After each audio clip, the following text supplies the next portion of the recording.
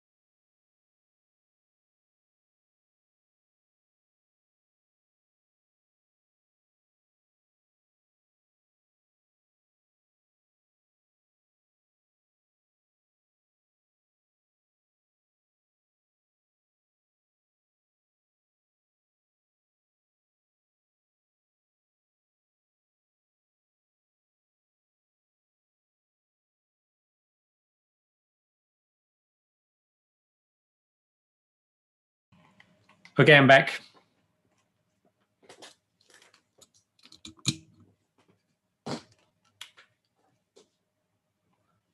Hi, folks. Sorry, a bit of a technical issue. Let me just check that everyone is doing okay.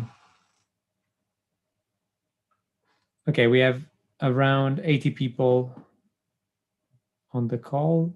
Someone is saying no video. Can you see my video now? Awesome. There's people that can see and hear. That's the best. Brilliant. Okay, just a few reminders. So it's 5 paths, so I can hear, but no video still. Okay. Let me stop and restart my video for a second. And also mind that, yeah, sometimes Zoom does this. So I wouldn't be too surprised if a restart will sort out the issue. Good. Okay, no video either. So for people that have no video right now, could you try and drop off the call and then join again? And that should hopefully fix things for you. Great. Yes, and the YouTube link, yeah, will always have a bit of a lag between the real-time Zoom call and this. I was going to mention, if you can, please stay on this call so that we can actually get some information about you and how you use Crystal. I think this is a very rare opportunity to gather some information about what the community looks like. So stick around and you'll be able to contribute to this. Now, we have around 83. We have 83 participants on the call. Yes, this is the first. Well, let's say it's the first public Crystal conference in a while. I don't know if it's the first ever, but I know there was a fairly big event, a Crystal Code Camp or something in 2017, I believe, and that was a big deal back then. Many of you have noticed that we also have a Discord server that you can connect to catch up with speakers and with other attendees. Unable to register on Discord, so you might have to refresh the event page. But I can share an up-to-date link to Discord. Discord tricked me into sending out an invalid link.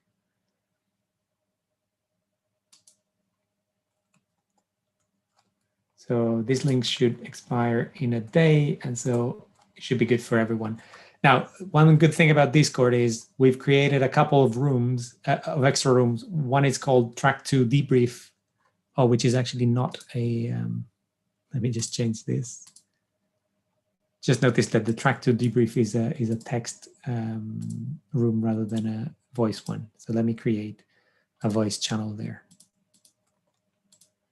There you go. So as you probably know, the conference is organized in a main track and then a second track. So what we'll notice if you join the Discord is that we have a main room debrief and a track 2 debrief.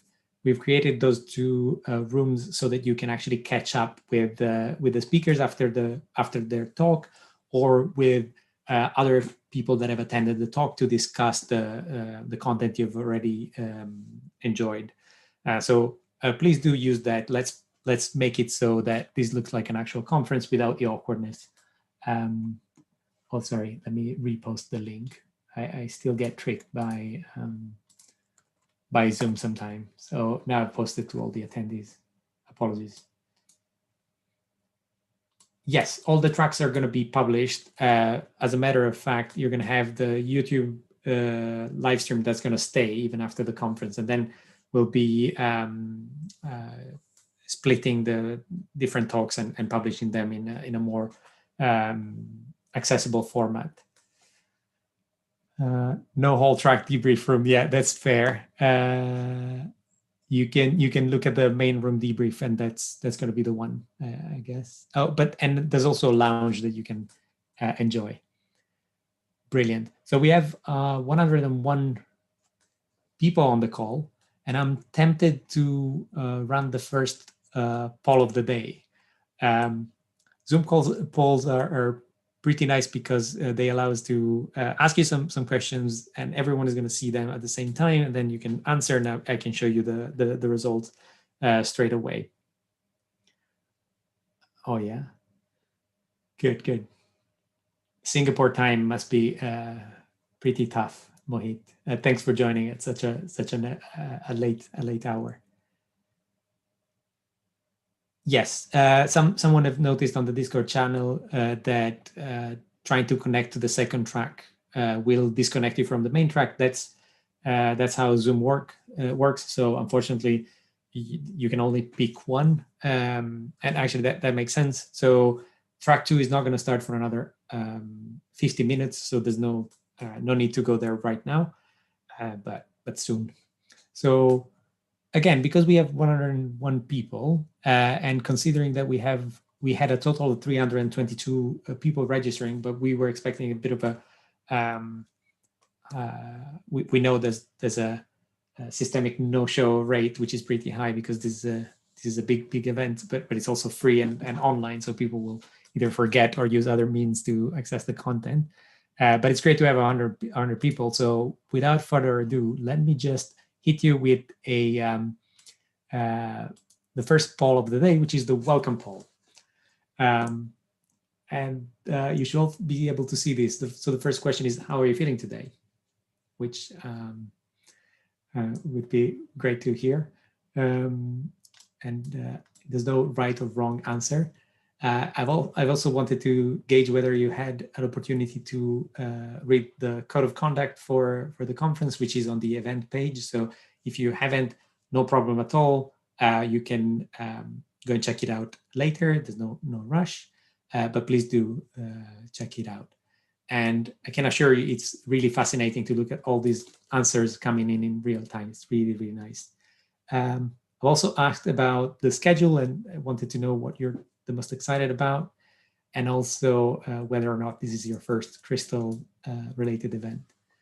And finally, I also was curious to know how you heard about the event. Okay, we have 47% of the people have voted. Let's get to, if we get to 70% people answering, then we're doing better than elections in many countries. So I'll be happy with that. So we have a 61%. Can we get to 67%? Yes, I think we can. Put your answers in, and then I'm going to share them with you in a second. Meanwhile, I can see quite a lot of traffic on general, and I'm hoping other people can also answer. Okay, we have 78 people answered the poll, so I'm going to be ending it now. 79, awesome. 80, okay, you don't want me to stop. I'll wait. We're not in a rush. And meanwhile, you know what? I'll promote Brian to be a panelist so that he can start straight away.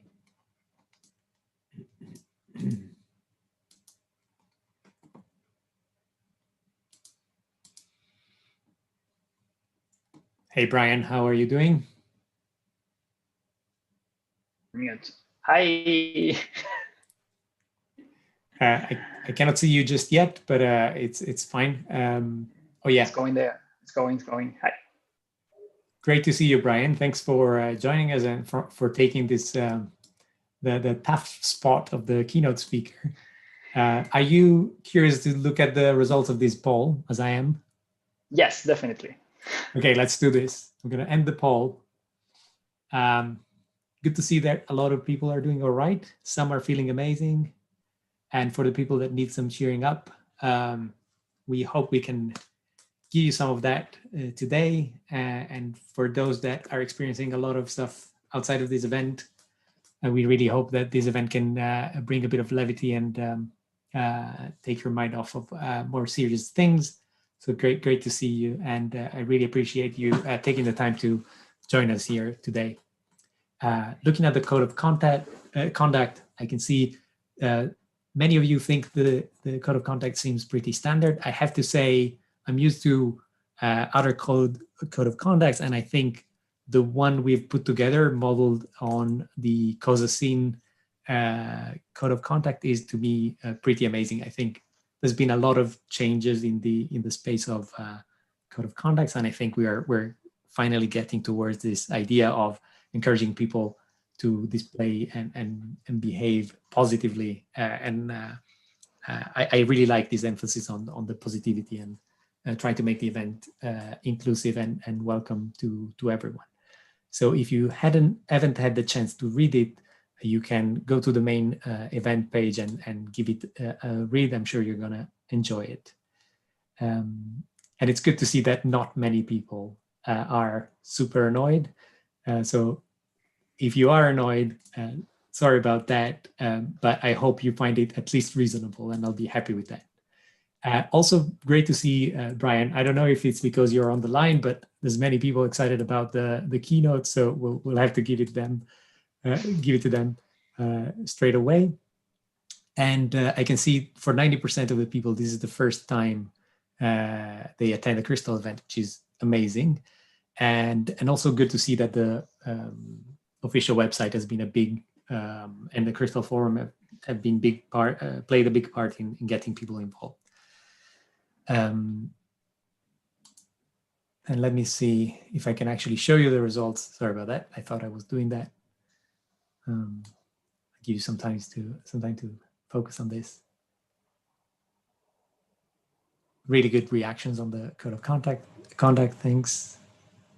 And the keynote seems to be the part people are the most excited about. So it's going to be a bit of a mission for you, Brian. You cannot disappoint. I might need to go and prepare another talk, maybe. I'm sure this one will be all right. So we have 120 people on the call, and we're almost ready. We'll just wait another 5 minutes so that we start sharp at 20 past. Meanwhile, some more communication. Oh, I can see there's a bunch of people in the main room debrief voice channel on Discord, which is great. Yeah, let's make this really a fun event. Initial speaker, can you reintroduce yourself and your role in Crystal? I wasn't paying attention earlier. Please, Brian. Well, I'm Brian. I work at Manas, and together with Ari and Juan, we started the Crystal project some years ago. We were so young. So currently, I'm still working at Manas, and my role in Crystal, I think it's mainly maintaining things, working, build, packaging things for distribution, and keep developing the language to compile the standard libraries and other packages that are widely used, like the Crystal DB, for example. Though the maintenance is shared among all the team. I am the one from Mana's side responsible for keeping things going. And before we start, a big thank you to Manas for providing us with the Zoom facilities to run the event, and also in particular to Martin, who will be running track 2 and the track 2 call, who's been a wonderful collaborator in setting this up. And Gabriela is hearing a bit of echo. Can you make sure you don't have other links with this call running, maybe on YouTube? No echo here. It might be something transient. We'll figure it out. Okay, so a couple more minutes. If Zoom was built on Crystal, that would be a perfect word. Someone was asking for the YouTube link. So if you look at the top part of the Zoom webinar window, you will find a live on YouTube banner, and if you click on that, you'll be able to actually you'll be directed to the YouTube page.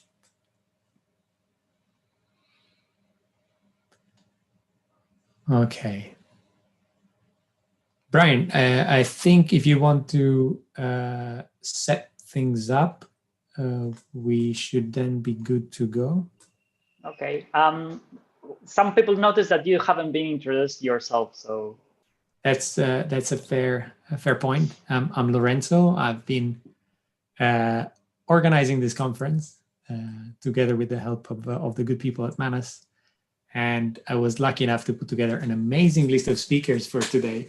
And I also had the very daunting task of selecting the talks, which was heartbreaking because it wasn't possible to fit everyone into the event. But anyhow, I'm sure there's going to be many, many more events, and I'm sure maybe some of the people on this call will be organizing the next generation of the Crystal events, and that's actually what I'm hoping, that this inspires others to do the same. Okay, I'm gonna shut up now. I'll stop my video and let Brian take over because it's we're at time. We are expecting this talk to take approximately 30 minutes, and then we'll do a bit of Q&A, and then we'll move on to track 1 and track 2. I will share my screen and get all the windows out there. Look, are you going away?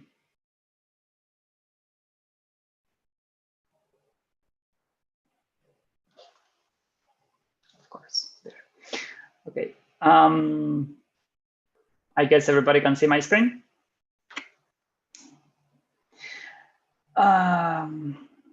Great. So, welcome to the Raw Crystal. This talk is called Crystal Land: How it started, how it's going.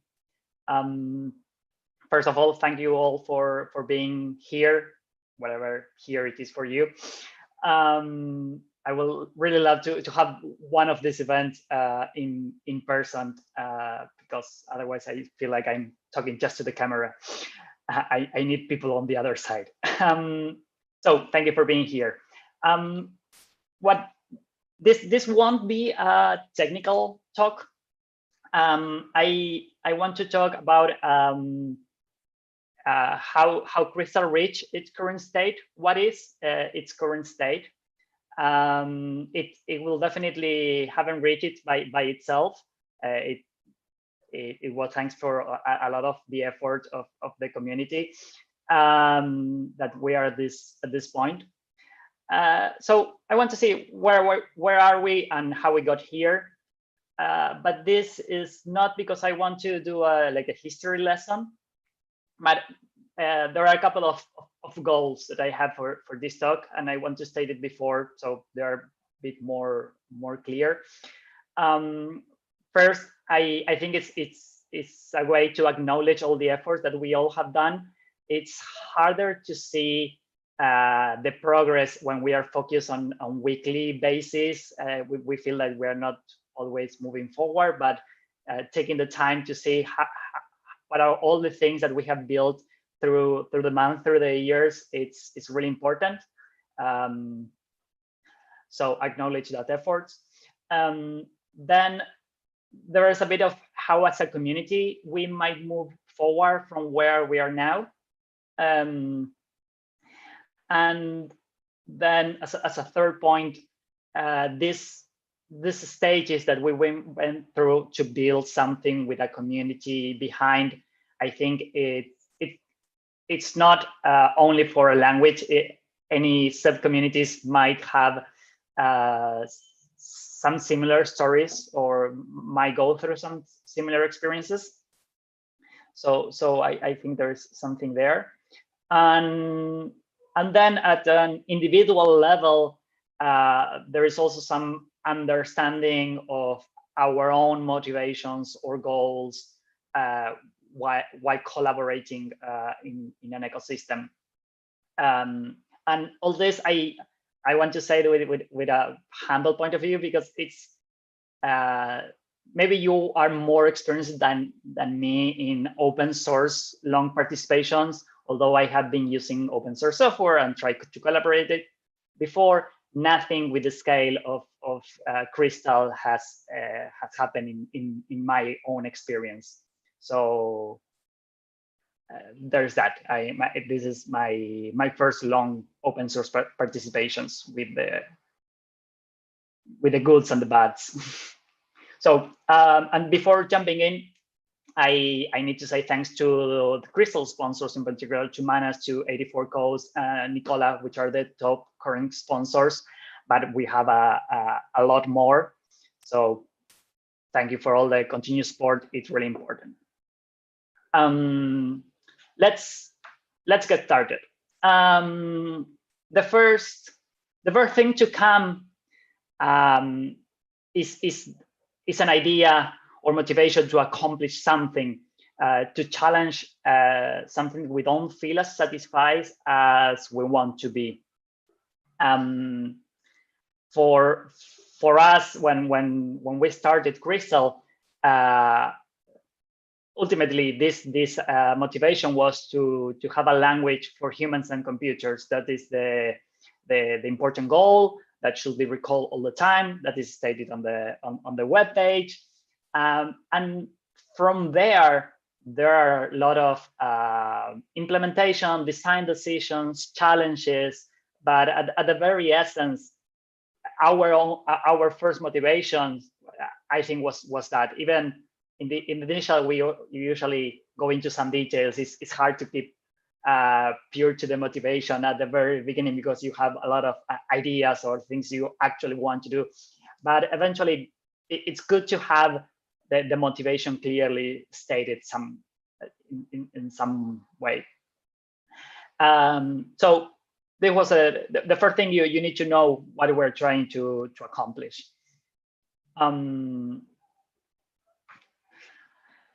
And then what happened?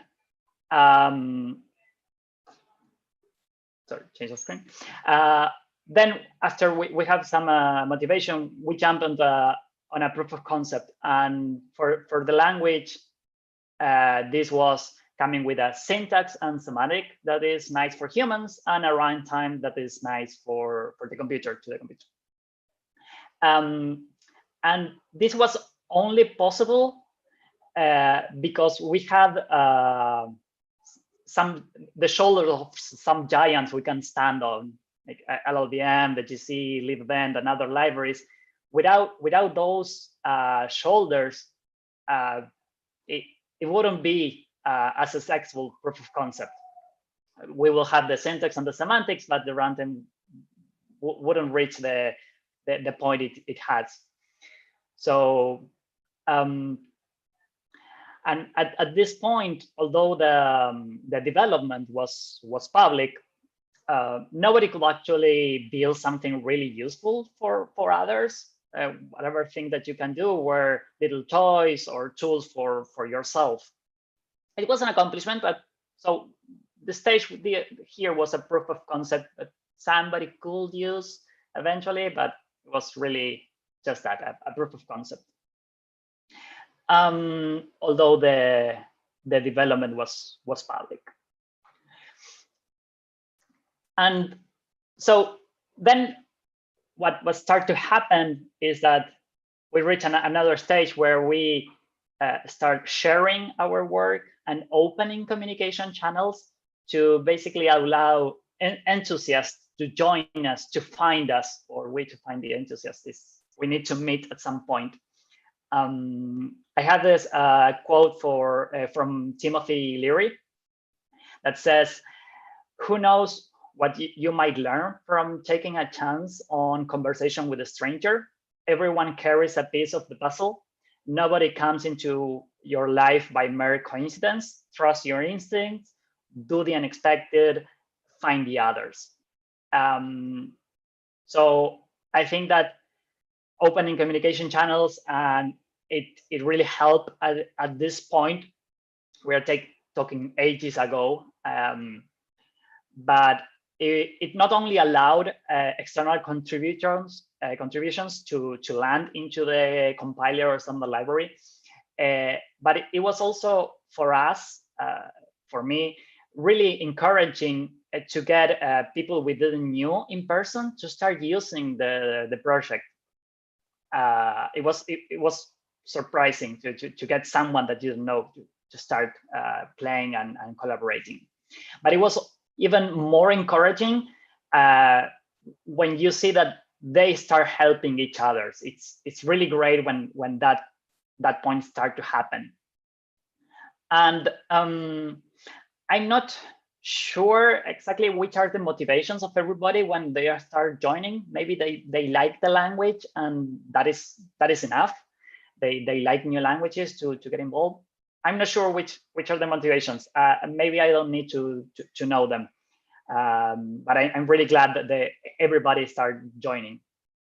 But recalling the motivation, the first stage that I mentioned, something that I noticed is that maybe the crystal vision or the crystal motto was not properly stated in any place. We learned that through interaction, it was important to get that idea clear for anybody that wanted to interact, because that will reduce friction, I think, either to accept easily the contributions or even reject them because you can state that is not what you are seeking for. So if you have the motivation clear and the scope clear of what you're trying to achieve, it will improve the communication with your potential contributors, I think. And at this point, although a community started to become real, to start to form, and we don't know, and people we don't know were getting involved, we can hardly say that Crystal as a language or as a stack was a real thing at this stage. We have enthusiasts, we have people that wanted to play and start building a couple of things. But so it was getting slightly, but we are not real yet, I think. On an internal side note, at this point where people start joining, what I sometimes start feeling is more pressure to compare to other projects, to other languages. But at the beginning, this pressure was not there. We have the motivation, and that was enough to get things started. So I will say that it's important to know that in our case, that it's not a competition to build a best language. There is no best language. It's about having one more option that people might like. So avoid comparing to other big players, other languages, and trusting your instincts. Again, that you are building something, it's really great. So trust what you're trying to build and let them come. So after we have enough people starting to play around, the thing that happens is that nobody builds everything from scratch. We as an industry knows this already from other languages, from other stack. There is there's a desire to have building blocks, to have them available for everybody. That has happened in the last decade or so in many languages. And although some apps can be built at this stage, I think that many enthusiasts, many people in the community had as a goal to build packages, to become maintainers, to fill a gap, to be an important player in the community, to be able to build something after. But I will say that the first motivation will be to be the maintainer of some key package of the community, probably.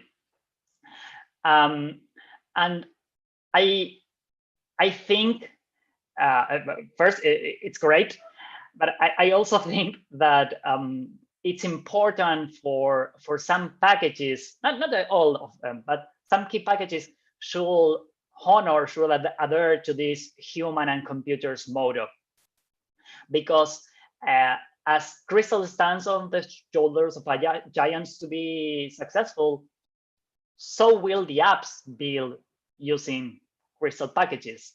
So if these packages don't work as well as to honor this human and computers model, we might offer something that is comfortable to use, but the computer will suffer, or it's a blast in performance and it's hard to use. And that will, I think it will not collaborate with a whole vision of the Crystal technology stack as a whole. So again, not everybody packages needs to be as that, but I think it's important. So we have this. We have an ecosystem start to appearing, and as we get more people, although these stages I have presented in a linear way from enthusiast, motivation, proof of concept, enthusiast, building an ecosystem, they are not linear. Every stage will give feedback to the previous one and start to be iterated. So we will have from some packages, we will have new ideas of features of the languages that should go through the proof of concept stage and try to get some enthusiasts and then become fully available, because having one implementation is not, I don't think it's enough. We need to have the time for validating each of the new features that we want to incorporate to the language, because that's everything should have their evolution. So after we have some packages, or we started having some packages, what we have is that people can choose packages to build something as the main goal, to build an app or something. But the main goal is to build something for some mean, and is not building a package in Crystal. I think that this story will be is a success, or has been a success, as long as the person can focus on the problem to solve and the runtime performance and the development experience is more or less acceptable. But the focus is on the thing that you are trying to build and not necessarily the technology you're trying to use. Although enthusiasm still plays a really important role for picking Crystal to work with. But the focus is slightly different. And so that's on the development side. But also it started to feel that it got real when there are other missions that start to appearing. Other missions like getting together as a community, getting more people involved in the community, having more learning resources, improving the distributions, and trying to ensure some sort of stability of the whole ecosystem. Those stories might not feel as appealing as developing a standard library or as a language, but it talks about some stuff that are getting more real when those stories start to matter more, or a lot, at least. I think more. So yes, I think we can say that we started getting real when people can use Crystal as a mean to something else, and where other stories besides coding that are important. So, and at this point, I want to say that without a community that can easily use our tools to build ecosystem of packages, Crystal will have been only a proof of concept. Without a community, it's just that. It's like when a music band has a concert, without the audience, it will be just a rehearsal. It's something like that. The action is the same, but you get real when you have people on the other side. In the case of Crystal, using the things that you're building for. So without a community, this makes no sense. This will have stopped ages ago. So thanks for keeping things going for us. So I think that essentially we are at this point where people can build stuff, and it's not only the mean of building packages. So without this, without so many awesome people, it will have been impossible to keep the community growing. I don't want to mention anybody in particular because it's impossible to mention them all. For sure, all the people that have been core team were really important, but also a lot of people that are really active in the community or were active and have helped each other. I have no words of or how to be thankful for them. So I think we are here at this point, and I think we are even a bit further, because some companies already use Crystal for their production, for their system.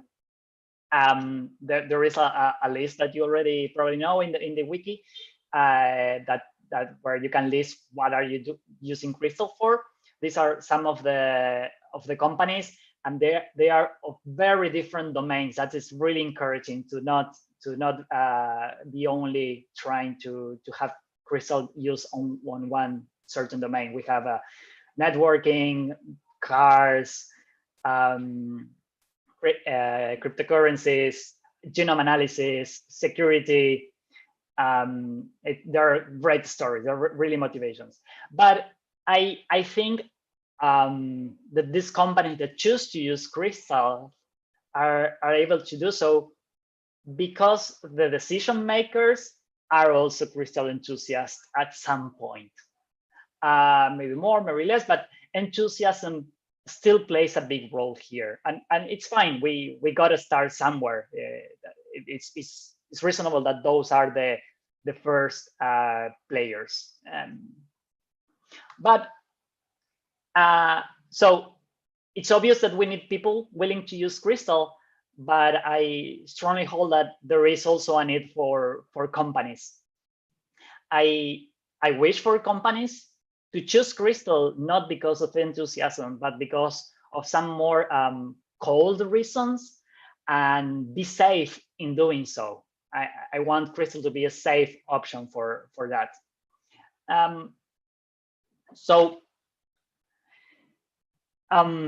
First, why will we need companies to use Crystal, to choose Crystal? And again, I'm not saying companies as a sponsor, but companies as users. For sure, it will increase the user base of the language and packages, and it will push the development of ecosystem and toolings, bringing valuable feedback of real scenarios. And I think a way to put this, what I have in my mind, is that it will be the difference between something that can work versus something that needs to work. Because when I build a packages, sometimes my motivation is being able to do that, to connect to a database, to integrate with some service. But there are a lot of more stories that maybe initially I don't care, I don't mind, I don't have those in my priority list. So there is a different kind of challenge to build, to maintain something that can work versus something that needs to work. And I have seen packages, I have been built packages myself that are more exploratory, that their goals is to find a way, the Crystal way to do something. And maybe I wasn't interested in maintaining that in the long run in a enterprise level ready. So and both stories are fine. If I want to build something more exploratory, it's fine. If I want to maintain something that is enterprise ready, it's also perfectly fine. My point is that you need to know which are your goals to avoid investing energy in something you might not want, to avoid feeling you trapped. Again, both stories are really important. So in other words, the difference is between implementing something with Crystal versus caring enough that the users will be able to fulfill their needs with that thing that you are building. Again, I had my fair share of packages that were more exploratory than anything else. I try to explain that in the description, but I for sure I didn't do that in every single instance. So if I will need to pick one suggestion, is that when building packages for others, try not to be alone in its maintenance. Try to have one other collaborator to push things in the right direction. Try to not be alone. But that is why we want companies to choose Crystal. But there is some list of what the reasons that a company might not choose to use crystals, and these reasons usually do not apply to enthusiasts, to individual enthusiasts. They're only stoppers for companies, as not being 1.0, which we are working on, having an unstable language and some library, lack of tooling and integrations, small or non-mature ecosystem, lack of learning resources. This list can go on and on, but those are the main topics I've heard of. And I think that the good news is that as a community, we are in total control and capacity to solve them, but we need to focus on them. That there is all the reasons why not to choose Crystal are on our side to tackle them. But then one could think, so if we focus on those stories, is Crystal done? And I don't think so. as I told, there is a constant feedback loop through building applications to have more packages, to have more language features, to get that in a proof of concept and allow some smooth evolution. So I focus on those stories, on the company adoption stories. Does not need to impose a limit on the evolution of the language, but we need to work harder to avoid diminishing both efforts at the same time. For example, if we do things wrong and we break stability, people will probably let us know. People will complain. There will be some fire emojis going there in some messages. But on the other hand, if we do things right and we have stable transitions, it's harder to know if we are doing things right or we are being over conservative, because you will probably don't know. So it's hard to know where the balance is between innovation and conservative. I think at least that's what happened to myself when we are trying to decide. So again, I think that each new feature should be able to have an evolution phase to be able to get it right for the majority. I think that is really important. And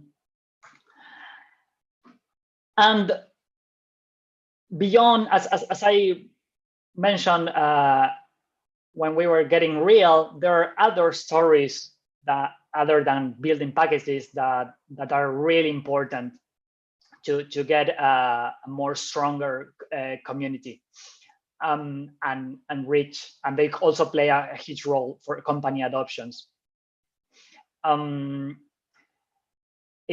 So building the compiler and the standard library is not the only way to accomplish the company adoptions in terms of features.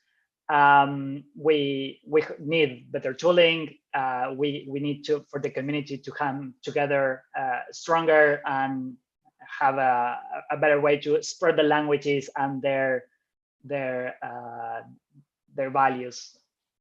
And I like all these stories to find the crystal way to do things, because I think there's a lot to discover still. Even when we plan the language, we can't foresee how things will be used. I'm sure on some of the talk that we had today, we will see some of this. And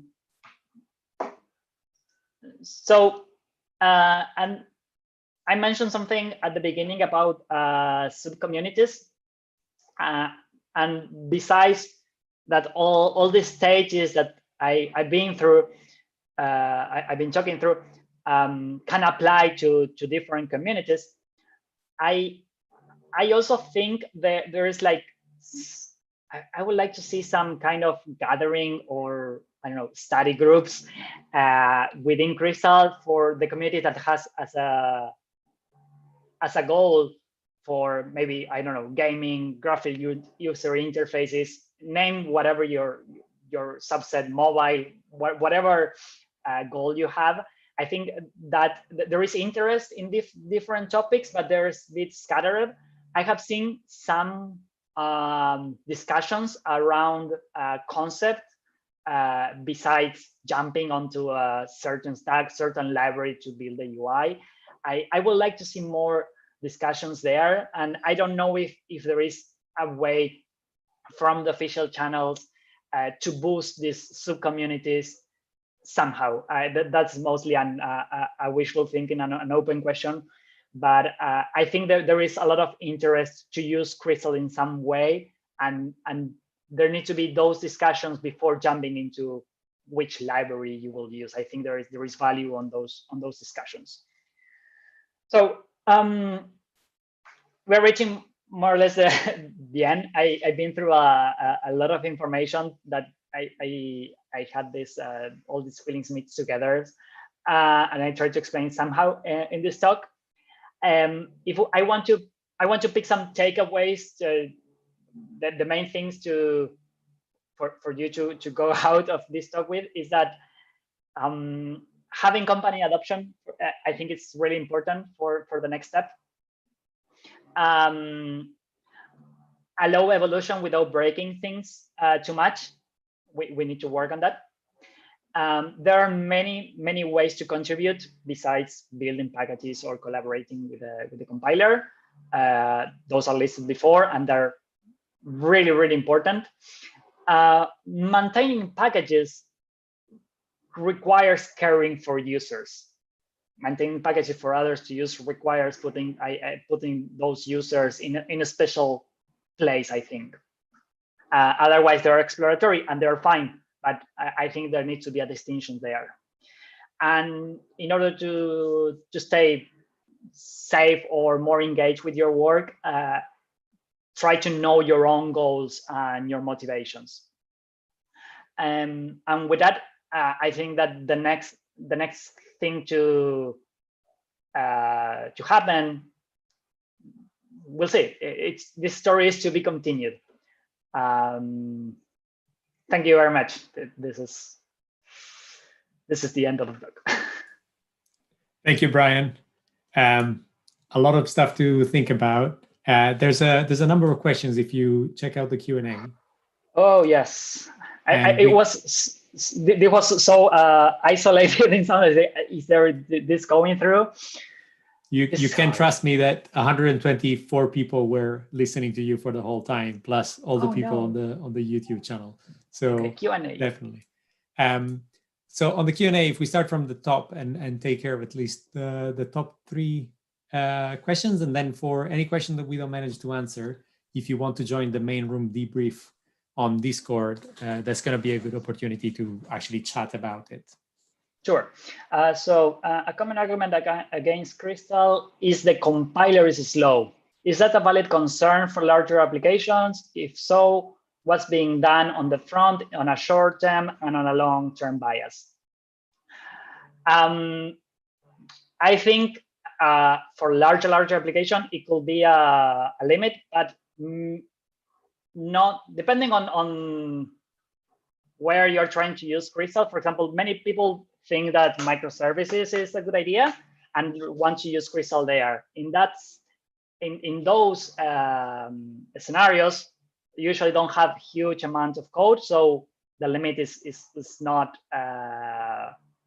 something that we worry. But also, there are a lot of stories on an LLVM that are being developed that might help on some improvements on the compile time. On the last months, there have been ideas, but not actual implementation of how to get things better. They're in the ideas realm. So yeah, that was first question. That was from Kevin Stjoberg. And another question from the same person. I think the surname was pronounced like that, sorry. Do you believe the adoption of Crystal will rise when Crystal hits 1.0? Yes, definitely, because it's one of the points that companies can choose Crystal because it's not 1.0. This also comes with a lot of other stories, like we are trying to shift packages in unstable, stable, nightlies. There are a lot of motivations of stories that are pushed because you want to be 1.0, and that comes with other things. Anonymous attendee asks, I know Crystal works on Windows. Do you see Windows as a first-class target in the future?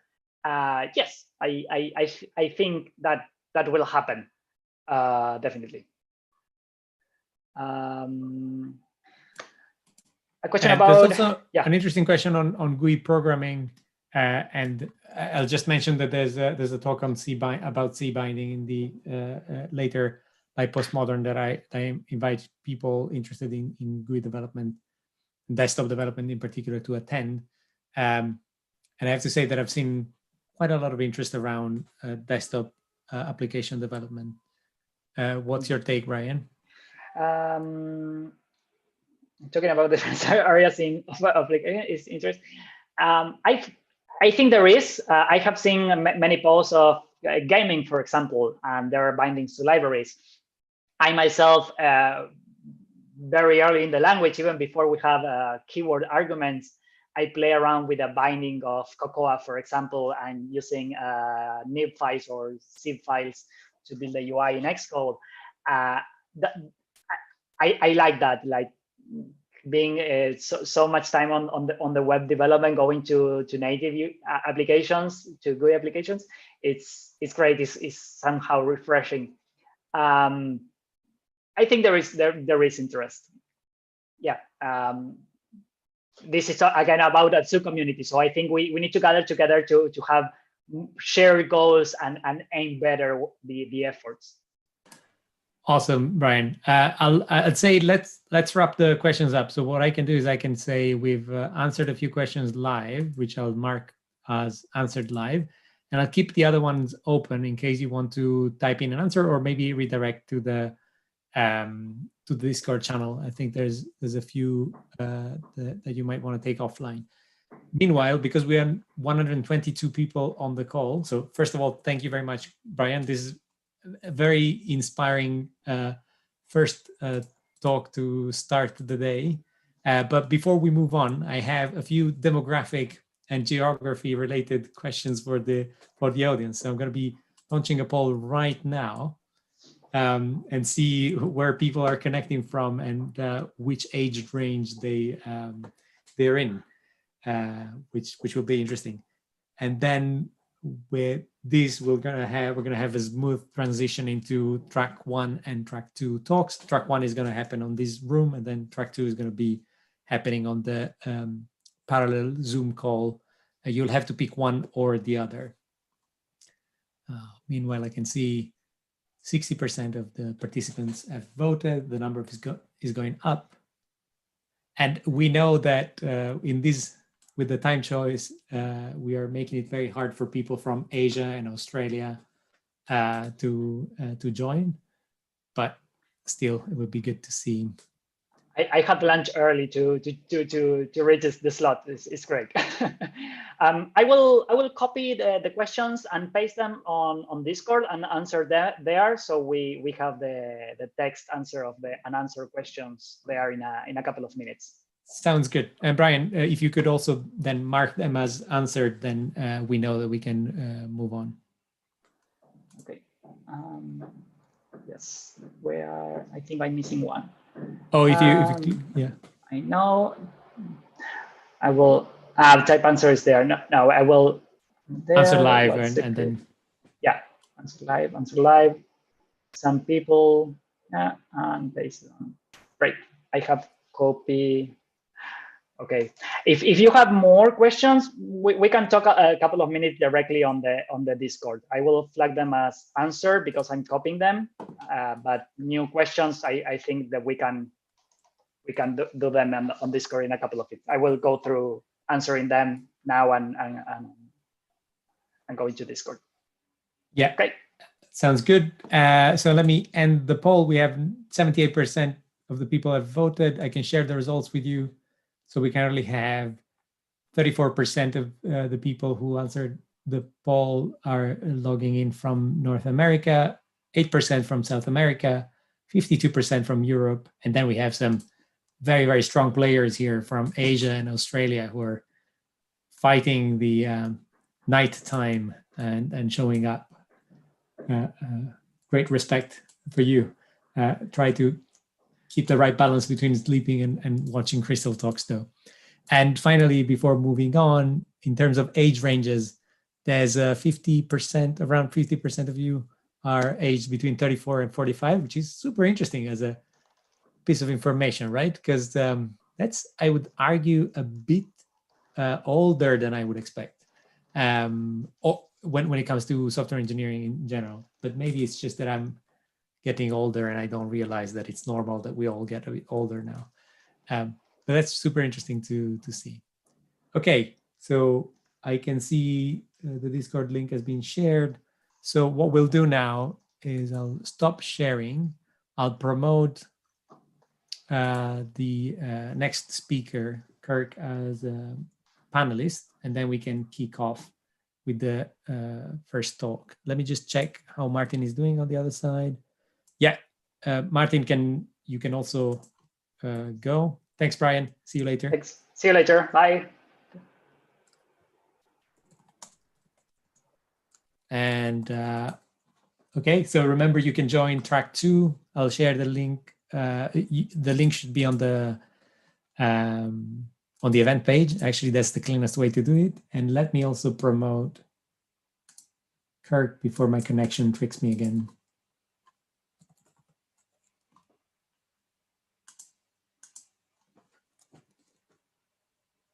And just so you know, if I disappear every now and then, it's just because my Wi-Fi is playing a bit funny. Kirk, welcome. Okay, yep. Looks like I'm connected. I'm How are going to you? go ahead. I'm good. I'm great. I'm great. Great to have you here. I know you will introduce yourself as part of your slides. So without further ado, Yep. The stage is all yours. I'll go ahead and share my screen and we'll kick this off.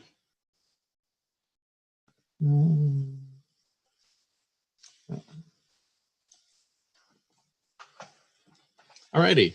So my name's Kirk Haynes. I'm here today with all of you guys in order to talk about building an observability platform with Crystal. Now, a little bit about me, just really briefly. I've been doing software development or DevOps system administration type of work professionally for almost 3 decades. I think 1991, 1992 was when I first really dove into things. So I've been around for quite a while, and I've been doing Ruby as my main thing for since the very, very early 2000s. And I really just picked up Crystal in a serious way this year. So all of this that I'm going to show you came about as this was my first real major project that I did with Crystal. And so I'm just going to kick it off here. Yeah. There we go.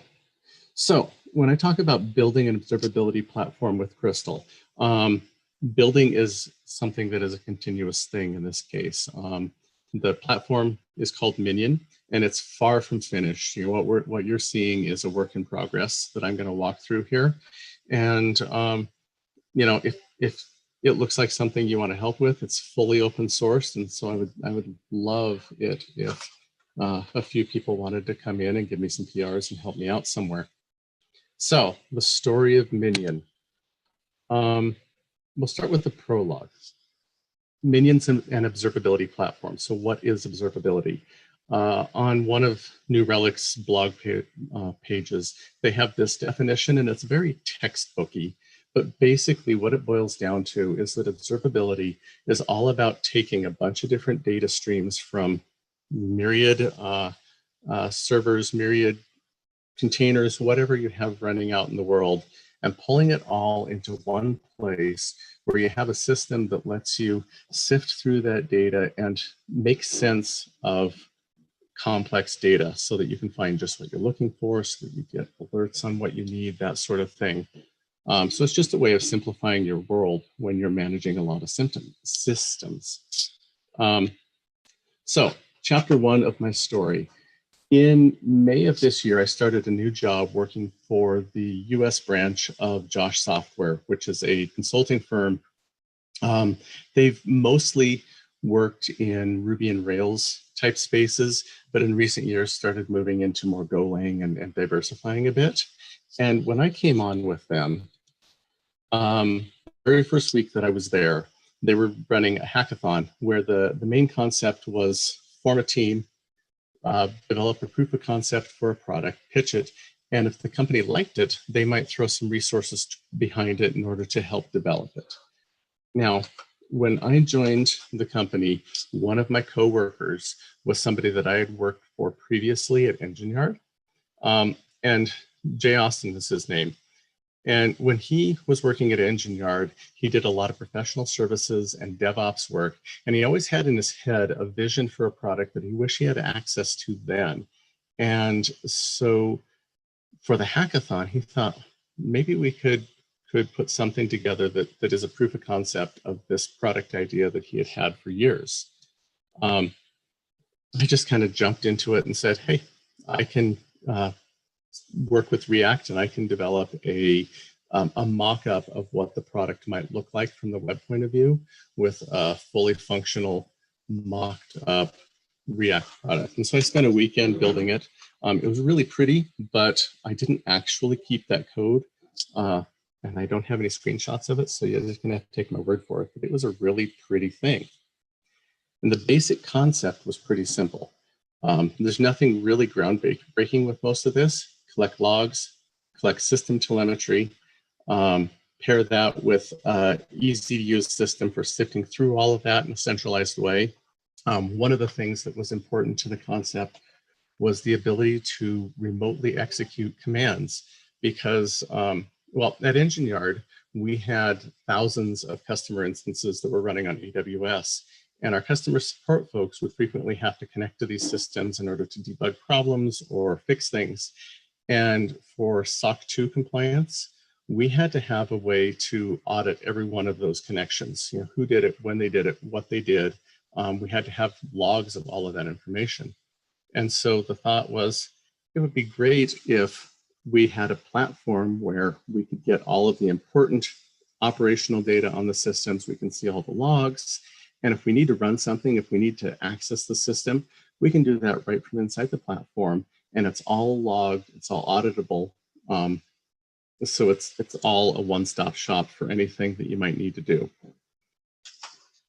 And apparently the company agreed that my mock-up was pretty and that the story was compelling because they basically said, fantastic, go spend some time building something that's real. And they had one specific use case in mind for that. The company was working with another company developing COVID-19 testing appliances. These were PCs slaved to laboratory equipment that would run rapid tests for a relatively low cost. And one of the requirements for this is that you know, these machines might be sitting in some lab somewhere in some remote part of the world where internet connectivity is spotty.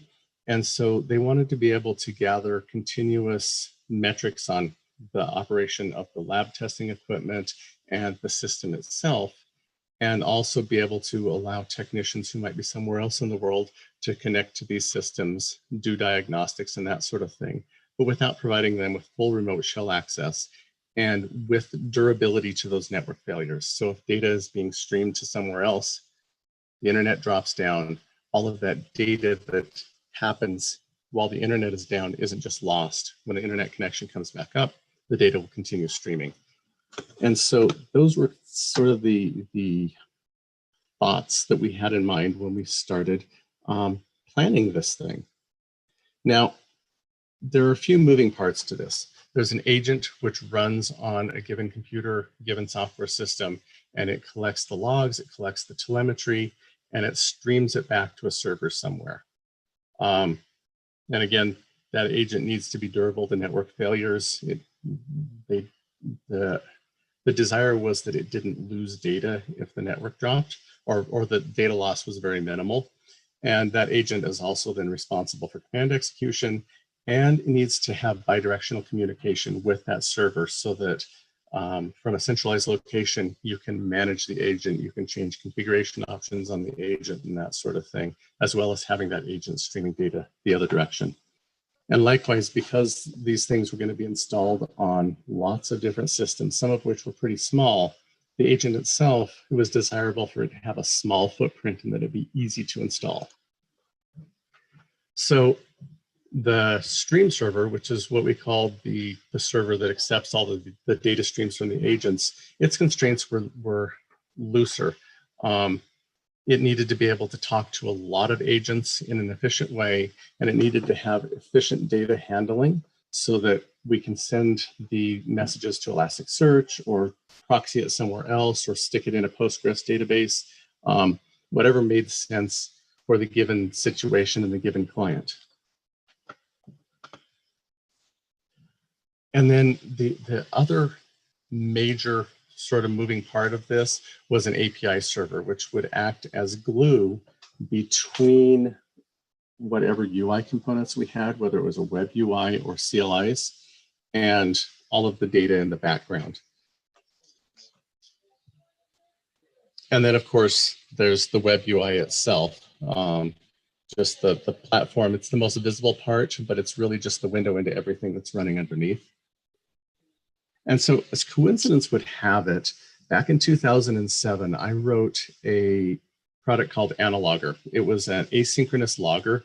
The basic implementation is that you had a client library that would send logging messages to a central server, and it was a one-way communication. It would fire those logs out, and it would just assume that they arrived at the destination and something reasonable happened with them. And the key thing with Analoger is that it's very stable and very, very fast. Even in 2007 Rubies, it was very fast. It could handle a phenomenal amount of concurrent connections and messages per second. And when I was thinking about it, I thought, the core of what I wrote all those years ago really is pretty similar to what we were trying to do with Minion. So I thought maybe that could be repurposed. Now, for the agent, Ruby has some drawbacks. Thinking about repurposing, Ruby has some drawbacks for an agent. And two of the big ones are that the deployment story isn't great for Ruby. Because it's not a Ruby thing, it's an interpreted language thing. But because it's an interpreted language, there's a lot of baggage that has to come along with any executable software that you're installing under Ruby. There's been a variety of different attempts over the years at solutions to this problem, but it's really still a problem. And also, Ruby is really not the first language you think of when you're trying to write something that needs to have a small memory footprint. It's possible there are techniques you can use in order to limit Ruby's memory usage, but Ruby tends to not be the smallest memory consumer on your system. Your Ruby programs often use quite a bit of memory. So for the stream server, on the other hand, Ruby seemed fine. Those constraints that I mentioned weren't a big deal for the stream server. And my history with Analoger over the last 13 years, it has handled billions of messages. It's completely stable. It never fails. And so I was pretty confident that if I use that as sort of the base to start implementing the Minion stream server, things would be okay. Now, to tie this all back to Crystal, though, in 2015, at Ruby Kaigi, I first learned about Crystal. There was a talk at Ruby Kaigi introducing Crystal to all of the attendees. And I played with it some then, but my impression of it back then was that it was kind of immature, and I was working on other things and just didn't really have the time for it. So I put it on a shelf and didn't really think about it for 5 years. But then this April, I went back and I looked at Crystal again, and I was really impressed at what had happened in the intervening 5 years. I started taking programs that I had written in Crystal, and I started written in Ruby, and I started translating them to Crystal. And all of the lovely Ruby ergonomics for the programmer that I really liked are still there in Crystal, but Crystal is blazingly fast as far as its execution speed. And while I was skeptical that I would like the typing, I actually discovered that I really did like it because it helped me make less buggy code. Frequently by the time the program compiled, unless I made a logic mistake, the program worked. And I really love that. And then there's the strong deployment story for Crystal just because it is a compiled language. And so I just thought, okay, let's take Analoger and let's translate it from Ruby to Crystal, and let's start there. And since this was a greenfield project, there was nobody telling me I couldn't, so that's what I did. And Austin volunteered to write the agent, and because he was learning Go, and Go ticked a lot of the same boxes as far as execution speed and RAM usage and things like that, he went ahead and started implementing the agent in Go.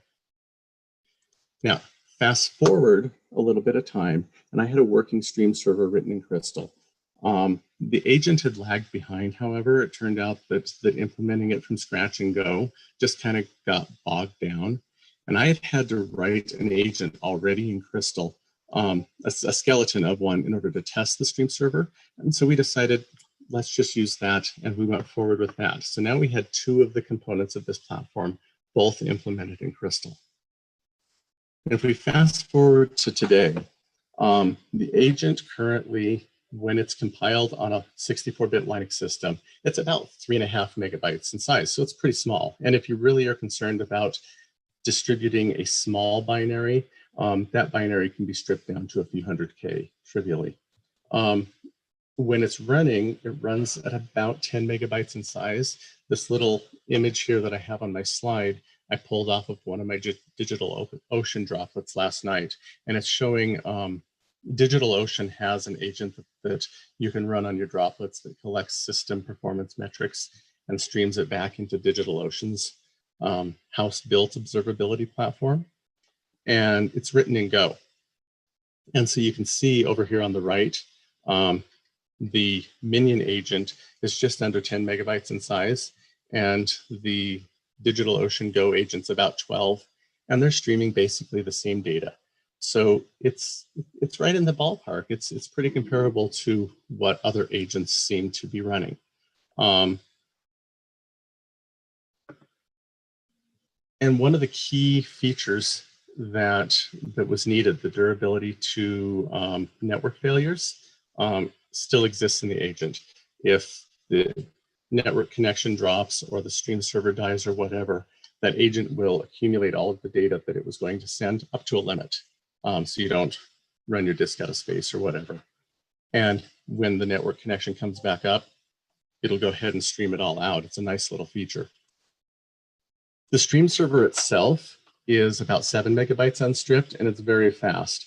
I thought about trying to put in some specific benchmarks into this talk, but it's actually hard to get really good quality benchmarks on something like this. Benchmarking it just on my laptop with a local database, everything local, it will push about 60,000 messages a second on my laptop actually into a Postgres database. The main limitation there is how fast it can push it into Postgres and not the stream server itself. If I'm streaming to like DevNull or something, that 60,000 goes up to several 100,000 a second. So then the third piece of this whole thing was the API server.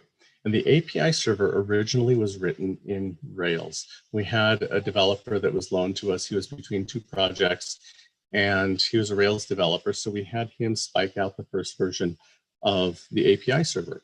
And it was a very well done Rails API server. But once he went off onto his next project, and I came in and started working on the web UI and had to work with the API server, I was frustrated. And this isn't a knock on Rails. It's just that the API server felt very heavy for what it was. I mean, it was a very simple API, and it used, about 200 megabytes of RAM before it was really doing much. So it just felt heavy. And I thought, since everything else is implemented in Crystal, why not just implement this in Crystal too? And so I went and I just surveyed what existed at the time, which was a few months ago, for Crystal web frameworks. And this list is actually a current one. Some of these things weren't on this list a few months ago. But when I was surveying the list, I kind of settled fairly quickly on Athena.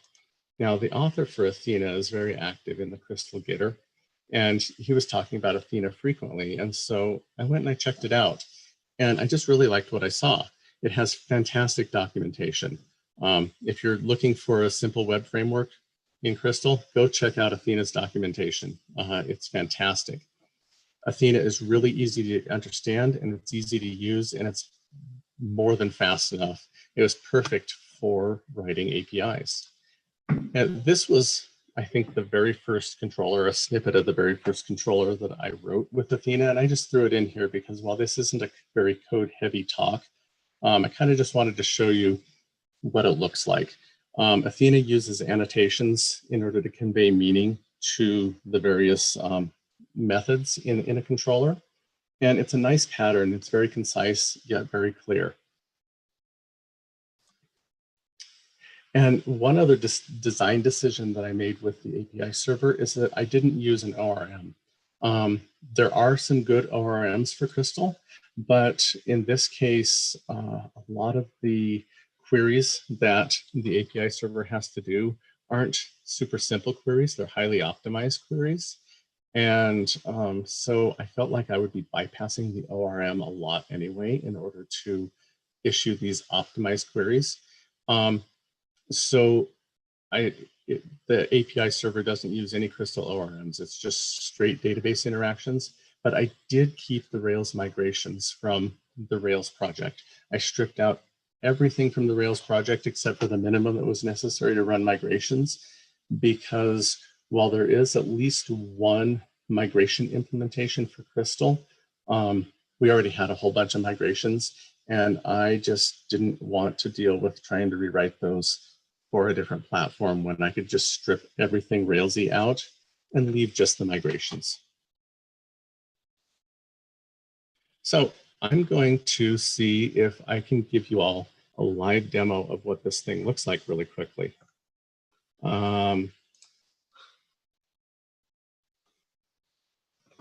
So this is just sort of a generic landing page for the product. And it's got just a very, I'm going to go into the admin login. But it's got just a very simple, simple layout, very familiar.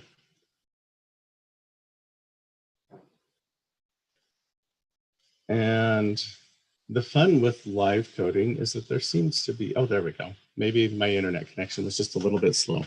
All right. So this is the administrative side to the whole platform, and it's basically just a CRUD interface for managing some administrative stuff. There's not much interesting that's here. The interesting stuff is over here in the user dashboard. And this is actual live data that's coming from a selection of live servers that are out in the world right now, as well as my laptop, this Kirkdell XPS 15. I've got the agent running on my laptop collecting statistics. And so we can just go and we can grab a few of these. I don't know, let's see.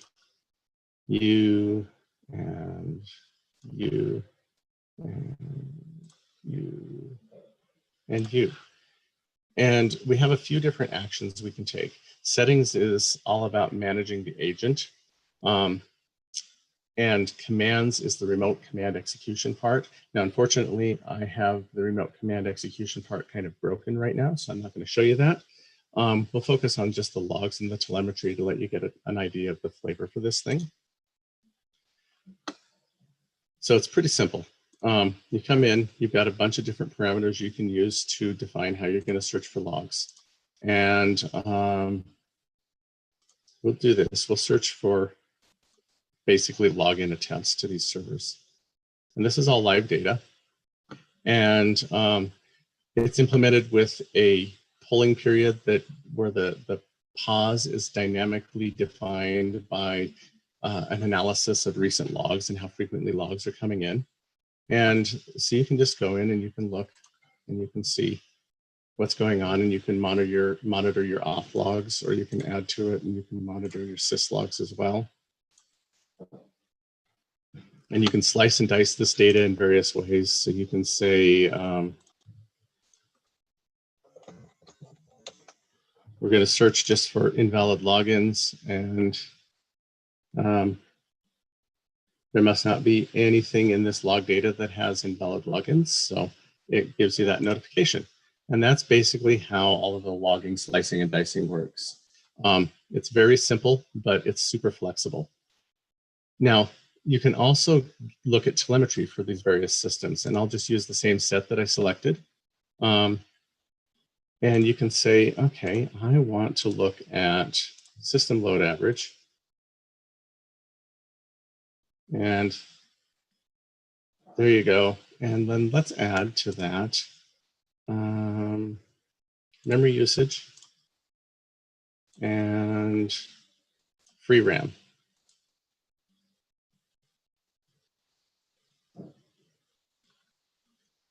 And there's the data. And you can say, okay, I want to see what's happening on my laptop. And we'll go pull the data from my laptop as well. And there we go. Now, these big swoops here are because there were long periods of time where I wasn't running the agent on my laptop. And this is pulling a selection of data points from the entire history.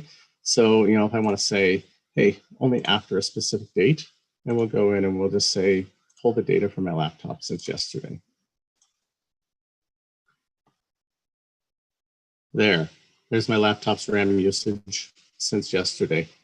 And that, in a nutshell, is what the user interface for this thing looks like right now. And so I will switch back to my presentation to just kind of wrap it up here. So there were a few things that I learned while doing this project. This was the first piece of really serious Crystal code that I wrote.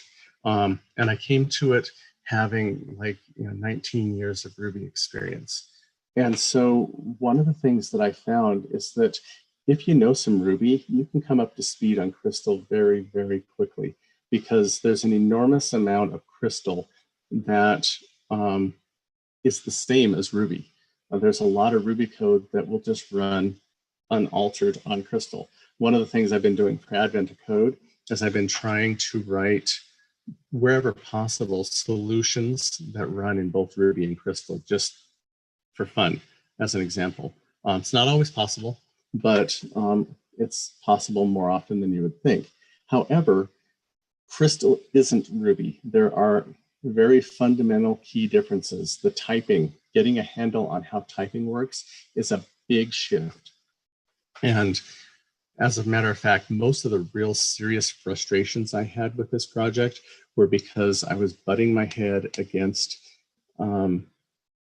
properly understanding how the typing worked in Crystal. And once I worked through some of those problems and settled into it better, those problems disappeared. I also want to note that I haven't had any problems with this project at all that are Crystal language problems.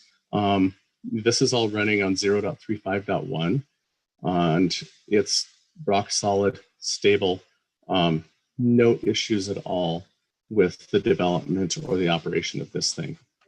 Now, the same can't be said for a lot of the community libraries that are out there. There are a lot of immature or abandoned libraries, and really that's no different than Ruby. It's just that Crystal is much younger, and so the total volume of mature libraries is smaller. So when you go hunting for something to solve a particular problem, you're a lot more likely to find something that half solves it, or solved it 3 years ago but doesn't compile now, or things like that. So when you're hunting around in the Ruby or in the Crystal ecosystem for libraries, you have to do a little bit more due diligence on what you find. And a quick example of that, there's a shard for Crystal called Crystalline that has it's a collection of container classes for Crystal. And I wanted a splay tree implementation for Minion because I find it useful in some cases to use it as the basis of a cache.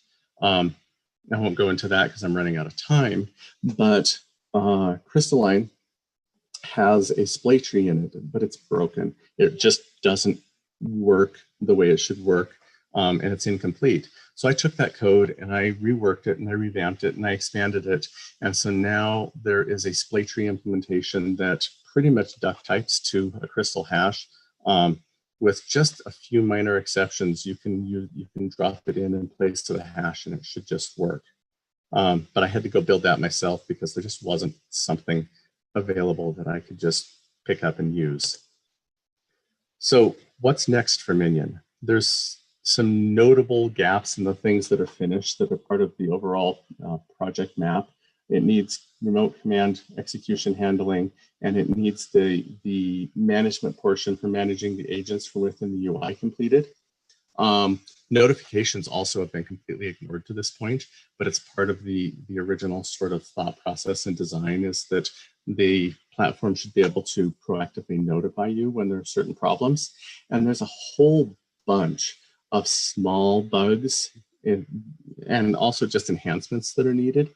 And over time, I've just tried to put issues into the GitHub repos as I come across these things so that I can come back and fix them later. But if somebody else wants to come and help fix them, that would be awesome. And then the other thing that is really needed is some client libraries so that whether you have a Crystal program or a Ruby program or JavaScript or whatever, they can log directly into the system and they can send metrics directly into the system. And with that, I will stop blathering and see if anybody has any questions. Hey, Kirk, thanks. This was really instructive. There's a question on CI/CD that I think you can take because they're running a bit late on track 2, and then we can maybe, if you can take the other couple of questions offline. Yep, that'll work just fine. I can take them offline. So actually, let me see. Let me pop up the QA window because I lost it.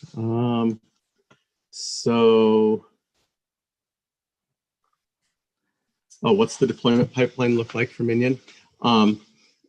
So I assume you're talking about like from the stream server, because it looks a little bit different from an agent versus the stream server. The design intention for the agents is that they should be self-upgrading. That is something that is half implemented. And the control for that will come from the remote management of the agents function in the UI, so that you can go and you can take a look and you can say, oh, these agents are running an old version. Let's tell them to upgrade themselves, and they'll just upgrade themselves. For the stream server itself, it's a very just standard deployment infrastructure. There's the tests are, I haven't written a lot of tests, let's put it that way, except for in certain areas. So like there's some common libraries that have a lot of tests written around them and stuff like that. But the actual deployment for Minion is really just a delivery mechanism that pushes the new repo out, compiles it, and then I have a systemd service that restarts it.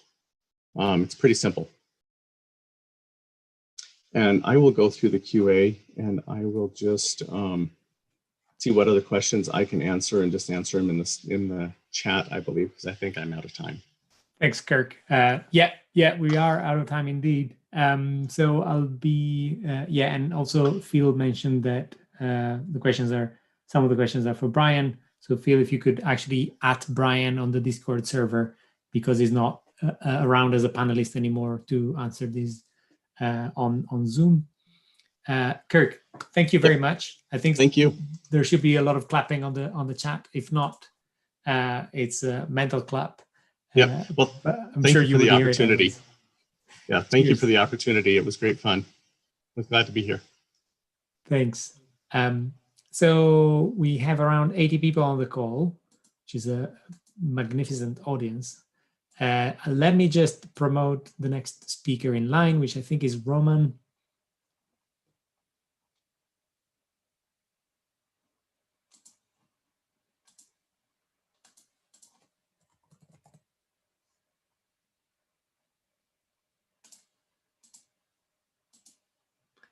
And I will demote Kirk to make him free to do whatever he wants with his camera and microphone. So let me just change his role to attendee. Thanks again, Kirk. Okay, I'll send this. I'm going to be clearing out the Q&As. And there's a question from Jack for Kirk, so maybe we can take that offline. So without further ado, we're 5 minutes late, but we're still kind of looking good and on schedule overall. So Roman, take it away. Yeah, hello everyone. Do you hear me well? Yes, definitely. Yeah. Yeah, great. So let me share the screen.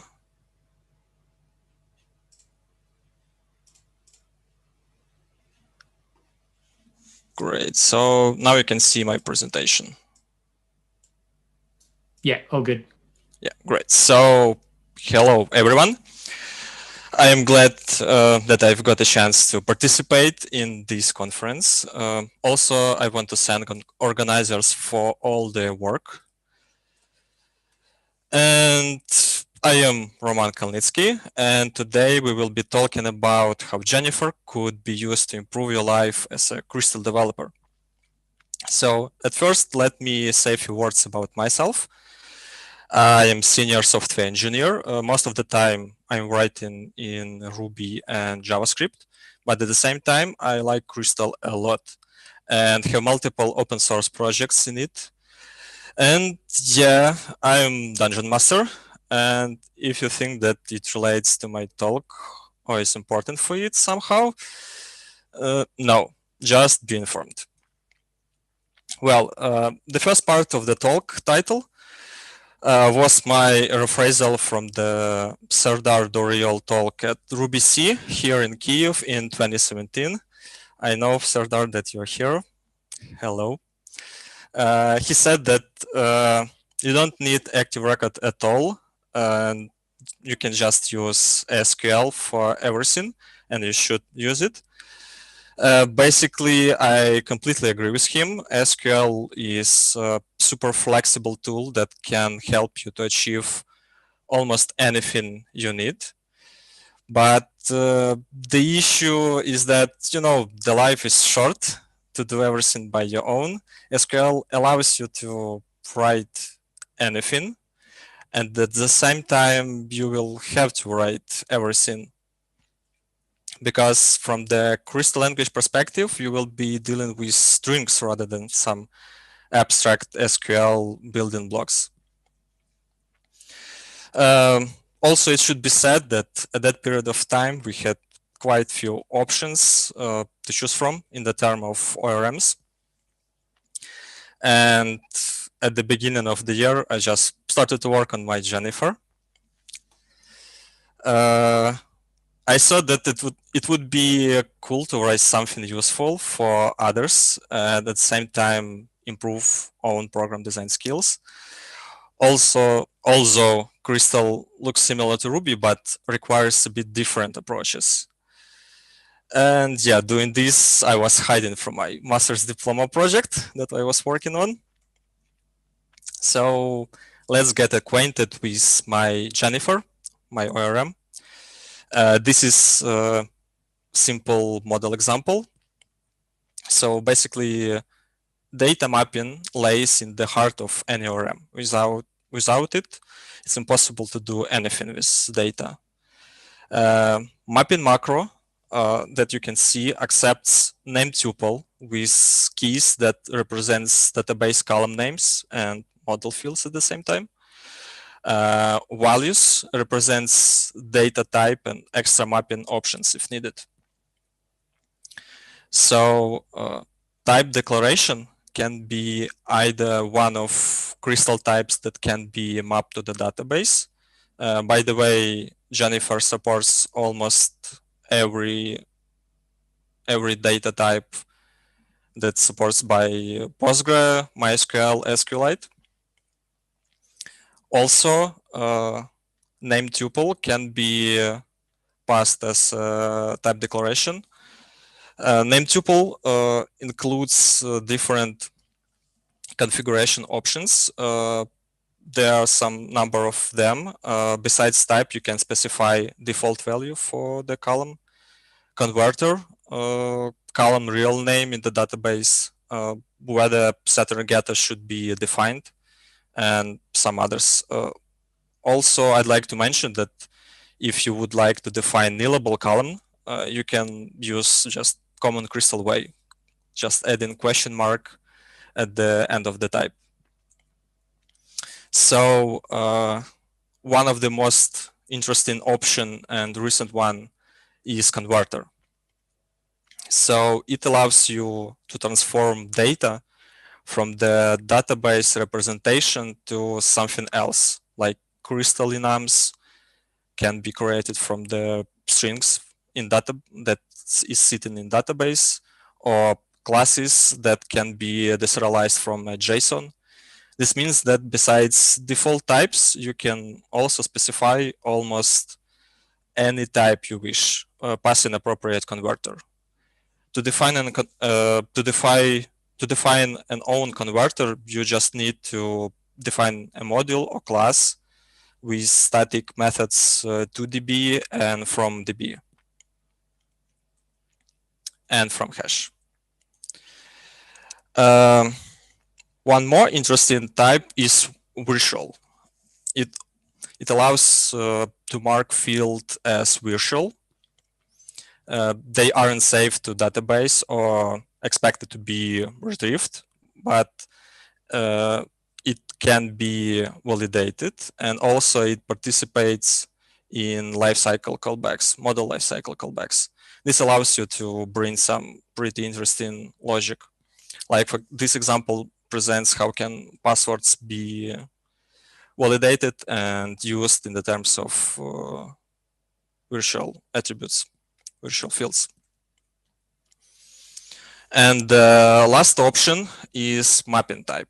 Mapping type is a Jennifer specific thing. So basically it may look like common type, but actually it's a name tuple constant with baked in options. They are resolved at the compilation time and should be used to simplify some common combination of options. Jennifer provides two mapping types, primary 32 and primary 64 for primary fields.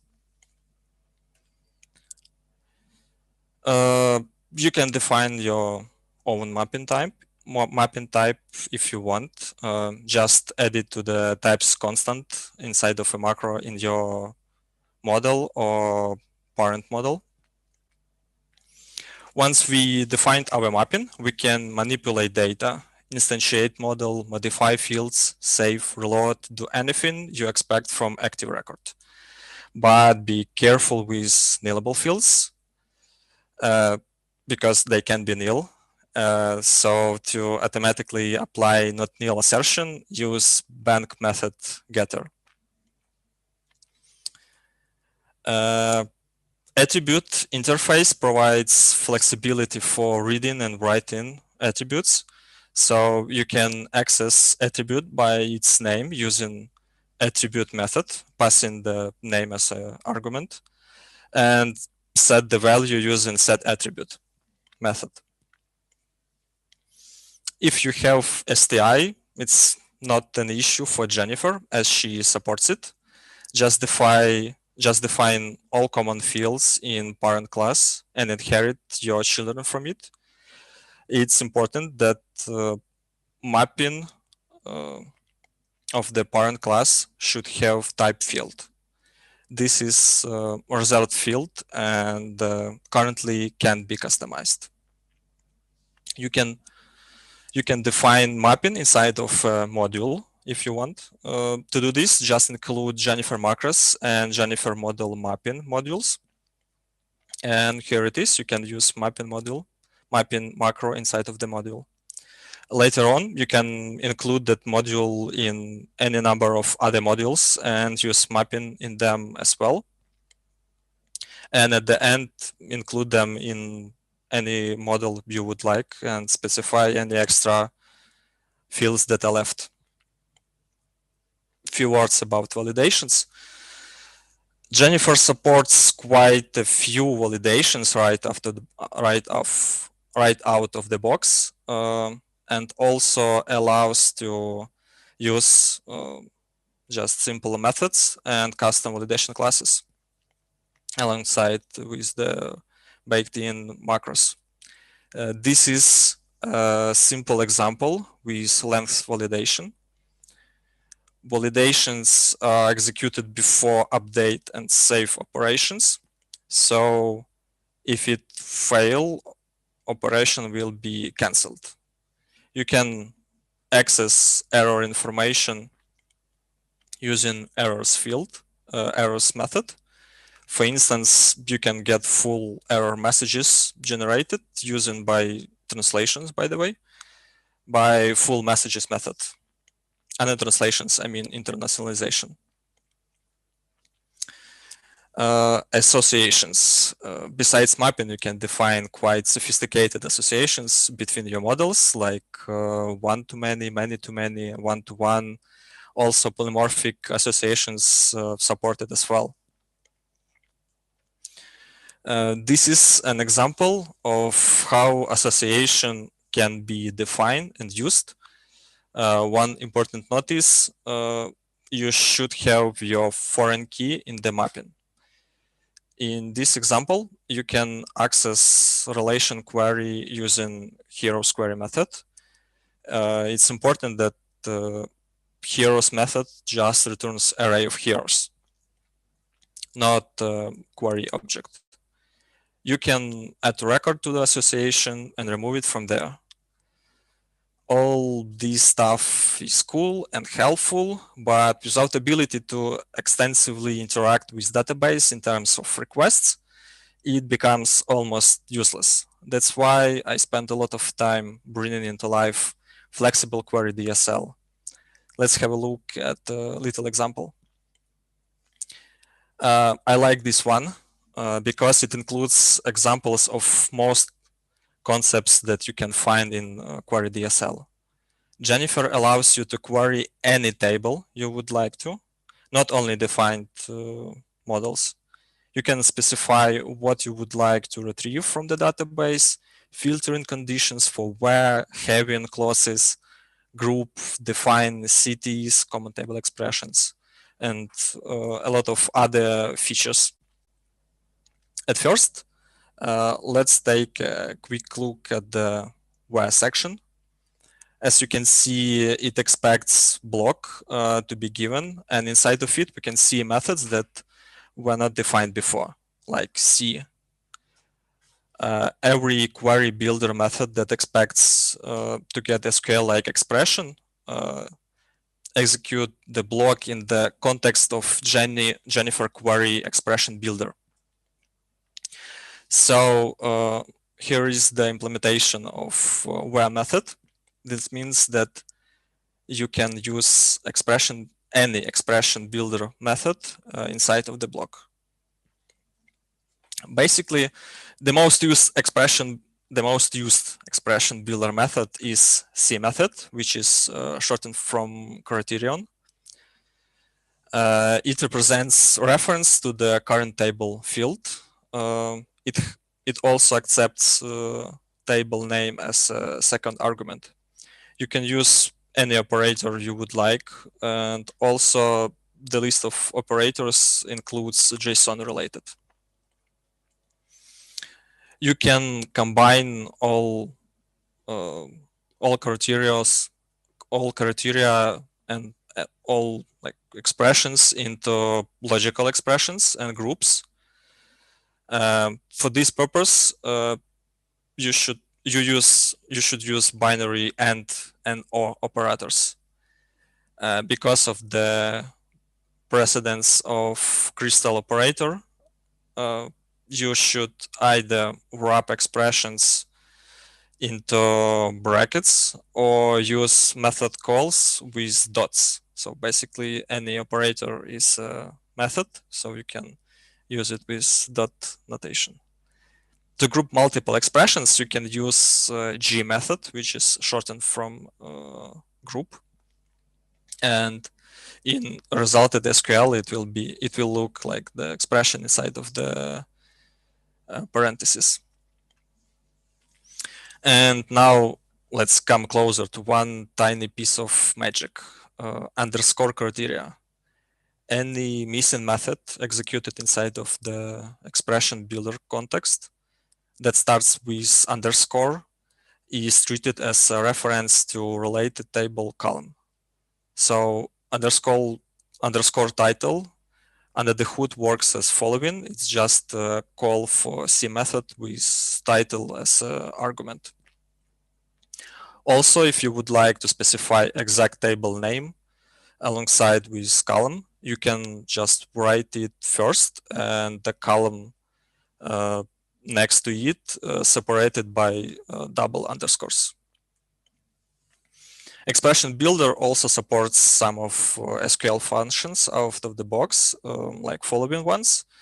Also, you can specify your own if you would like.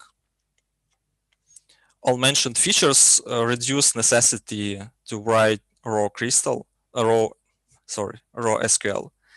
but this is still possible. You can use SQL function for such purpose. It accepts SQL as a string.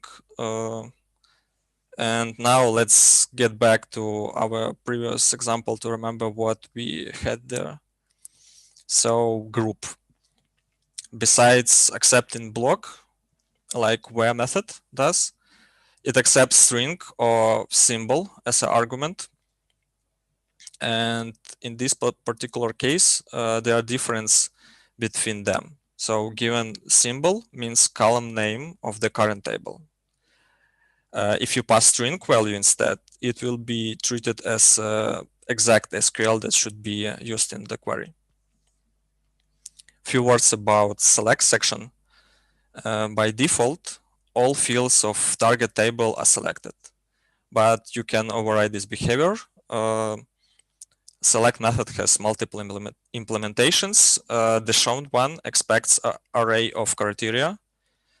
You see how easily you can combine aggregation function underscored criterion and alias to get exactly what you need using query DSL.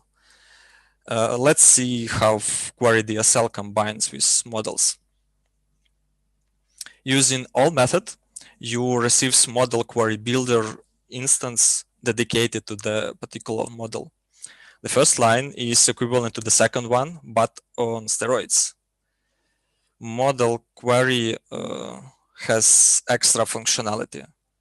Also, you can access underscore criterion directly on the model class, which is sometimes very useful and readable. For instance, any association you define for the model just can be automatically joined, passing its name to the relation method, and join clause will be automatically generated. You can automatically load multiple associations in one or multiple requests using includes method. You can specify which relations should be added to the request and read all together with target model records. This allows you to load all required data in one request. Also, you can automatically load each association collection in dedicated requests using preload method.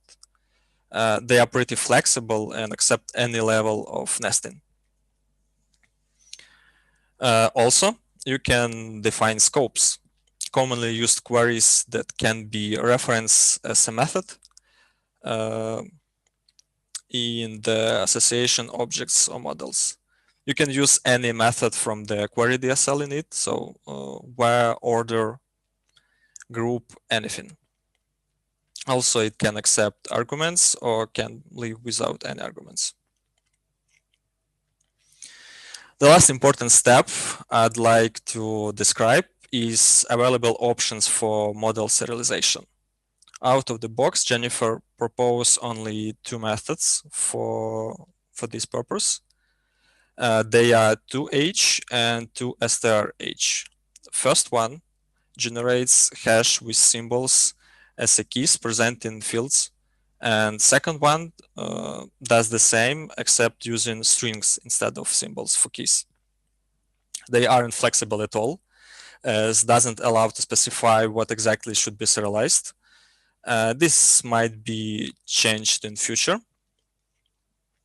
As an alternative solution, default Crystal JSON serializable module can be used, but I wouldn't recommend to include it directly into a model, as model itself has a lot of internal variables and utils that you wouldn't like to see in the generated JSON or YAML or whatever you would like to serialize to.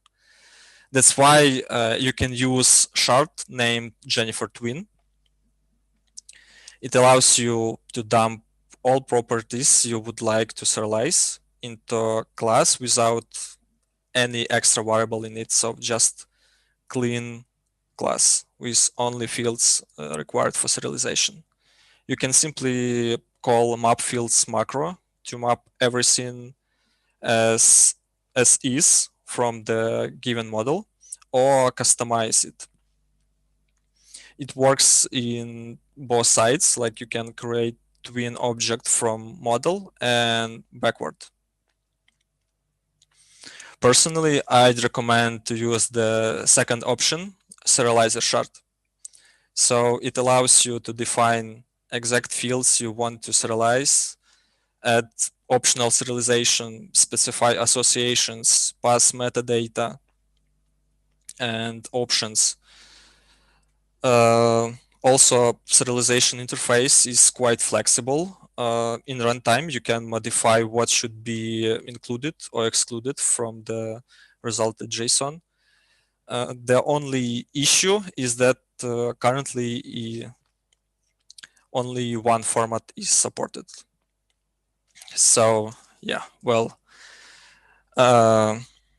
quite a lot for one talk. Apologize for this, for the speed of speaking.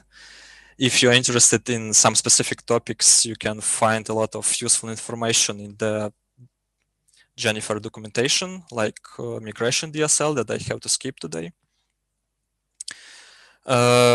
Yeah, you know, they said that writing tests for code takes almost the same time that writing code itself. But I'd say that writing good documentation and maintaining it could take even more time. That's why if you find something inconsistent or incorrect or not obvious after reading docs, feel free to create any issue to improve this. Let's mention a few numbers before the end. Currently, Jennifer has around 1,600 of test cases, executes almost 3,000 SQL requests in the scope of test run, and it takes just 8 seconds. Amazing, isn't it? I'm very excited of this. Yeah, at last, I'd like to show some future plans. The last year of my life was a bit complicated. Too much real life happened. Yeah, but I'm coming back to active support of Shard and would like to implement everything I initially planned. Firstly, I'm going to rewrite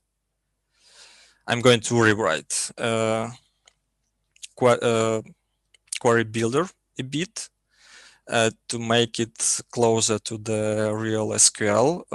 Basically, it will be not visible for the developers themselves, but will reduce complexity of maintaining that part of Jennifer. Other important improvement I'm currently is, yeah, sorry. The other important improvement that currently working on is the native type coercion. So you can set string values that are read from URL parameters directly to your whatever type field without any manual conversion work. I'm not sure what will be the exact solution for this, what will be the DSL, but yeah, currently you can use for this purpose only form object shard, but in many of cases it looks like overkill. So that's why I'd like to simplify this step.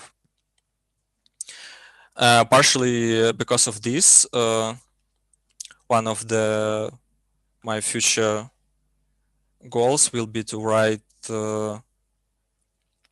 kind of small framework for managing sites, aka active admin from the Ruby world. So doing this, I will see some missing functionality. Currently, I'm not sure what will be the final stack. Approximately, I think that I will use React and React admin for the frontend part alongside with Webpack. And also definitely it will support most of the current active frameworks. Maybe except Lucky, because it's a bit hard to integrate Jennifer into Lucky currently. But I'm working on this step as well. Yeah, and some other tiny and not so tiny improvements, like removing necessity to define primary field on model and views. Yeah, that's basically all. So that's time for questions. Awesome, Roman. Yes, you're right. It was a lot of content, but I think that's exactly what people were looking for. So I think we're good. In terms of questions, we have quite a few questions, and they're all very much right on point. So, Roman, if you could actually type the answer in the Q&A panel for each one of these, you should be able to. And if not, let me know, and we can bring it to Discord. Roman, will you be around the main room debrief on Discord or the Track One channel to answer more? Yep, yeah, I will be accessible, and I'll answer all the questions that I will see there. Okay, so go for typing on these ones, and then we can you can continue the conversation with a few more people. Great stuff. Okay, so while we do that, I'll promote to panelist our friend Jeremy.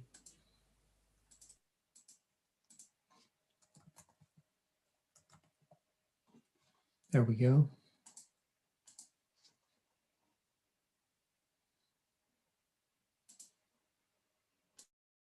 Hi, Jeremy. How are you doing? Hey, all right. Let me get set up here. We're not even too late. Oh, I like the Christmas tree behind you. See it? Yeah. Okay. So yeah, just feel free to share the screen and start whenever you're ready. All right, just 1 second here, getting all set up.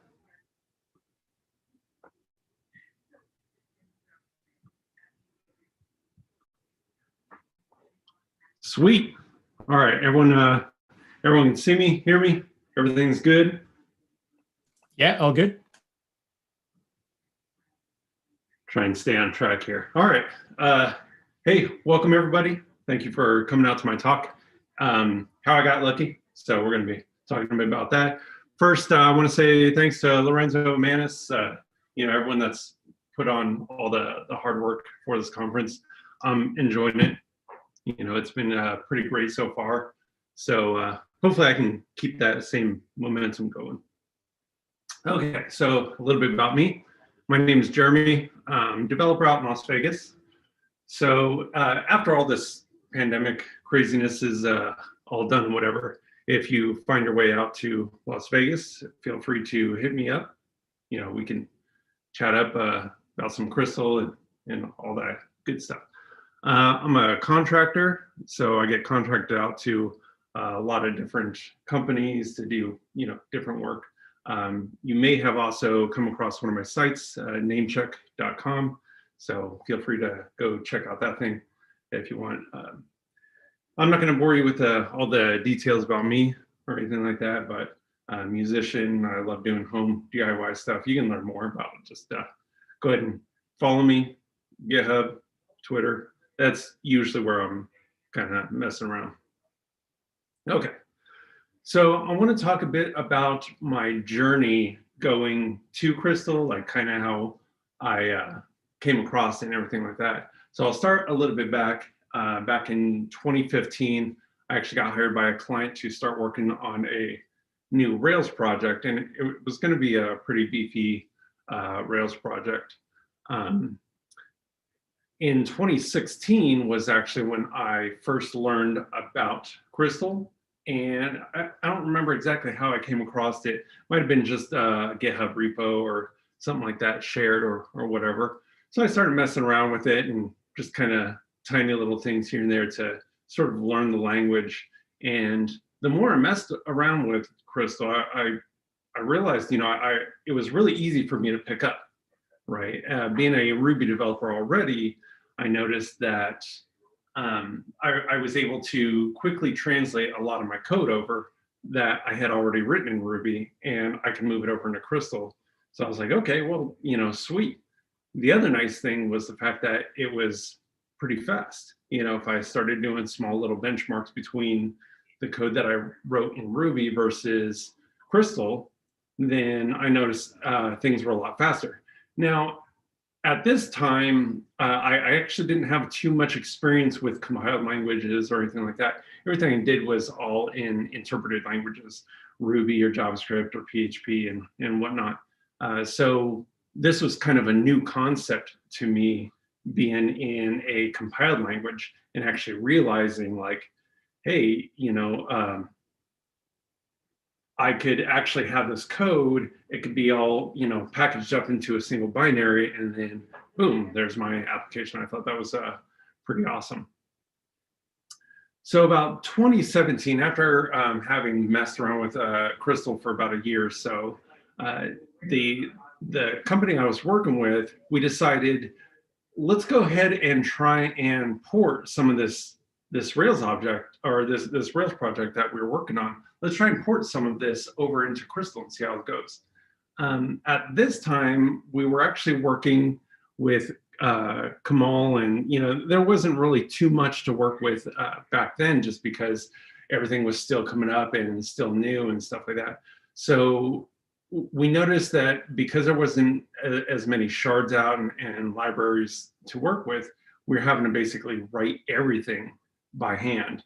And that became kind of time consuming, considering we had a relatively small team. There was only 3 of us. So we had to manage this giant Rails project as well as all the other projects we were working on.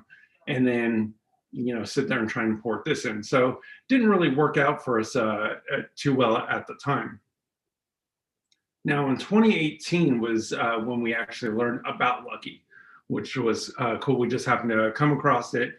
About 2018 is when all these frameworks start coming up. You start seeing Amber coming up and Lucky, and everyone's starting to really get into building more and more libraries for the Crystal web ecosystem, right?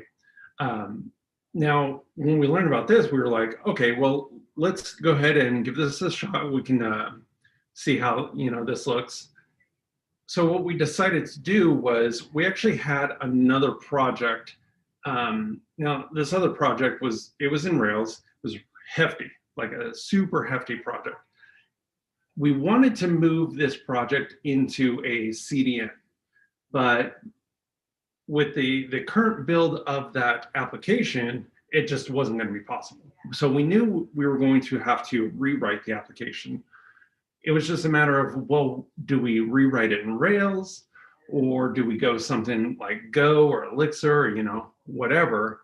Well, since we had started taking a look at Lucky at this point, we decided, well, let's go ahead and take the public-facing portion of the application, right? So it's basically split it up to where you have the front-facing and then the member side. So what we did was we'll keep the member side on Rails, but we'll take the front-end portion and rewrite that in Lucky and then see if we can get something going. So we started developing on that, and it was actually going pretty quick, which was pretty amazing. Once we started doing that, that's when we realized that this is really going to work out. It's going to be nice, because Lucky was helping us basically, swaddle us, if you will, wrapping us up in a nice blanket of compiler errors left and right, showing us how horrible of developers we are. We started going through all these steps of, let's add this, let's do this. And now we weren't really trying to innovate at the time. All we wanted to do is one-to-one. If the Rails version did it, the Lucky version also needs to do it. So as long as we kept that a one-to-one, then we were cool. We actually ended up deploying to production just later that year. So it was about April of 2018 when we learned what Lucky was, and it was October of 2018 when we actually deployed to production. Now, this is kind of a crazy task to think about because Crystal's still relatively new, Lucky's still relatively new. We had no idea what we were doing, and here we go pushing this up to production. And we ended up profiting from this, which was amazing. Now, these stats here, these are pretty conservative. I would say that we probably did a little bit better than this, but I wanted to keep the numbers on more of a conservative side. We noticed that we were at least getting about a 3 times performance boost by being over in Lucky. And a lot of that is contributed to the fact that it's just written in Crystal. So obviously being a compiled language, we're automatically going to be faster. But now with our queries, like all the SQL queries we're making, whatever, we didn't go and optimize them or anything like that. We just literally, if the Rails app did it, Lucky app's going to do it. Boom, 3 times performance. We were able to drop one of our servers. We were running on 3 dedicated servers, and we went down to 2. Now, we could actually drop the app down to 1 server, but the second is more redundancy. We noticed we're using a lot less CPU usage, memory usage.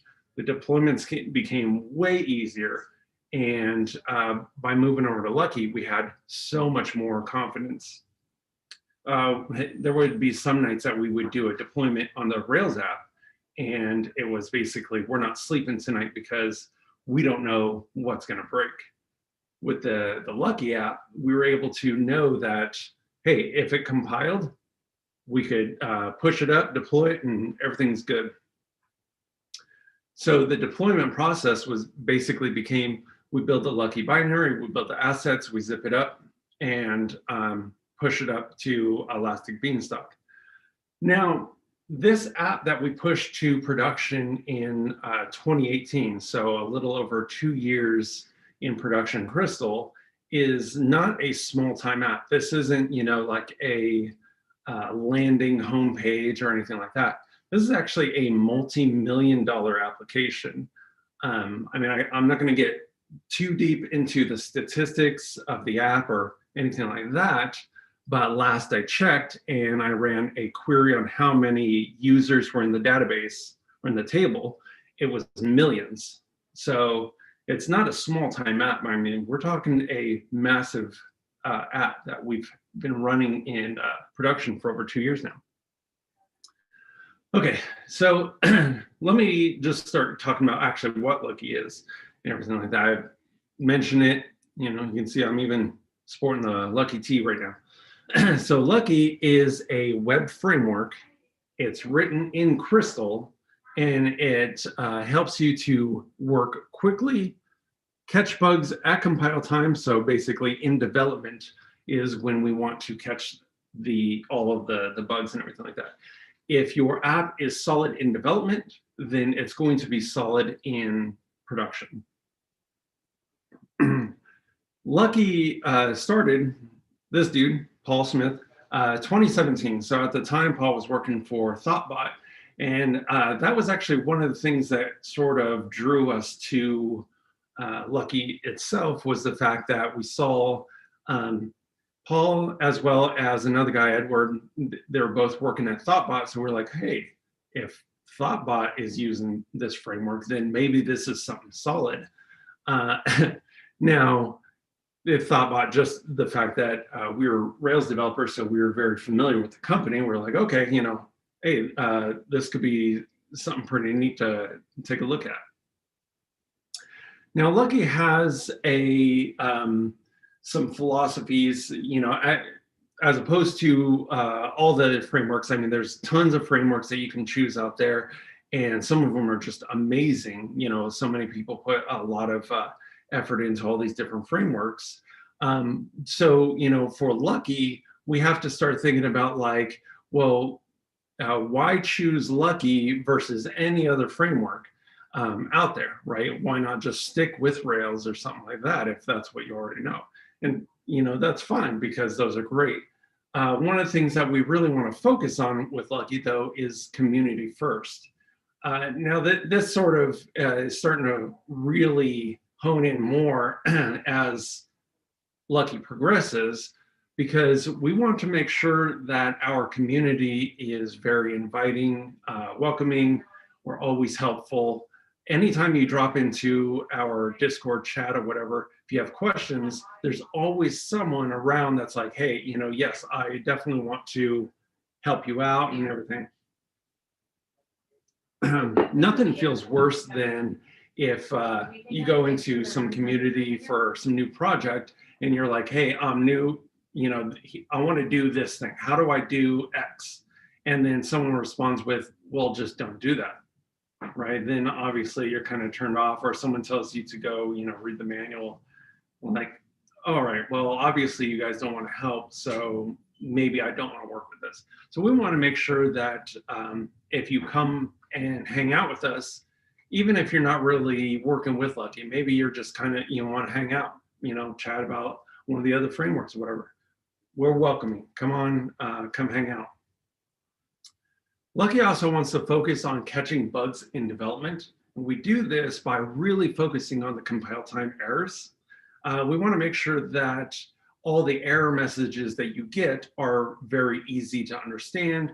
They kind of guide you like, hey, here's an error that happened, but you can go ahead and try these sets of things to fix that error. We want to do a lot of conventions to sort of remove some of the guesswork. In a lot of cases, you might say, well, I'll write code like this, and you spend less time having to read through all the documentation just to figure out, like, how do I do this one thing? The other thing is we do an extra focus on type safety. Now, Crystal by itself is already going to make everything type safe, right? So anything you work with in Crystal is already going to have some type safety. But there's some additional steps that Lucky takes. For example, like passing hashes around.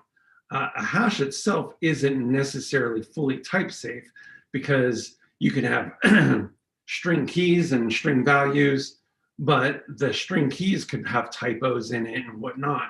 So Lucky wants to focus on those sort of things. Excuse me, woo, losing my voice there. Lucky wants to focus on those sort of things so that way we can catch those in development before you ship that off to production. Looks like my time's running pretty quick here, so I'm gonna pick up the speed a little bit. Lucky also comes, batteries included, so we want to make sure that as a full-featured web framework, we're giving you all the tools you need, or at least most of them. So we come built with asset compilation using Laravel Mix. And if you haven't seen Laravel, it's a PHP web framework, and they have this tool called Mix, which sort of wraps Webpack just with a few additional niceties. And we decided, we're not going to build our we're not going to build our own tool. We're just going to go ahead and use that tool because it works well. So why not just pull that in? We have user authentication. So you can generate an app with users able to log in and all that kind of stuff. If you come from the Rails world device, it's kind of the same thing. Emailing with SendGrid out of, by default, but we also have a bunch of other options there. Browser automation for testing. So we can spin up a Chrome driver and do whole Selenium type testing out of the box for every generated Lucky application. Obviously, we're going to have the ORM, the serialization, and all that kind of stuff. And we have a bunch of other stuff coming. Some of the unique things that you'll see with Lucky is that the HTML is actually written in Crystal. So you don't write HTML itself, you write Crystal methods, and that will go ahead and generate your HTML for you. Now, I know what a lot of you are saying. You're like, I don't know if I like that. I actually said the same thing when I first saw Lucky. I was like, well, all my views are already written in HTML, so, well, technically they were written in Slim, to be fair. So they weren't even really written in HTML, but it's kind of a hard pill to swallow when you're moving that over. The nice thing though, is by writing in Crystal, this allows us to ensure you have proper nested HTML, closing tags where they need to be. And then we can also add the type safety on saying, hey, you just wrote a tag that doesn't exist. You need to do certain things if you're using, let's say, SPAs or your own random tags. We also have a schema enforcer. The schema enforcer basically ensures that your database is set up properly. If you have certain tables and columns and whatever. We do preload warnings for catching N+1 queries. We break out business logic into separate operation objects. We have these needy objects, where your objects need specific things, like let's say your homepage needs the current user, right? So you can display the current user's username and all that kind of stuff. Type safe database queries, which I'll try and show here in a second. Yeah. Anyway, so what does Lucky look like? Yeah, not that, just kidding. If you're on a Mac, it's just brew install. You do a little tap, brew install Lucky, and boom, you're off. If you're not on Mac, then you can just clone the Lucky CLI repo. I'll have some links later, whatever. And then once you have Lucky installed, it's as simple as just running Lucky init, which is going to open up a wizard. And the wizard's going to ask you some questions about your application. So what's the name of it? And do you want a full or an API application? A couple of little options there. But if you want full, you want to generate views, you want to do browser automated testing, assets and all that kind of stuff. Or do you want it slimlined? You're just doing API, so headless, no markup or whatever. And then do you want to generate authentication?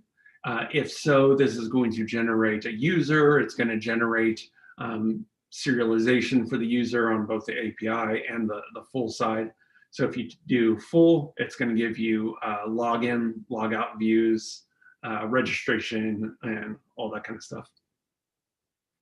Once it's done generating the application, it's going to give you a couple of steps. Go ahead and CD into that directory. You're going to configure your database real quick, run your script setup, and then you're going to run Lucky Dev, and boom, your app is set up. Our script setup, what it does is it runs a system check for all app dependencies.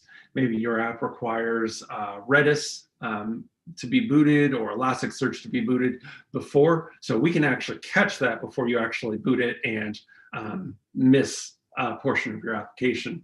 We'll go ahead and install the dependencies for assets, the Crystal, create the database, make sure everything's all set up, and even run some initial database seeds if there's certain data that needs to be ran every time you boot up your application.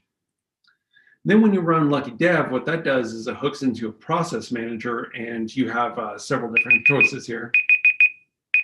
Oh, hey, this is telling me that I'm done. Okay, thank you. So I still have a few more minutes. My talk is a little bit longer than I anticipated. Sorry about that, but we'll try and hurry up here. Anyway, so you get the process manager if you're using Overmind or Foreman or something like that, hooks right into that, and it's going to boot multiple processes. And then boom, now your application is up and running. And the nice thing is Lucky comes with browser sync. So this allows you to, whenever you make a change to your code base, we're going to go ahead and recompile either the assets or the Crystal side, depending on whatever you need, and refresh your browser for you. So as you're developing, the Lucky system is automatically saying like, okay, let's go ahead and recompile the code and set that up. You go to the page, and there's your initial homepage. Now, Lucky is not an MVC framework like other frameworks. We break things out into a lot of different other groupings. So if you're familiar with MVC, model, views, and controllers, Lucky doesn't actually have controllers. Instead of a controller that has multiple actions, we do a class structure where each action is its own class object. And then pages, since they're written in Crystal, they're also going to be their own class objects. The models, queries, and our operations. The operations are where your actual business logic of saving to the database and such, that's actually going to happen there. As opposed to models, where in a lot of MVC, your models are, let's go ahead and query the database with the model, let's save to the database with the model, let's handle all our business logic in the models and whatever. We separate that logic out. So model sets up your database association, and then querying happens in a query object, and saving happens in a saving object. So I guess you could say it's, I don't know, make up a, I don't know if there's already a terminology for this, but whatever. So let's take a look at a couple of these real quick. So this is an action class. So you see we set up a class. We have a little DSL for handling the routing. And then we specify the, we're going to render an HTML called an index page. Now this is one of the type safety things. If you don't tell the action that it's going to render or redirect or something like that, it's going to raise a compile time error for you. Now the page, we said we're going to render an index page, and you can see that there's that needs the taco query. So if I was to go back real quick, you can see I'm actually passing in my tacos. It's almost lunchtime here for me, so I'm starting to get hungry. Here's the content, H1, generating an H1 tag. And then you can see this mount. We have this concept of HTML components, which allows you to take snippets of your HTML that's reusable all over and pass those around. Here's an example of the model. So pretty simple. We define a couple of columns. We have some of the associations and map those to the database. And then as far as the querying goes, this allows us to do type safe queries, because since we know what the columns are, we generate methods based on those columns.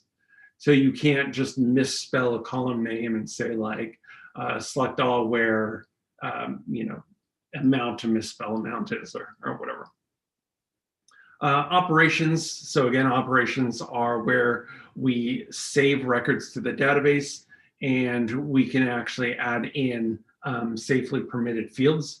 So when you pass in your external parameter data into a save operation, then we're only permitting certain fields to actually be accessed and saved to the database. So here's that save operation being used in an action. We're just passing in params, just whatever comes at us, but it's okay because we're only permitting certain fields. And right there. Okay, so that's the basics. We're headed close to 1.0. As Crystal gets closer to 1.0, we're also getting closer to 1.0. So we have a couple things in the works as far as new features coming along. Breeze, which is going to be like a development dashboard for tracking logs for queries and all kinds of stuff like that. Fusion, which will be sort of a type-safe reactive JavaScript. I don't know. Paul has some ideas on that. So if you happen to be talking to Paul, you can ask him more about Fusion. Pulsar, which is added into Lucky now, and it's going to become more of a first-class citizen for PubSub type stuff. We're doing some updates to our ORM, the router, more customizations on the wizard, and tons of stuff like that. Here's a quick preview of what Breeze looks like, at least the last screenshot that we had of it. If you want to join us and come hang out and stuff like that, you can find us GitHub, Lucky Framework /Lucky. Find us on Twitter at Lucky Framework, and we do have a Discord. You can find that on the website and whatever. If you want to learn, luckycast.com was actually updated today by one of our core team members, Stephen. So check out Lucky Casts on dev.to. You can find some Lucky articles, the website, and actually a community member, Shortly Portly, wrote a sort of tutorial. So I can post those links into the Discord later. And then finally, if you notice, I'm wearing the Lucky Tee. We've actually given out quite a few of the Lucky T-shirts. If you contribute to Lucky, you're most likely going to be getting a T-shirt. Due to pandemic and stuff like that, I haven't been able to ship them international, so outside of the US. But I'm hoping that next year we'll be able to start getting back on track. And I know there's a few of you that have earned a shirt already that I'm still sending to. Anyway, that's my time. It looks like I'm up, so I appreciate it, and I'll be around for questions and all that stuff. Thank you, Jeremy. A lot of good stuff, and there's quite a few questions for you to answer. And also, let me thank Roman as well, who went through all the questions that had been asked before. On your side, Jeremy, I can see there's at least a couple of questions mentioning Phoenix Live View, so maybe you can group them into one answer and let the other person know. But because we're a bit short on time and we wanted to take a 30 minutes break now, what we'll do before taking the break is I'll launch another very short poll about what you want to do with the rest of your with the 30 minutes we have at hand. And what we'll do is we'll start a couple of voice channel, well, a couple or maybe a bit more depending on the answer. We'll start a few voice channels for people to possibly join during this 30 minutes break. If you want to have an informal chat with some of the speakers or with other attendees on some of these topics. And otherwise, always remember you can join Jeremy on the main room debrief voice channel if he joins that one, or you can ask him questions on the track one. And Jeremy, if you want to type some answers for the questions that are currently open or bring them into the discourse, up to you.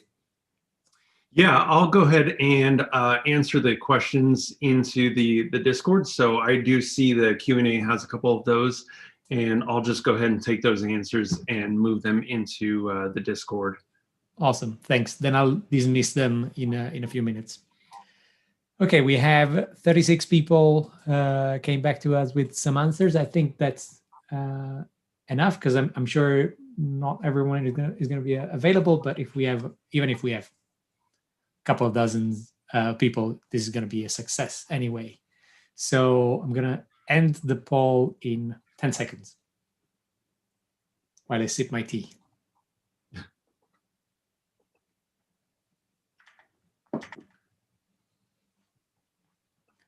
Okay, ending now and sharing with you this time.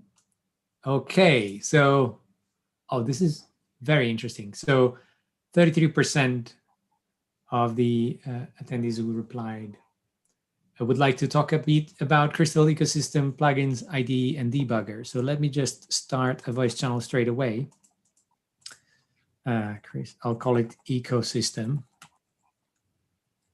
Informal activity.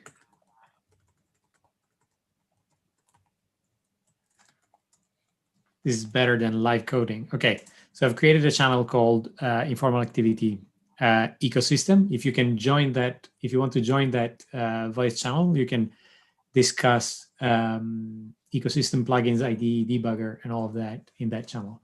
We also had quite a few people talking about running Crystal in production. So I'll create another channel for that. This is a bit of a sort of an unconferencing stage in our conference. I'll call it Crystal in production. And so you should now have an informal activity Crystal in production channel if you want to join that. And I'll do maybe another one. let's maybe do two, because I know that language extensions is also fairly popular. So I'll create one about crystal concurrency and one about concurrency. Oh, sorry, I hope I haven't created a text channel. Let me just check. Apologies for that. Let me just delete.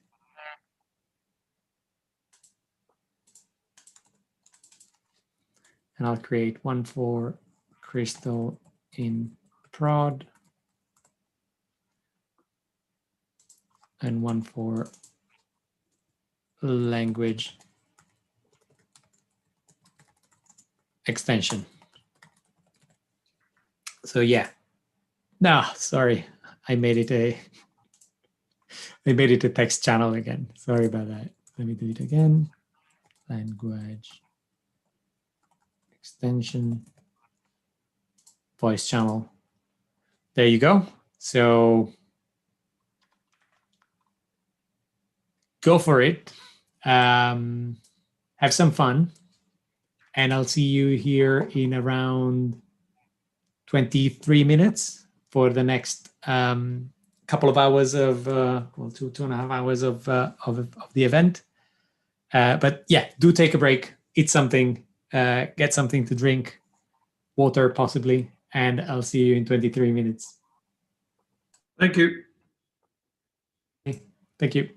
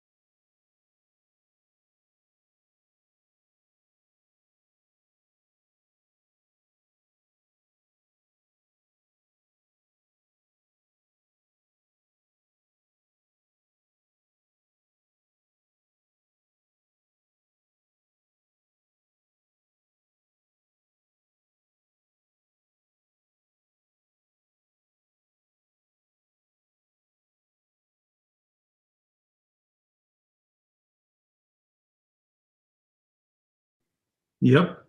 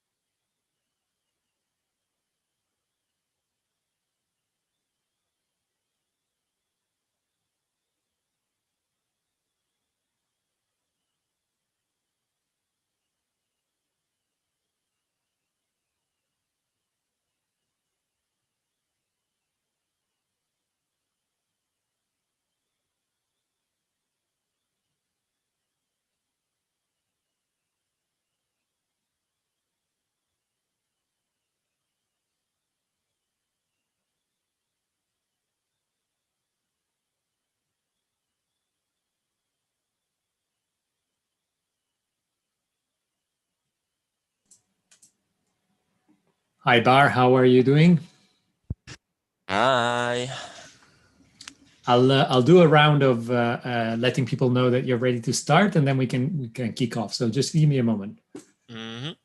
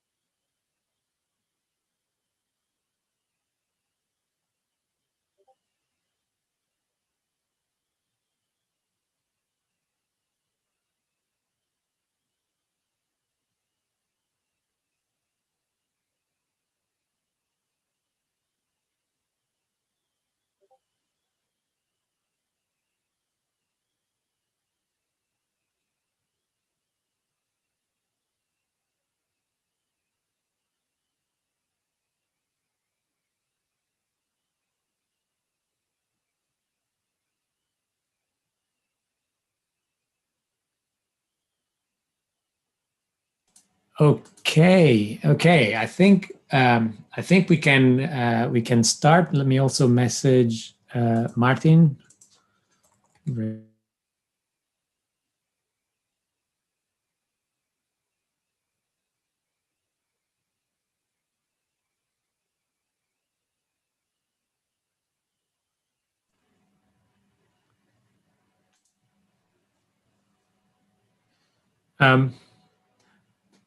I think we can start, Bar. So please take it away. Thank you very much. So, thank you everyone for joining, first of all, Raw Crystal 2020. Very exciting. And also specifically my talk. Now, as per my field, we're going to talk about security and more specifically about how to secure our Crystal apps. As Crystal gains more and more traction, we will be using it more and more, I guess, in production and in environments where our data is actually important to us and not just some small and specific tests or very niche use cases. And while we grow as a community, as a language, and as solutions and products, we will need to put security forward. And that's what we're going to talk about today.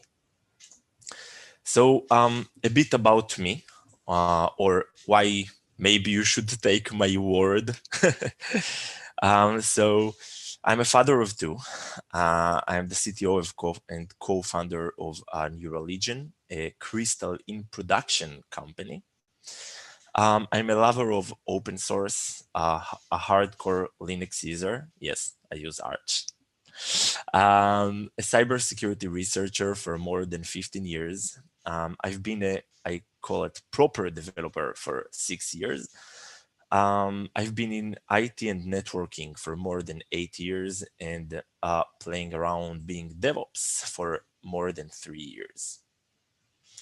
Now, when we talk about security and about our Crystal applications, we're talking about a very specific field called application security. Now, application security is a whole big world, but when we talk about application security, I guess some of you would say, hey, wait, no, what about the ports? What about the network? What about all kind of other segments that are also important to secure? But security is about priorities, and we need to make sure that we are covering our most accessible assets. Now, right now,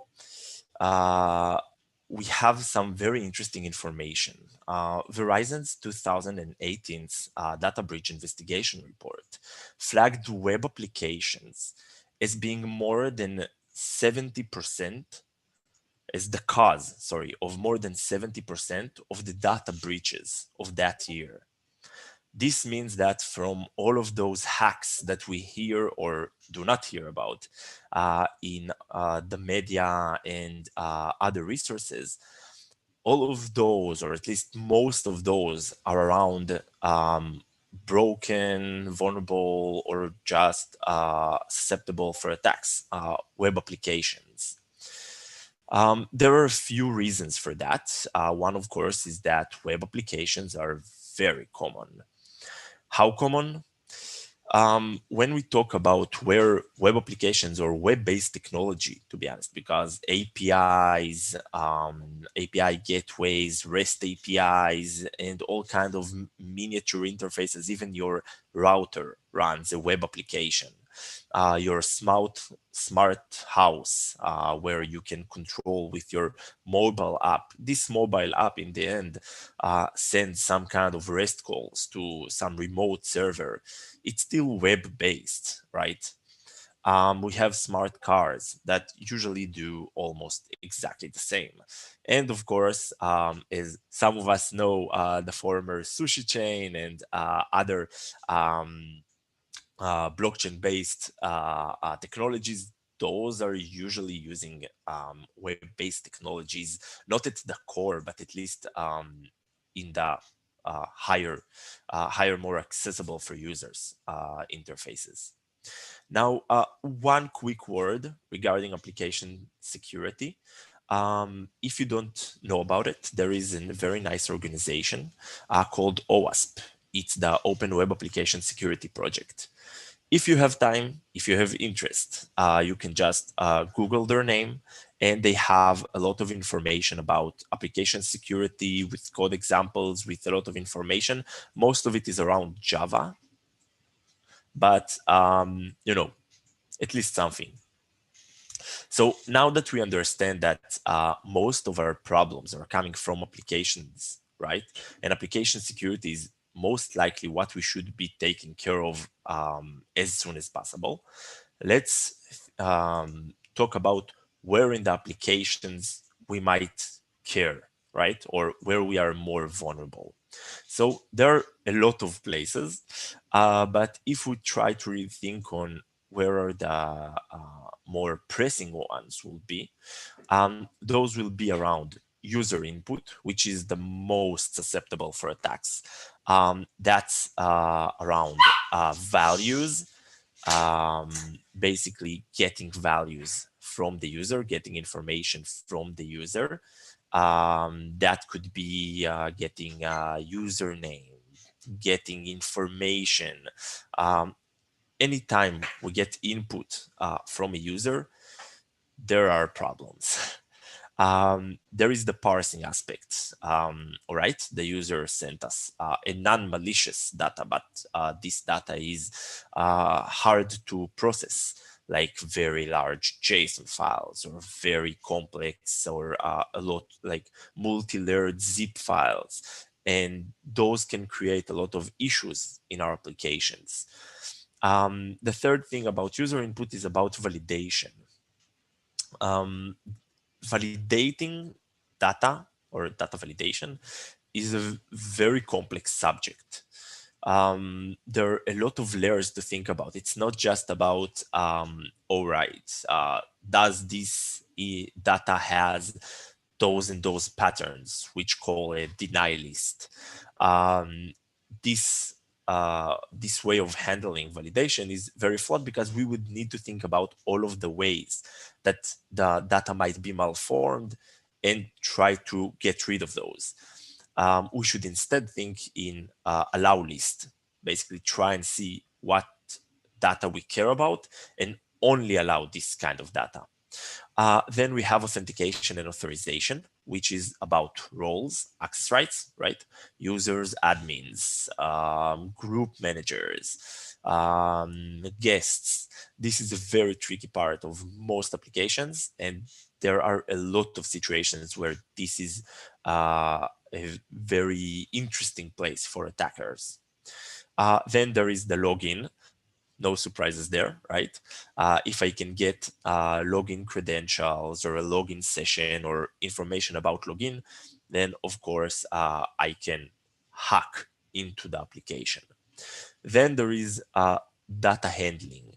Now this is a world in itself, of course, but we're going, but maybe a bit of a few words about that.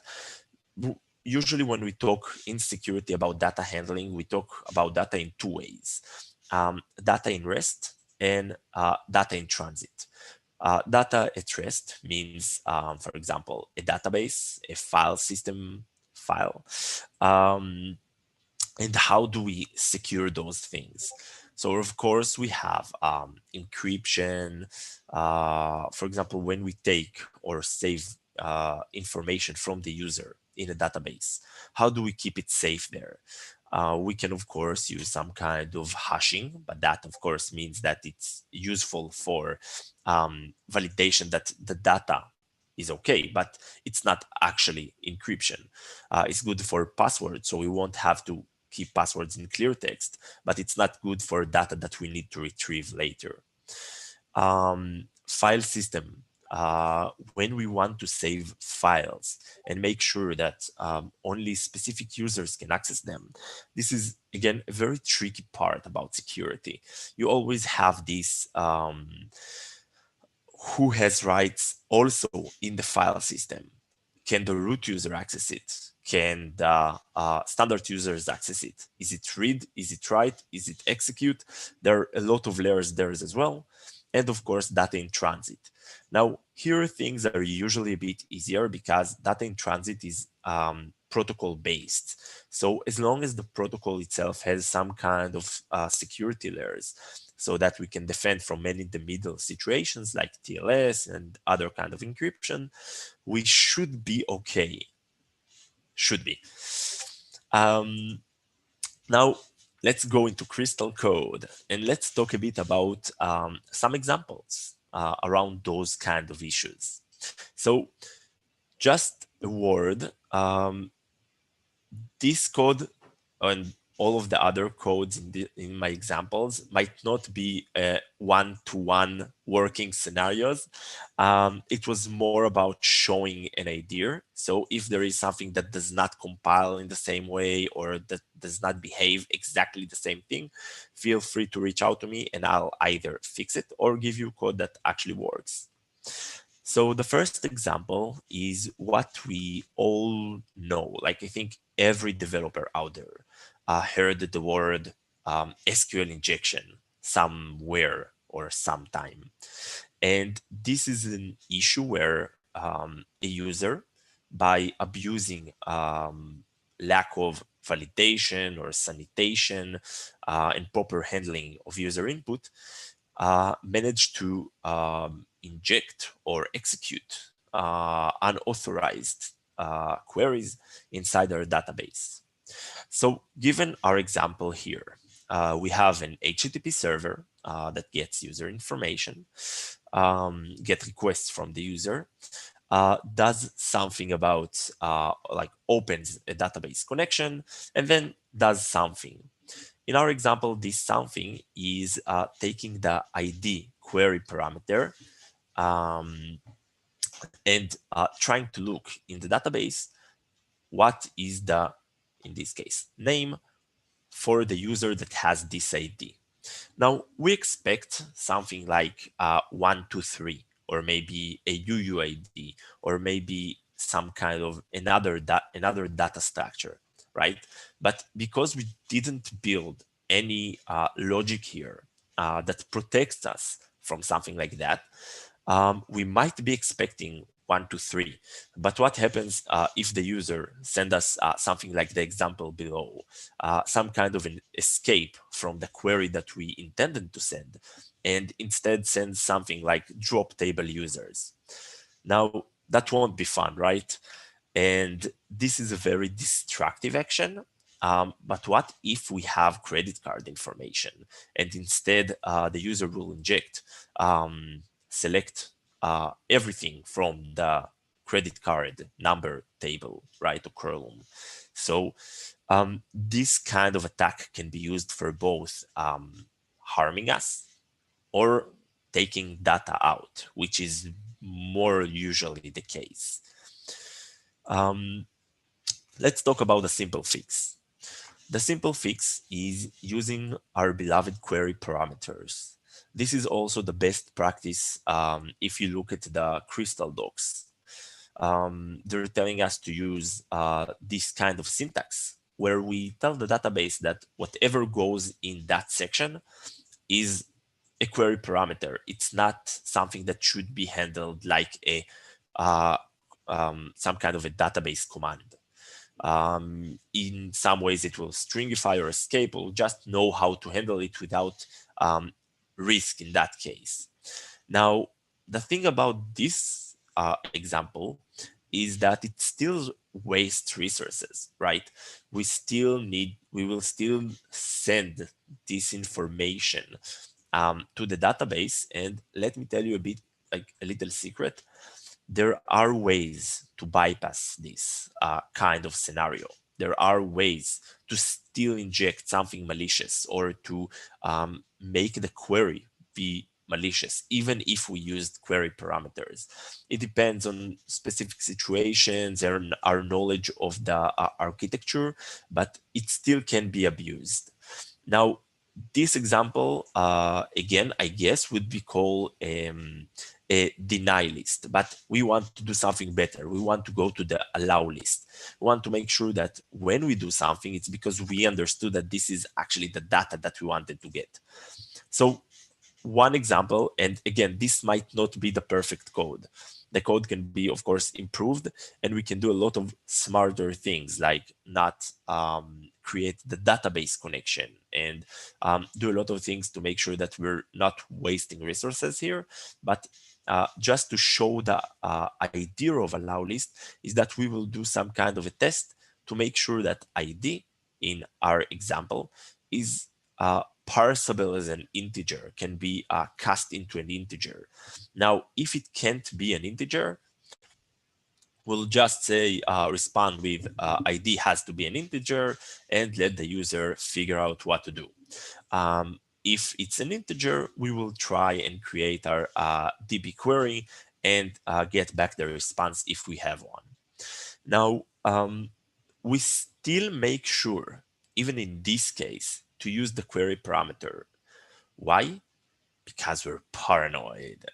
Because even when everything might be castable into an integer, maybe the user created some kind of, I don't know, bytes, injected some kind of Unicode, something that managed to passes crystals to I function and still return, yeah, this could be an integer, but it will harm the database in some way.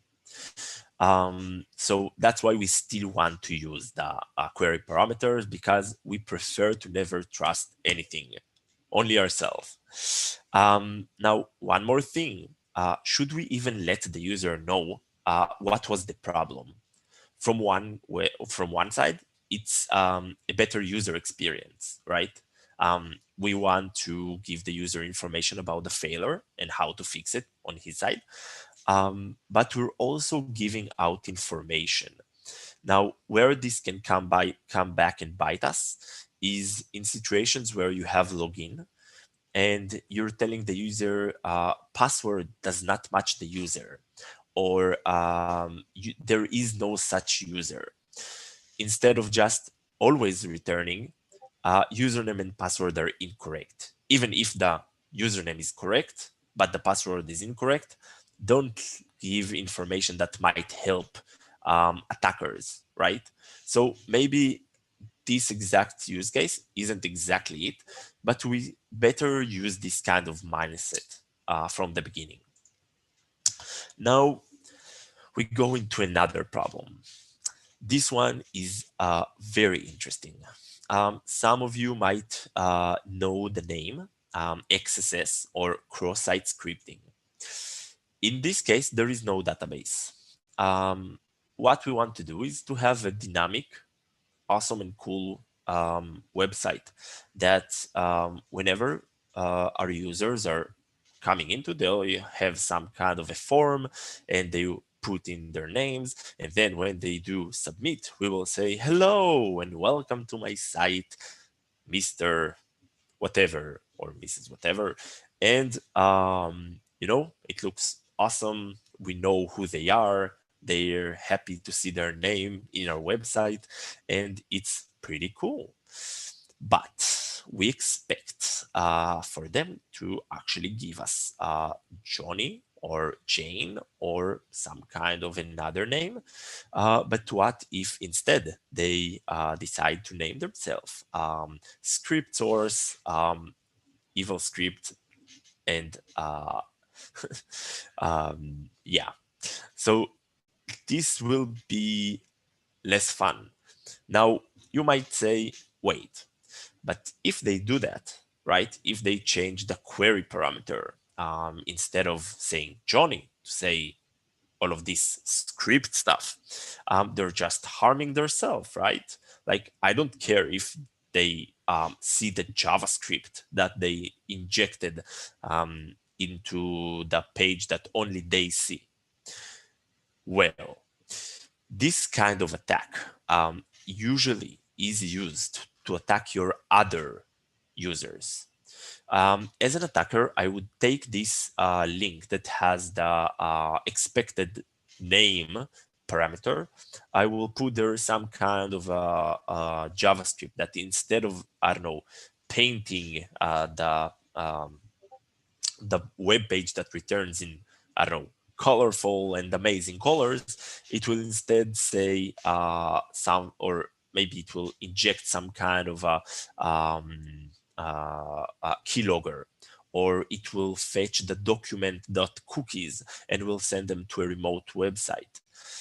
In some other cases, especially when 0 days for a browser are found, it might be even used to run remote code execution on your users' machines. And this is 100% defend the users.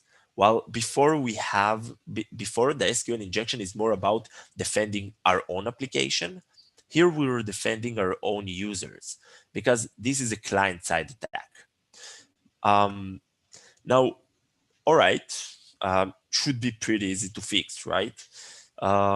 Crystal do have this handy HTML escape option. So we can just HTML escape whatever is being given to us. We'll make sure that it will not execute in the user's browser. And I don't know, I think that everything should be fine, right? Well, not really.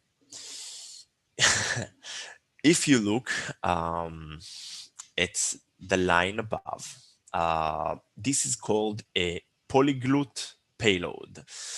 It does some very nasty tricks. Some of what it does is escape all kind of HTML escapings. It does all kind of special bytes, HTTP, HTML, URL encoding, and it has a lot of information in it that might, in the end, effectively escape our HTML escaping.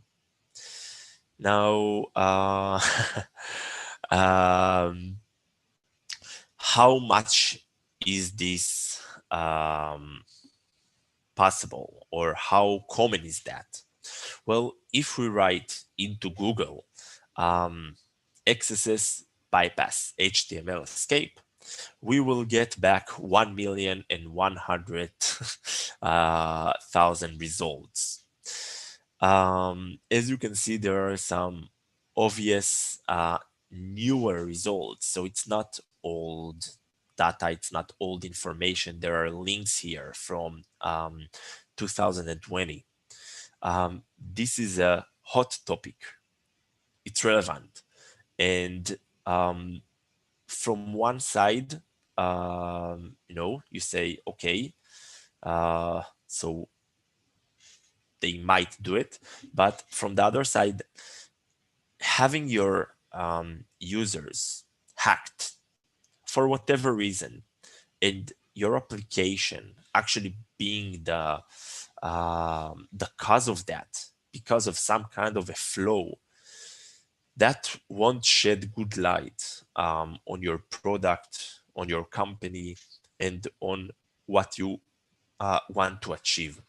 So it's not just about, okay, it's the user's problem, because if you're a bank, for example, or you're creating some kind of blockchain application or whatever, and one of your users get hacked using an XSS, their cookies are being taken, and or other session information, and another malicious user is logged in instead of them, taking all of their, I don't know, precious digital currency, or even maybe actual money if you're doing some kind of credit card transactions.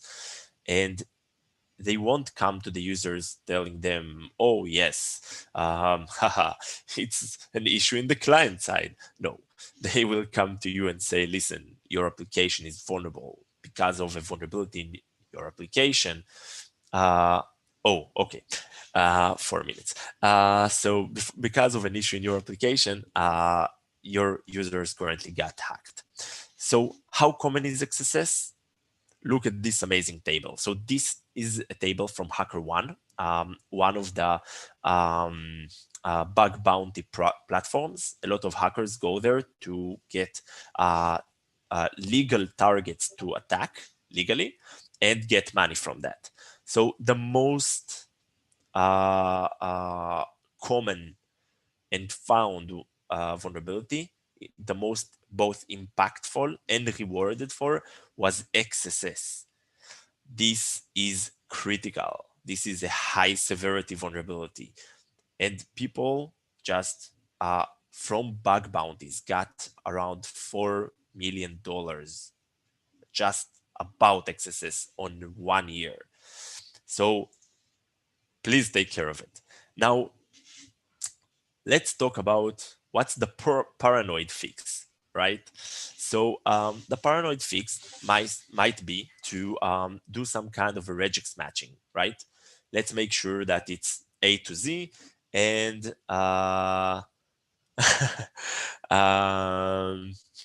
there's some A to Z, and if yes, cool. If not, let's erase it. We don't want to get this information. Cool. But what if we need to get from them an email and show it? Less fun. You can see the regex for an email, and of course it could be better or worse, but it's a bit tricky. But let's say we managed to do that. We verified that only things which are relevant in an email, and we've been very thorough, and we're 100% that they can inject it. But then people want to leave comments on your website, and you're like, throwing the table, and yes, free text comments. What do I do then? So because of course we don't have in Crystal a built-in has XSS function to use, we need to be very vigilant. Now, a bit about what Crystal already offers out there.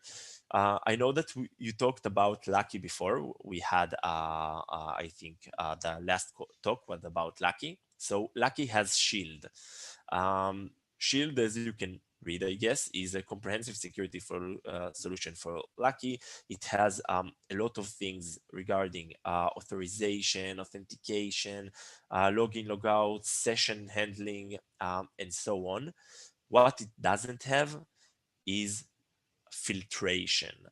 And input filtration is something that usually we won't find because it's very hard to do. Another option is the HTTP protection, which, as you might see, have something called an XSS header. Now, this might help a bit, but still, this is passive. This is more about making sure that the security of the headers is okay, but it's not really about parsing, inputting, and filtration of parameters.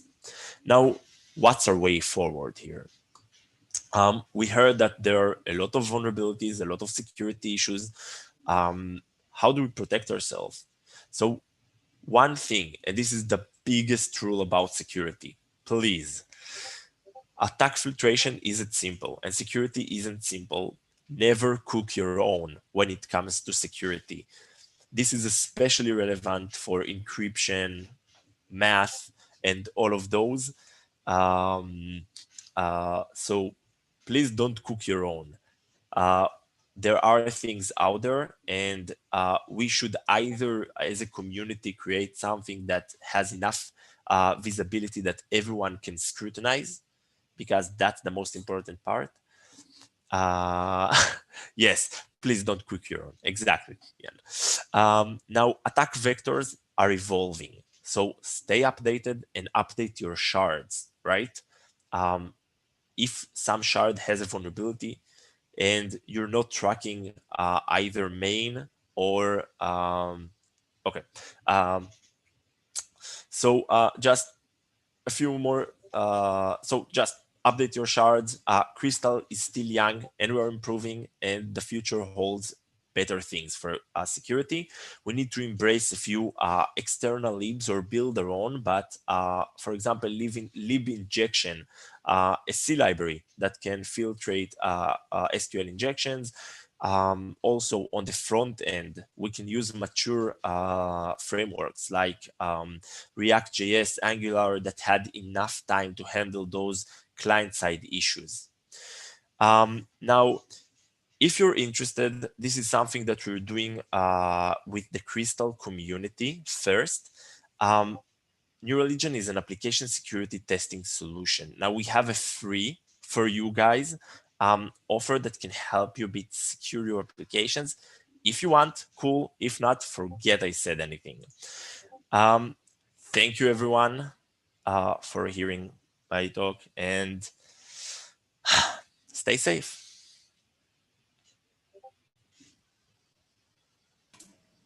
Thank you, Bar. Thanks a lot for the talk. I'm sure many millions will be saved by people implementing the solutions you've suggested here. While I get Steve on the call to start the next talk, do you want to take the question that is there very, very quickly on the Q&A?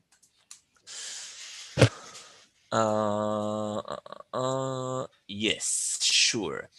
So yeah, good question. So what kind of low-level buffer overflow, null pointers, etc. attacks is LLVM vulnerable? Can we expect LLVM to be an attack vector?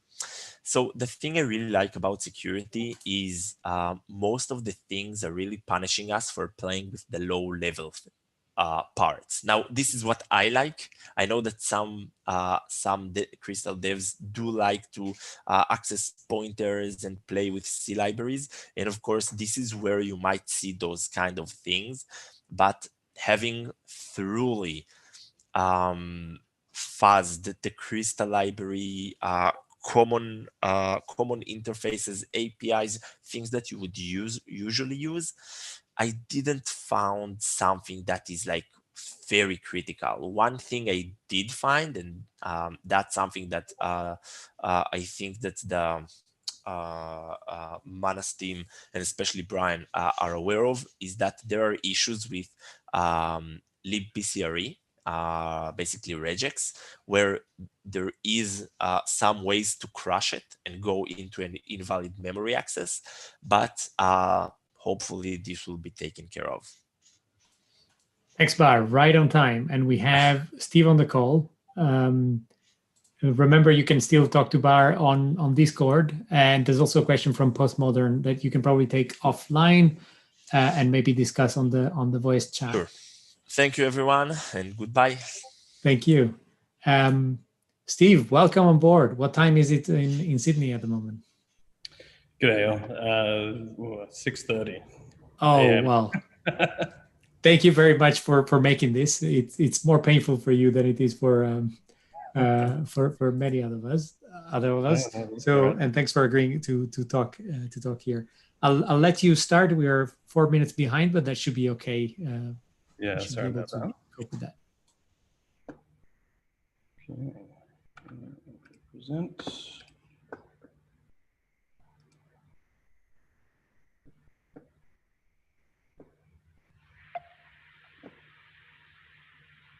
Okay.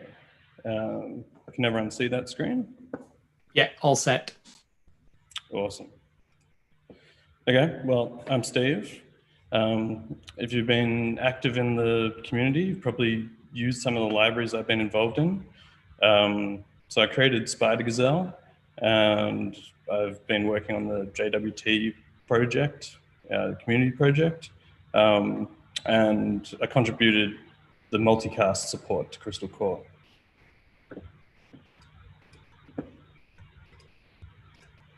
So I'm the technical co-founder of a company called PlaceOS, or Place Technology. A few years ago, we were a scrappy startup building our products on Ruby. So we were pivoting where the market had traction, so whilst our Ruby implementation of our product could have been better, generally speaking, Crystal was a revolution for our company. So as you can see, Kim, whose private chat I've taken out of context and now presented to the world, is a very experienced developer. And I feel in many ways, this kind of conversation is reminiscent of how people felt when discovering Ruby after Rails was released. So I'm very excited about what's happening in the Crystal community.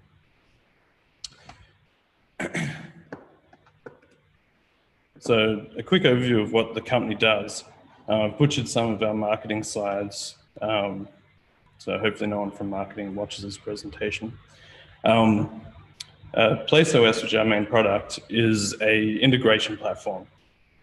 So it takes data from multiple sources to build what's called in the industry a digital twin of a building or workplace.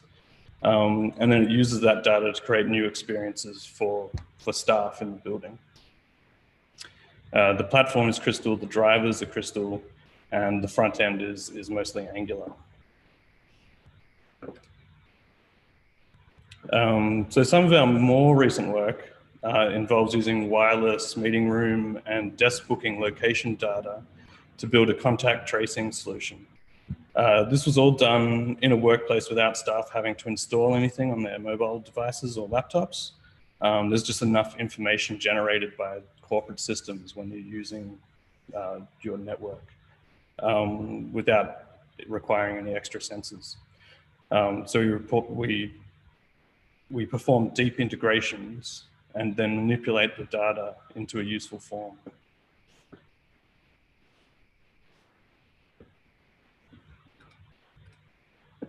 And finally, one of our first in-production Crystal projects is a healthcare video consultation product. This was built as part of a government-run healthcare system here in Australia. It connects doctors, patients, translators via video chat. And whilst the project kicked off before COVID, primarily to cater for patients living in the outback or patients that require translators, it's become a critical part of the government's COVID response. So this reduces the number of patients having to physically visit doctors. And as you probably know, Australia is currently doing reasonably well on the COVID front. Unfortunately, I can't say the same about our climate policies. So as a traditional startup, we iterated and pivoted as we grew, make it work, sell it, iterate. So many things were wrong with the Ruby version of the product. It was hard to deploy, hard to maintain, impossible to scale. And the reason it was impossible to scale is because we've got a stateful application and we're building it on Rails, and it just wasn't architectured amazingly. We ended up rolling our own IO reactor because the blocking operations Ruby supplied didn't scale vertically, and event machine being only single-threaded didn't quite scale as much as we'd like either. So we wrote our own web server, so it's something run on the reactor. Then we had to rewrite Ruby libraries to not block the reactor, abstract IO from logic. That said, we proved the market, and once in place in an organization, it's very easy to build things on the platform that a bespoke product wouldn't be able to achieve with a reasonable budget. So cost and time-wise, we're smashing expectations. And it was probably around this point that we noticed Crystal. I don't think the garbage collector was implemented at the time, but it was looking promising and we started playing around with it. So like anyone that discovers a new toy, we try our hand at building yet another Crystal framework, which we called Spider Gazelle. We basically wanted something that looked a bit like Rails smashed together with Sinatra, because Rails sort of split the router from the controllers, and that was a bit annoying. So we've effectively merged the router with the controllers. So technically, Spider Gazelle is just macros sitting on top of a router. And that's to try and get it as much performance out of the framework as possible. We originally used router CR for this. And then we changed to a project by the Amber team. But now we're using the Lucky router. And all those changes were made without any breaking changes to the Spider Gazelle API. So we built Spider Gazelle to get acquainted with Crystal, and we put it to use almost immediately. And one of the big issues we had with Ruby was the time it takes to parse JSON and the global lock that was slowing things down immensely. So we had Crystal handling CPU intensive payloads at first, and then just allowing the Ruby app to query those payloads or query the process results. And we kept doing this, so it became a pattern. Part of this move to putting small Crystal services into production meant we had to build pipelines for Crystal components. And after a relatively small amount of time, we had a sub 20 megabyte minimal image compared to our Ruby monolith, which was coming in around 600 megabytes. And we did that with the Alpine Docker images that are available for Crystal. So we found that serverless runtimes like AWS Fargate were perfect for running Crystal, and we could integrate them with our code pipelines. So at the time, we had Travis running tests and specs, then CodeFresh would do the builds, push up to Docker Hub, and then signal Fargate, and we'd get automatic deploys. Today, we're moving to GitHub Actions because it gives you a bit more control. So we're using Docker X or build X to generate ARM images. And the other benefit of these really small single executable Docker images is that they're super secure. So our platform gets regularly penetration tested by the corporations that we install in. And everyone's always pleasantly surprised by our Crystal images. So jumping into a bit of code, the limitation, so a thought that I've often had is that limitations are the structures that support understanding and creativity. So if you had a spoken language that didn't have rules or common structures, the infinite possibilities would erode your ability to understand one another. And I personally feel that Crystal has perfected the balance of flexibility and limitations, making it far more likely that you'll write code that's easy for a human to interpret. So one of the common anti-patterns I've become accustomed to in Ruby code is the use of an options hash to initialize objects.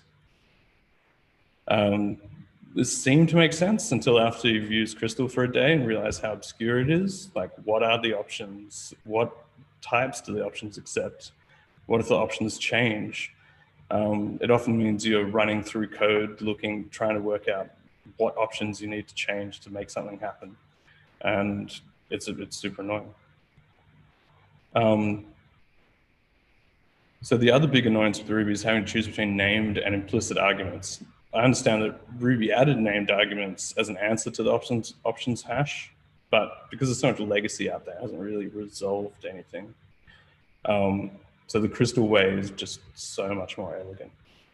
And there's a heap of other things that make Crystal epic to work with over Ruby, such as IO over, like Ruby's got IO over binary strings, which is like odd. UTF-8 as the only string format in Crystal is awesome. Like we've had so many obscure issues with staff saving files on a Windows computer, and then you're talking to like a hardware device and it's expecting like UTF-8 or ASCII or something, and you're getting UTF-16 just because someone saved the file on Windows. Method overloading makes code more readable. Interface and abstract classes are great, like OO features in Crystal. And obviously types make everything so much more readable. And I feel like the Ruby implementation of types that's coming in Ruby 3 and things like sorbet just seem to add more noise to the code and make it less readable.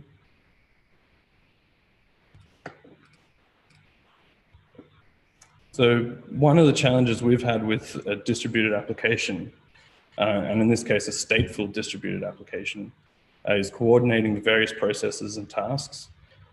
Previous to Crystal, we used promises because that allows you to do map reducers and coordinate all that. So a promise, for anyone who doesn't know, is a structured way of handling asynchronous operations, transforming data and handling errors in what might be a complicated chain of async actions. So the example I have on the screen shows how a promise is conceptually similar to a try-catch block. It's not a perfect example, but so they make it easy, for example, to perform 3 tasks in parallel, transform the results as they're returned, and then merge the data once all the tasks are complete.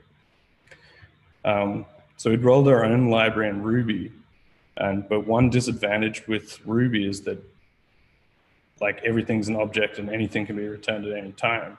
So every now and then, the exception in the catch block would be just another object, like a string. I'm sure that so it was a bug somewhere. And it doesn't sound that bad, but once the application is complicated enough and your tasks aren't known at compile time, it introduces so much unpredictability and just mentally tiring to actually deal with that. So the Crystal implementation solves that with types, like it won't compile if you make that kind of mistake. And one of the impressive things we managed to achieve with the Crystal library was inferred types based on the return value of blocks. So this allowed us to have full promise chaining and evolving data types and guarantees from the compiler that operations we wanted to perform are valid at any step in the process. So it's sort of hard to express how amazing that is. Like Ruby and JavaScript are dynamic, but here we have a compiled language effectively doing the exact same thing, just with a whole lot of additional guarantees. So the library itself is sort of this master class of compiler manipulation. Like, I'm frankly amazed we made it work at all. So at this point, we weighed the options in terms of our main product. Like we had a choice of either refactoring with Ruby or moving to Crystal. And I think we moved reasonably early on. So it would have been like the week the garbage collector was added, something like that. The rewrite took about 1.5 years from the point we made the decision to switch to the first production deployment. And along the way, we had various challenges to overcome. The first goal was to have feature parity with the Ruby version. And a lot of that involved building libraries for the various communication protocols we needed to support. So what I've got on the screen is just a collection of protocols that we were targeting. And they're all available in the Spider Gazelle organization. But we were able to pump these out really quickly.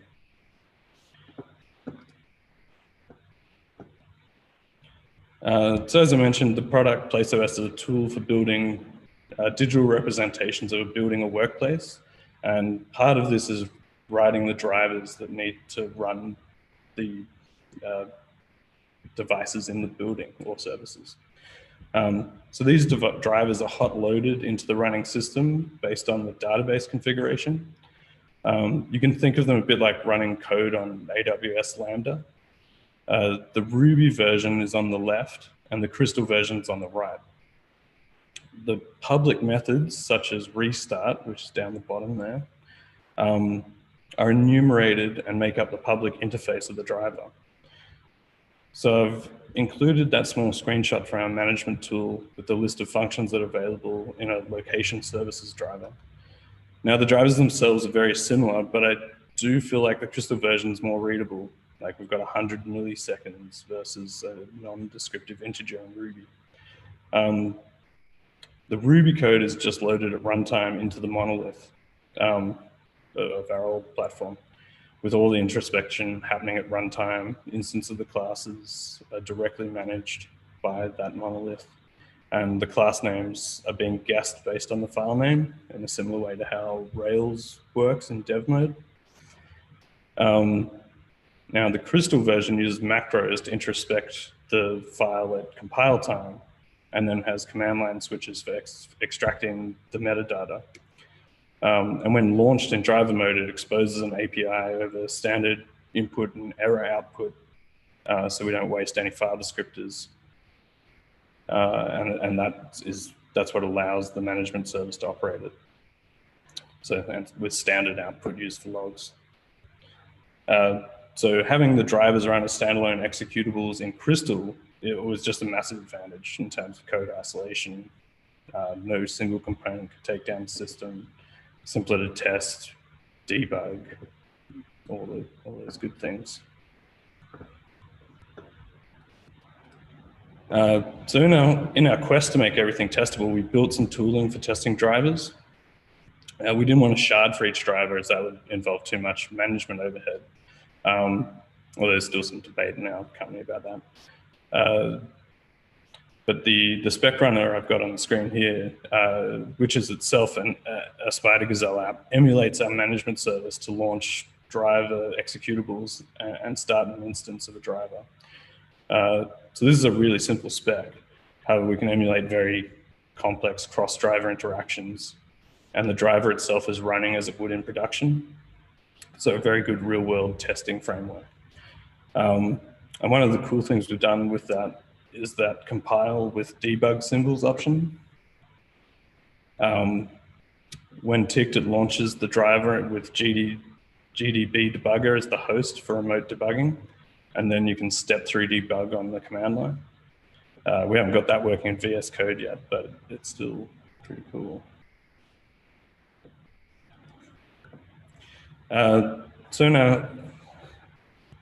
So basically, I just want to have a quick overview of the services that make up the system.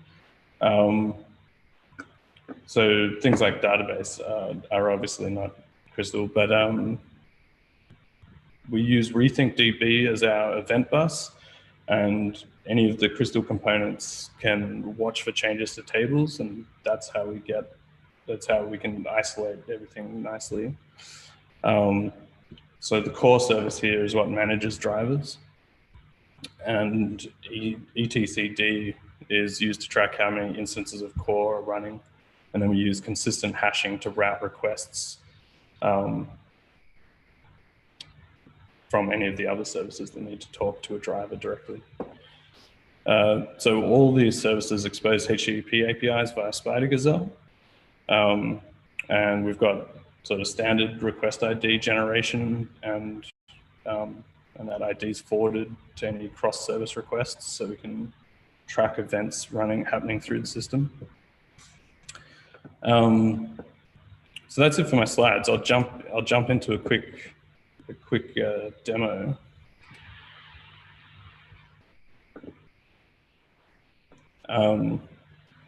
So this is an in-progress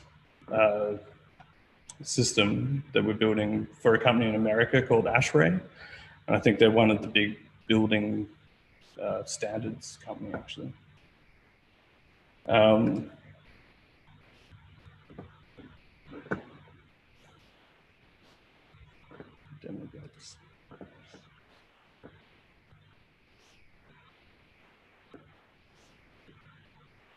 So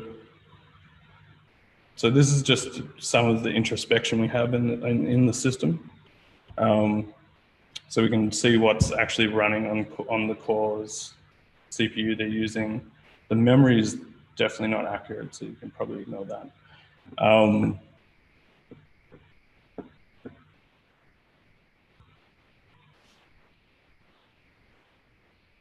And I think actually, so if you had a look at some of this code earlier, you can see that we've got logging events. And we can introspect in real time those logging events.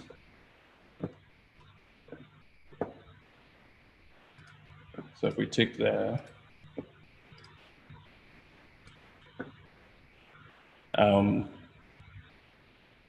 so this Meraki dashboard will send us location data for people on Wi-Fi periodically.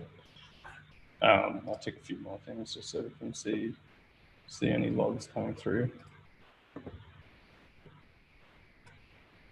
And we can actually have a look at how many webhooks are coming through at any one time. Awesome. So we can see it's sending through area data. We can even get the back traces. I've got a parsing issue here, which I'll have to deal with. So obviously this is a work in progress building. I don't think anyone's moved in yet, which is a little annoying because there's not much to show here, but it's still pretty cool, all this stuff that we built in Crystal, and just the, I don't know, it's a very complicated system, but Crystal made it so much easier to actually achieve. And a lot of that, I guess, was to do with deployment. So really small Docker images, being able to deploy on, say, Fargate or Kubernetes, just made things so much simpler. And this is sort of like the end product so there's no one on the floor at the moment.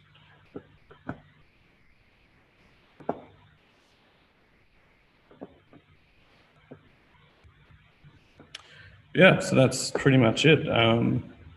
So I'll open the floor to questions. Hey Steve, thanks. This is and thanks for the live demo. I think that helps putting things in the right spot for people listening. We have a couple of questions. One that is actually related to a question that was asked earlier. Given that you're running a project of a certain size in production, and we were talking earlier about Crystal compilers speed. Do you find that to be an issue in your continuous integration with this deployment process? Yeah, not really, because I mean, so our Ruby app, the spec just took ages to run. So yeah, the time it took to launch our old app and run a spec is sort of almost equivalent to the compile time. So realistically, there's been no change in terms of, but then we've got, because all our projects are now a bit smaller, so we've gone to microservices, they actually compile faster and run specs faster than the Ruby app ever did. And using the code pipelines, so if a spec passes, it'll make a build automatically, and then that gets pushed.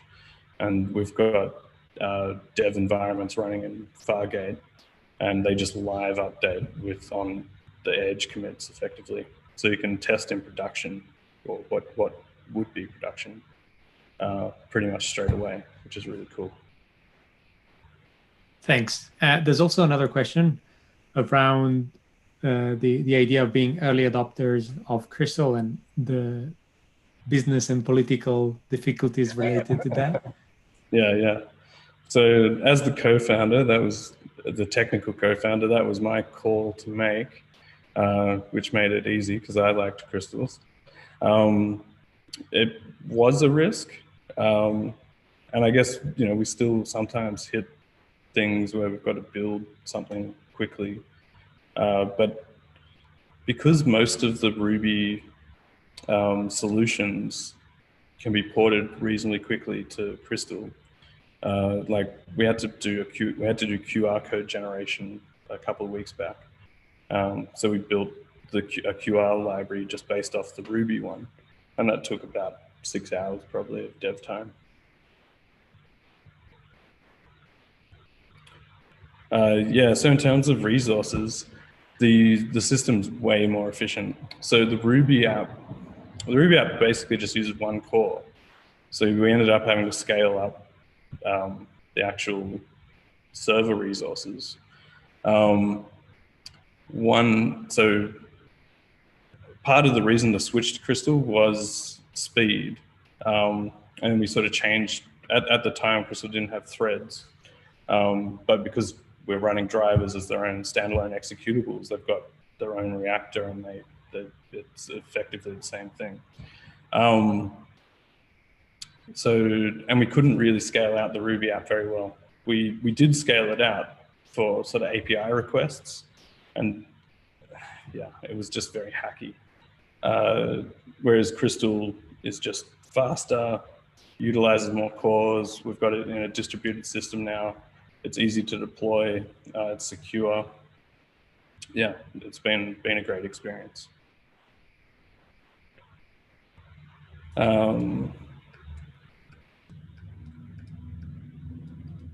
Deployment pipeline. Yeah, I could probably share our deployment pipeline. I'll load up CodeFresh and sort of show you what's going on.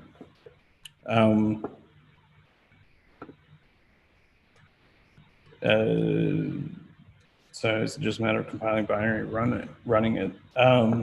Yeah, so the deployment pipeline is building a Docker image and pushing that to Docker Hub, and then like AWS Fargate, which is the platform we've sort of selected, it picks up that new Docker image and just auto deploys it. Are we hiring? Yes.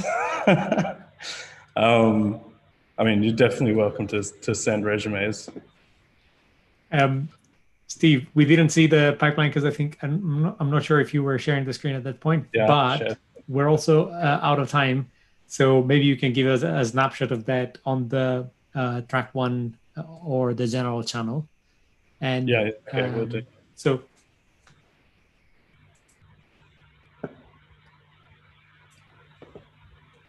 Sorry, I came back. I was going to mention. Yeah, I said maybe you can give us a snapshot on the Discord channel. Yeah. Thanks a lot for the talk.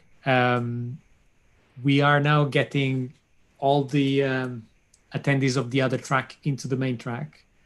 So I'll mark these couple of questions are as answered live.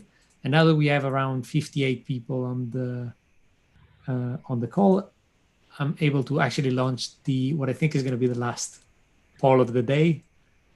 Hopefully you don't mind too much. And this is all about experience. As a panelist, Steve, you're also allowed to answer. So I hope you enjoy this too. Awesome.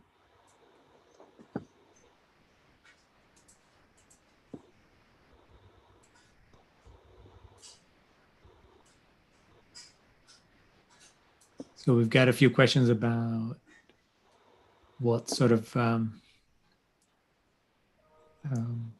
profile you match when it comes to software, your main programming languages in the last 6 months, the operating system you use to code, the one you use to actually your project's target, and then a couple more questions around the platform you build for and how long you've been looking into Crystal. So far, I've got 6 people, 9 already, so that's 15%. Awesome, the number is going up. Yes, this is all good information. We're going to be able to publish an article on this. I don't know about you, Steve. I think with time, the idea that people define themselves as hacker, developers, software engineer, or system engineers and stuff like that, I think it does make a difference. I think in a way, and I guess you coming from a startup, it does make sense to have different profiles at different times in the lifetime of a company in a way, right? Yeah, yeah. I mean, I still consider myself a hacker in my personal life. But yeah, definitely more of a system engineer at the business level. Yeah, makes sense. Okay, we got 42 people who have answered. I was tempted to stop right there, but actually the number went up a bit. So let's give people another 10 seconds and then I'm gonna wrap up and show the results. And in the meantime, I'm gonna be promoting KC to panelist. And we're gonna be able to start our lightning talk section that I know many of you are waiting for. So I'll wrap up the poll. Quite a few software engineers. Let me share the results for a second. Quite a few software engineers. And then we have Ruby as the main programming language for the people on this call, which is understandable, makes sense. macOS and Linux battling for the supremacy of the operating system you use to code.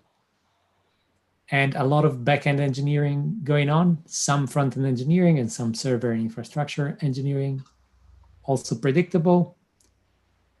We are targeting Linux, also fairly predictable, with all the Docker that is going on in this at this time.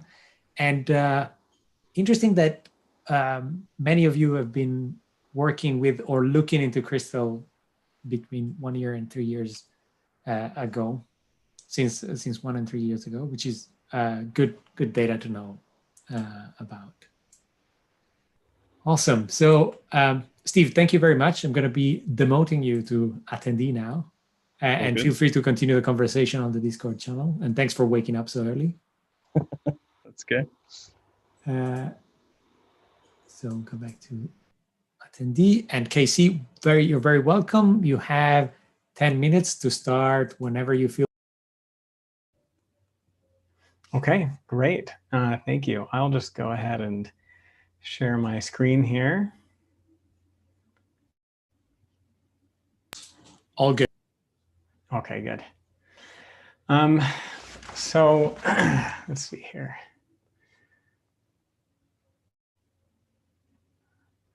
So yeah, hi, I'm Casey. I'm a senior developer at King's Distributed Systems in Kingston, Ontario. And thank you everyone for coming and listening to this.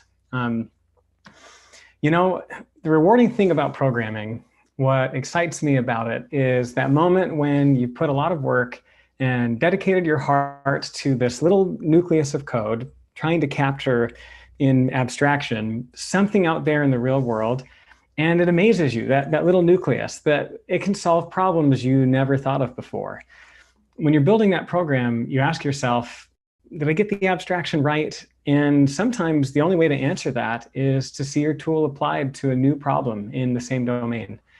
And if it's basically already able to solve that problem, then you know you did it right. Today, I want to tell you the story about how I experienced that with my first Crystal project, getting a PhD in crystallography. So the story starts in the beautiful city of Prague. That's where I was a student at Charles University and a researcher at the Institute of Physics. And what we were studying is this field in material science called crystallography, which is all about the symmetric arrangement of atoms in a material. And we study the symmetry, which means that the atoms can be, like if there's a mirror plane symmetry, then we'd say the arrangement of atoms on one side of the mirror plane should be the same as on the other side, just the mirror image. Or if you have a rotation axis, then you'd say that they should be related to each other by some kind of rotation around an axis. And the surprising thing, perhaps, is that by just understanding a few basic symmetry rules, a lot of times we can predict the material properties that we can expect. So I'd like to show you the problem we are working on in the form of a table. And what we have here in these columns, G and F, is these things called point groups. And one of the surprising things in crystallography is how often something that seems so infinite and vast can be summarized by just a small set of countable things. And that's the case here. There's just 32 of these point groups. And what a point group is, here's 1, 2 over m, is it's just a group of these operations like I mentioned. So like 2 here means a rotation axis, and m means that mirror plane that I mentioned. So we have a group of these. And here in this table, we're looking at these group subgroup combinations. And so if you work through all those combinations, you end up with 212 of them, and we call them species. So that's the rows of the table. And the columns are these vector-like quantities, and these correspond to physical properties, like whether the material can have a macroscopic electric dipole moment. So for each of these transitions in these rows from a group to a subgroup, and for each of these vector-like quantities, then we're going to study whether it's a full transition or a partial transition or not a transition. And we can mark that with these circles here. So fully colored means full transition, partially colored, and so on. And these question marks show you sort of where I showed up in 2017 as a new PhD student. I was assigned to learn some physics, learn some symmetry, and see if I couldn't answer this question going through row by row, item by item, by hand, because that's how we did this. The previous results that were published here, that was all done by hand. And being a programmer, it didn't take me very long to start thinking about ways I could do this in object-oriented way. My background was Ruby, like many other speakers today. And so I can share with you a little bit of this structure, the structure approach that I took. And I started to think about this problem in a couple of different libraries. So first I wanted to kind of start far away from my problem, this question of species and vector-like quantities, and just capture the math. So the SimBase module has a very general notion of these operations, which the technical term is isometry, and this idea they can be grouped together in a mathematical group. And that's about it. And then this other library, Sim32, then it would know more about this idea of I have certain types of isometries like an inversion or a rotation or a reflection. And it would group those together. These are all called point isometries. So group them into a point group. And then still these two layers are separated from the actual questions that I was trying to solve, the question about species and so on. And I took this as an excuse to learn Crystal. I'd heard of it before, and I was really pleased to learn some of the language structures that were available. So for example, this isometry idea, I decided to take an interface style approach. So it's a module, the isometry module, and has some concrete and some abstract methods. And then when I want to create the actual isometry itself, like a rotation, then it's just a class, and I include that module. And then the type system, I'm able to say, hey, this is an array of isometries, and they can all be totally different classes, but it knows just what to do with that. It's really nice. And of course, Crystal also supports classic class-based inheritance patterns. So my point group could just be a subclass of a symmetry group.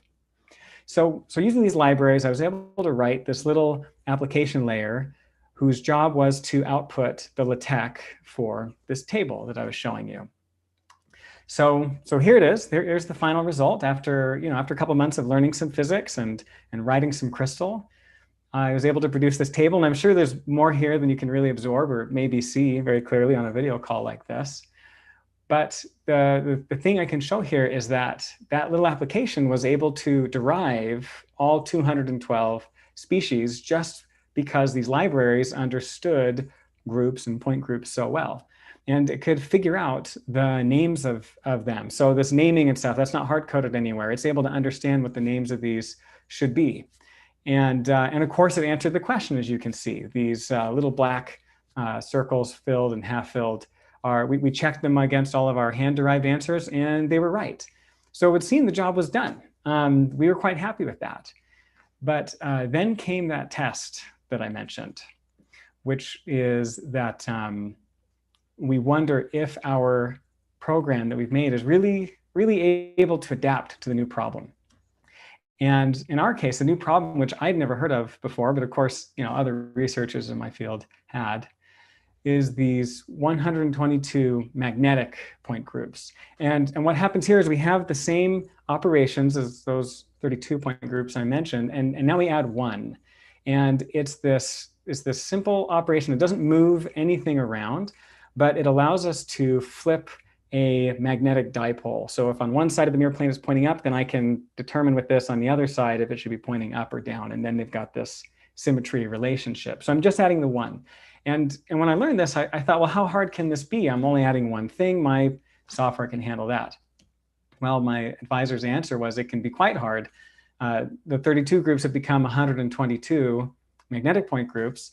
And we only know how many species there are, how many rows this table has, because one professor worked painstakingly through hundreds and hundreds and hundreds of cases by hand and tabulated them. And he determined that there were 1,601 of these species. And if you consider also that the 4 columns we were studying are now 8 vector-like quantities, then you have more than 12,000 different cases to check. And when we were starting this project, the number of those that we knew the answer to was 0. So it's quite a big new problem space. And there's a lot of nuance and detail there that is easy to miss. So I went home that week, duly humbled, and thought about what, read about this and tried to see what I could do. And the only thing that I could still think to do was create a new library, SimMagnetic, add this one isometry, have it inherit from the other guys that have already implemented this, and give it a new place to live, the subclass magnetic point group. That was it, just these 3 files, none of them over 100 lines of code. And then I fired up my same application layer that I'd written before, and to see what kind of table would get out. And I got this. I'm sure that this is way too small and dense to ever get across a video call, and that's fine. But I can promise you that there are more than 12,000 of those little black dots, like I mentioned. And as many as we could stomach checking were correct.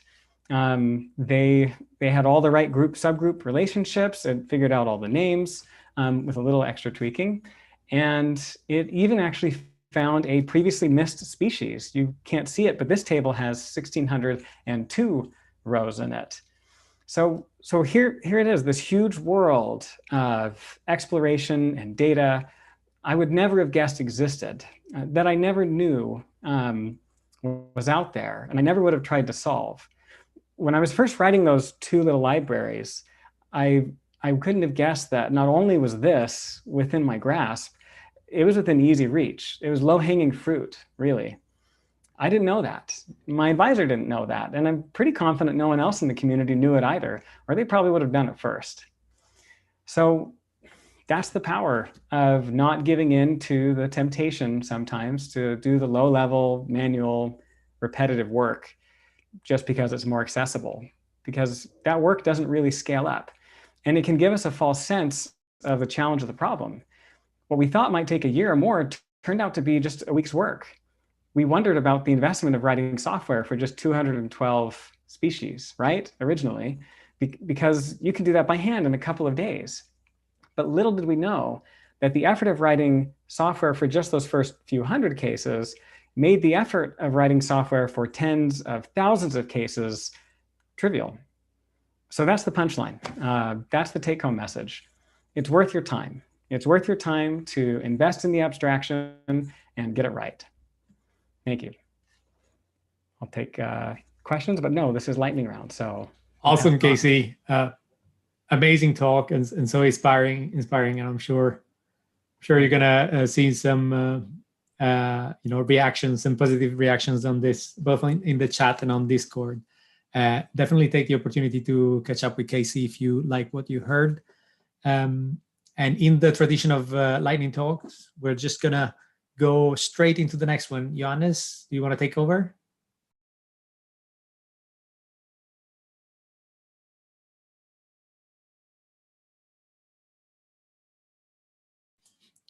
or not.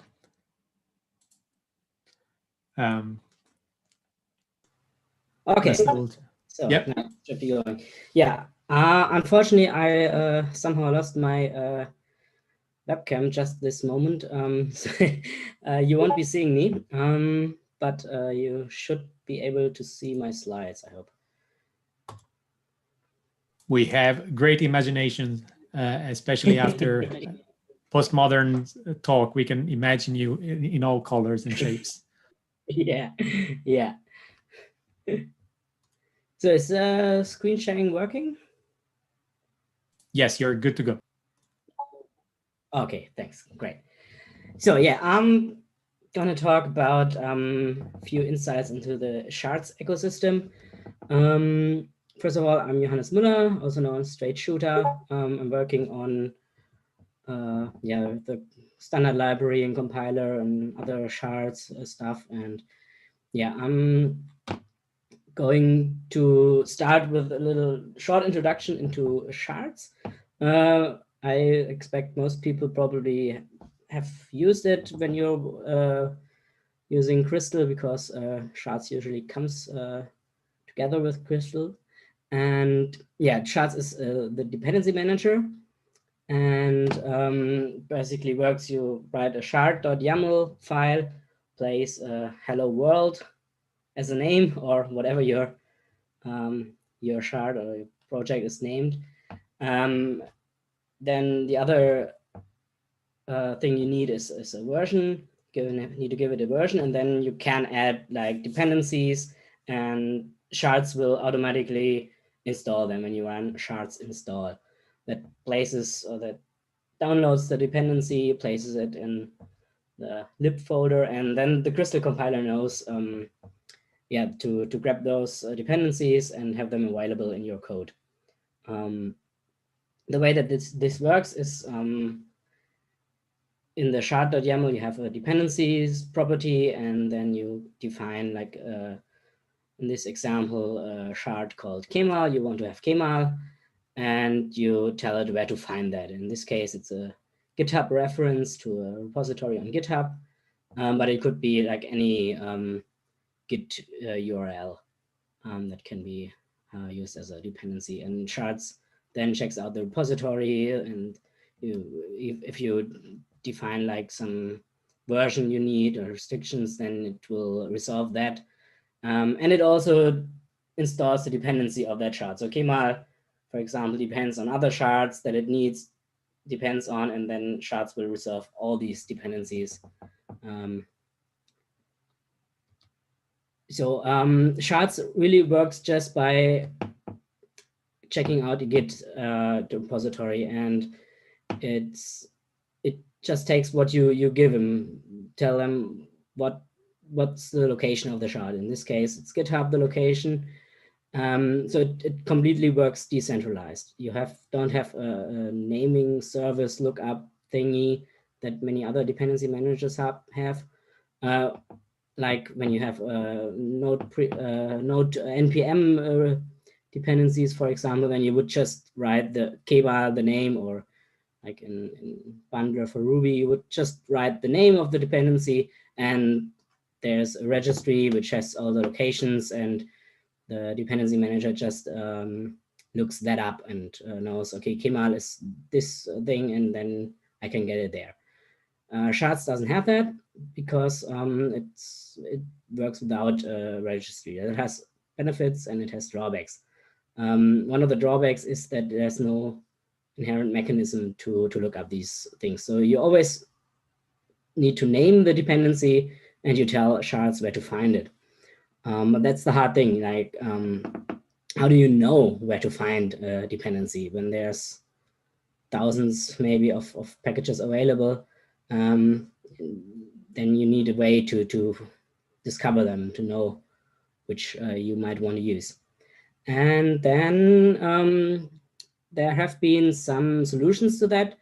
You can Google, or you can use GitHub search, or for some years there have been a number of services available, which basically act as a front end to the GitHub API, and allow you to easily look up information about shards that are hosted on GitHub. So that's nice, but it also only covers GitHub, or maybe if you do the same thing for packages hosted on other providers, that could also work.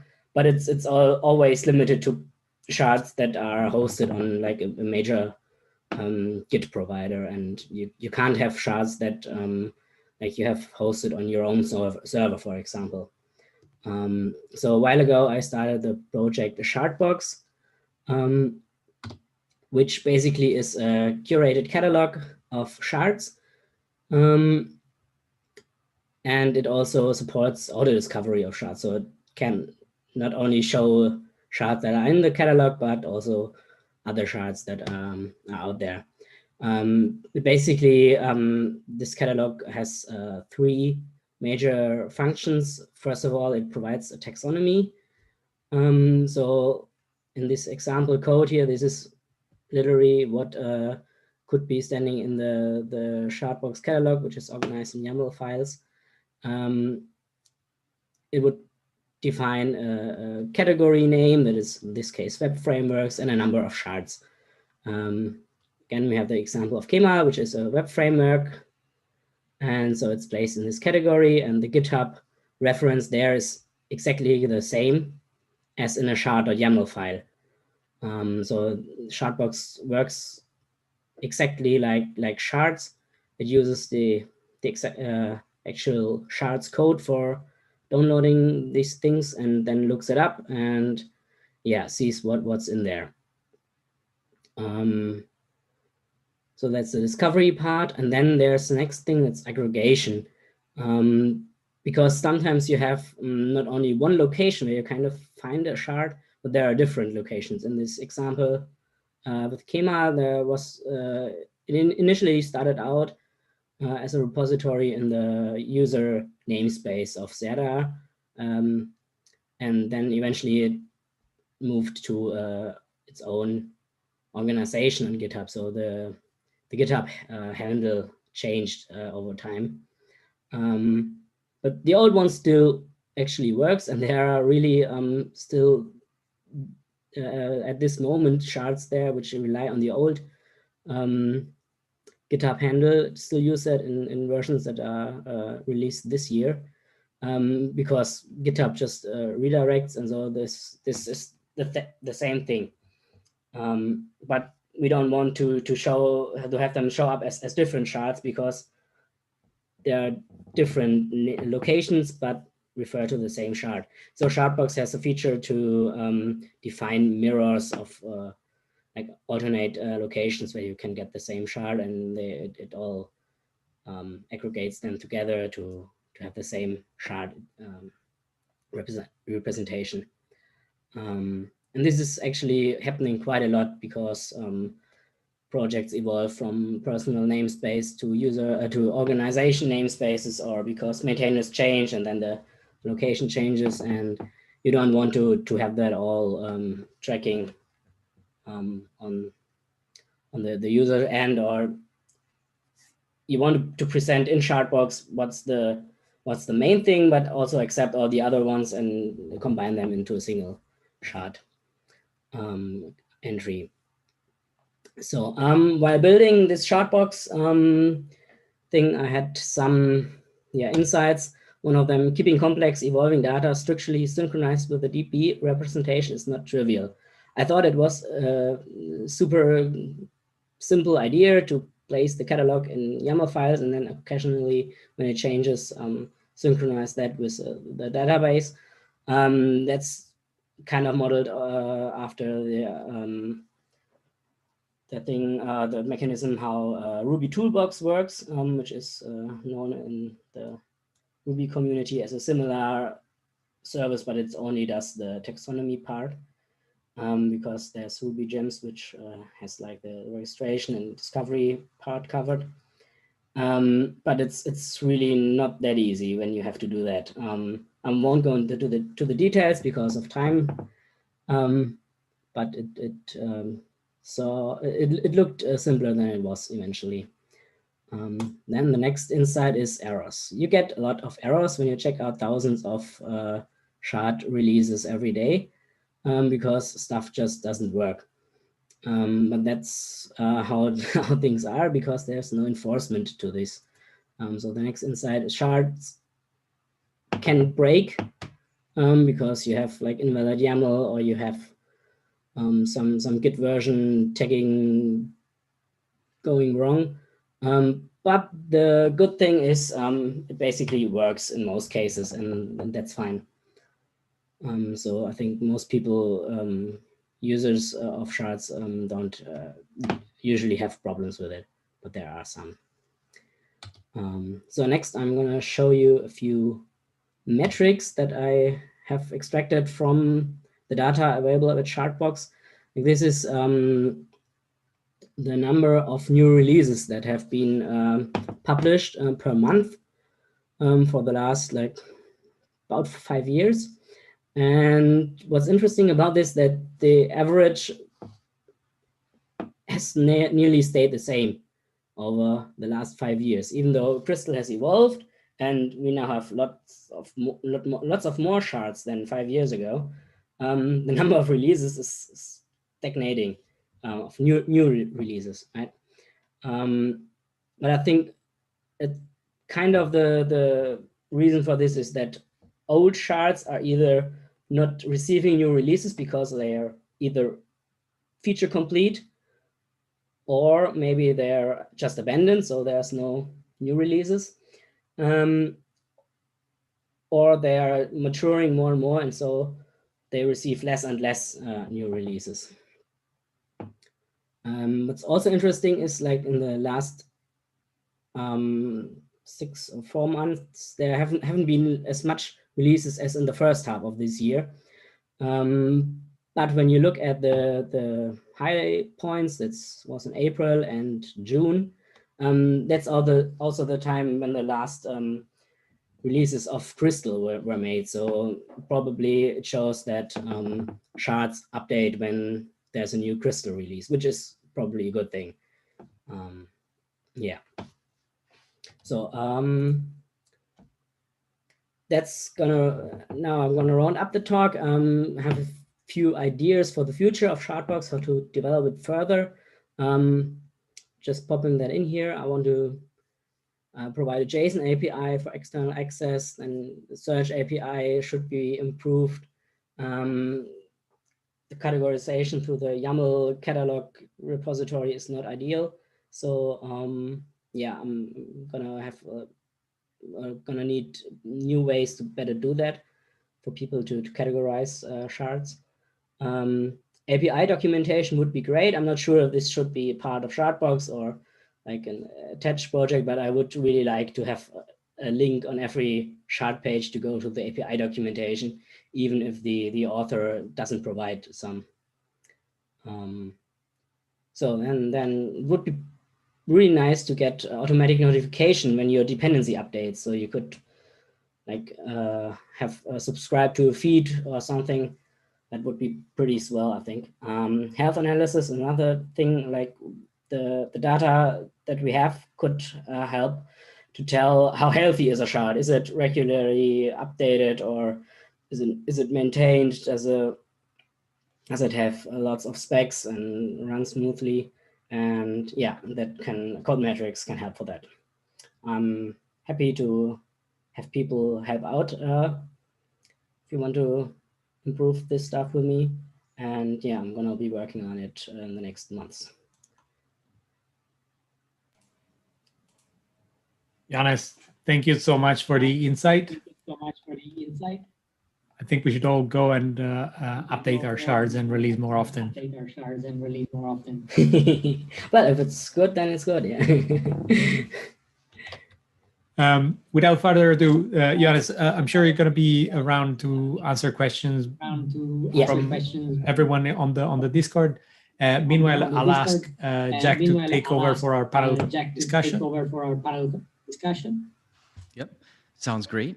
If everyone, I think there's an echo. Sorry, Johannes, you might have some echo. I'm going to mute you. Awesome. So while everyone is unmuting and turning on their video if they want to, I am going to kind of jump into the panel section and how it's going to work. Just hello to everyone who's just joining. This is the Raw Crystal Conference panel. I am your host, Jack Thorne, otherwise known as One True Free on the internet, the Twitters, the Instagrams, the GitHubs. And I'm also the host of the Chicago Crystal podcast, which is on break, but we are coming back after this conference, maybe in the new year.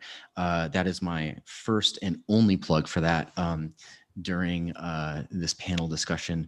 And we have some interesting sections for you. One is on the ecosystem and the community, and the other one is on kind of crystal design and running crystal in production.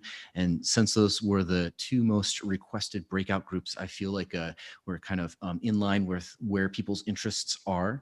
And a little bit of housekeeping, we're going to jump into this, but just to let everyone know, we will be using the Q&A feature on Zoom to try to take questions from the community.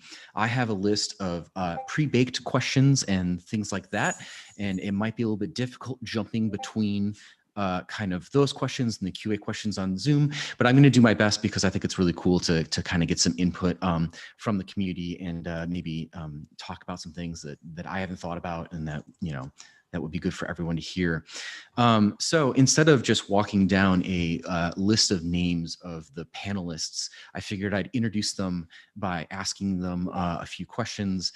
And if they would not mind, if you could tell us your name, your job, or how people might know you in the community, and then what crystal is to you in 3 words, please no more.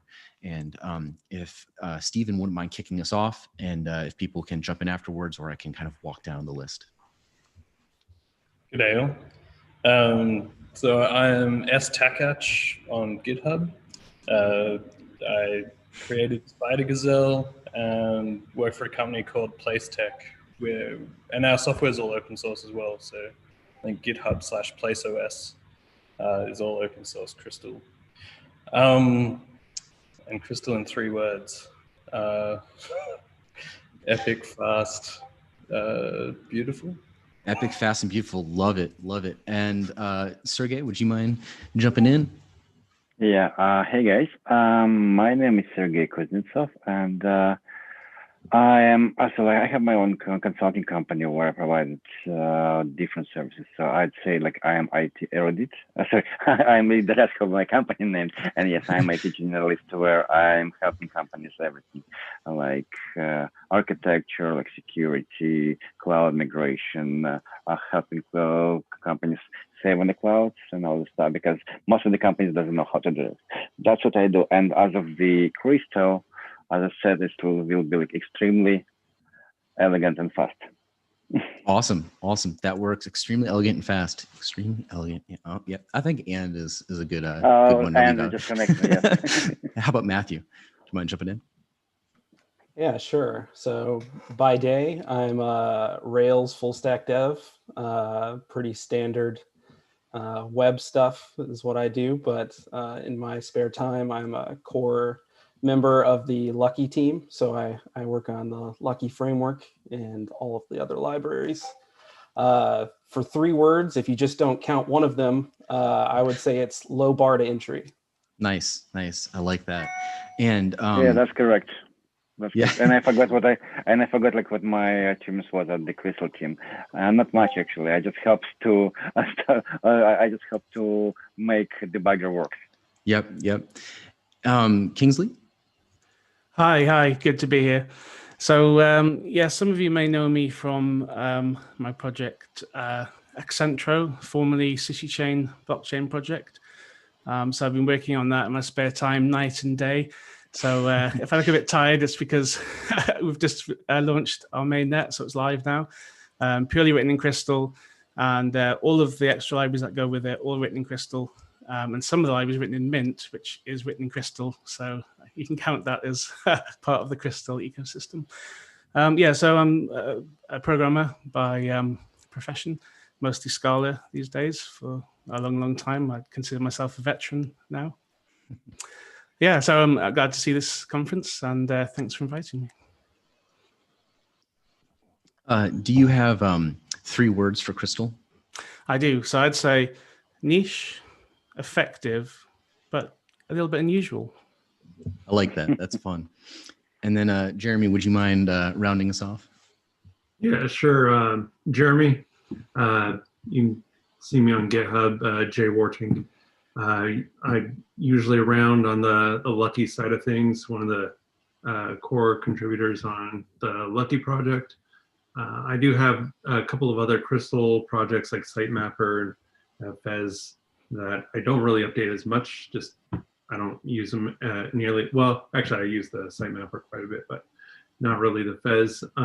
As far as 3 words for Crystal, maybe Crystal is amazing. Crystal is amazing. You know, that really works. I like it. Just for time's sake, I'm going to kind of cut over some of the other intro kind of sections because we got started a little late. We're going to be entering the section for the ecosystem in the community. If you do have questions, you can try to put them in the Q&A feature of Zoom, and I will be trying to read that. But just to kick it off, I'm really interested in origin stories, and I think the community is pretty cool, and the ecosystem is pretty interesting. Does anyone want to share how they first discovered Crystal and discovered the Crystal ecosystem? And we don't have to go in order, and not everyone has to contribute, but if you do have a story, I'd love to hear it. I've certainly got a story. Yeah. So I came from Ruby long time ago, and I was looking for more performance in one of my projects. And I happened to catch a presentation in a RubyConf about writing extensions in this D language. And I thought, wow, this looks cool. It looks much easier than C. I'll give it a go. So I started writing D. I sort of got into D. Then one of my friends said, hey, have you checked out Crystal? It's like Ruby, and that would get around all your issues with speed. And I was like, oh, no, I'll check it out. So I went to have a look at it. I think it wasn't quite ready at that time. So I thought, oh, bookmark it. And then I came back, I think it was maybe like a year or 2 later. And wow, it had totally changed. Like there's ecosystem had arrived. There was libraries, like everything didn't have to be written from scratch anymore, because that was one of the main issues for me picking it up. Like I didn't want to have to rewrite all my Ruby libraries in Crystal. But yeah, so that's how I got into it, just kind of by accident, really. Someone mentioned it, otherwise I don't think I would have found it. Yeah, there's a lot of coincidental kind of discovery of Crystal. Yeah, I think I discovered it through Sidekick. Yeah. I can't remember who the creative Sidekick is, but Mike I follow him Person. on Twitter. Yeah, that's it, Mike. Yeah.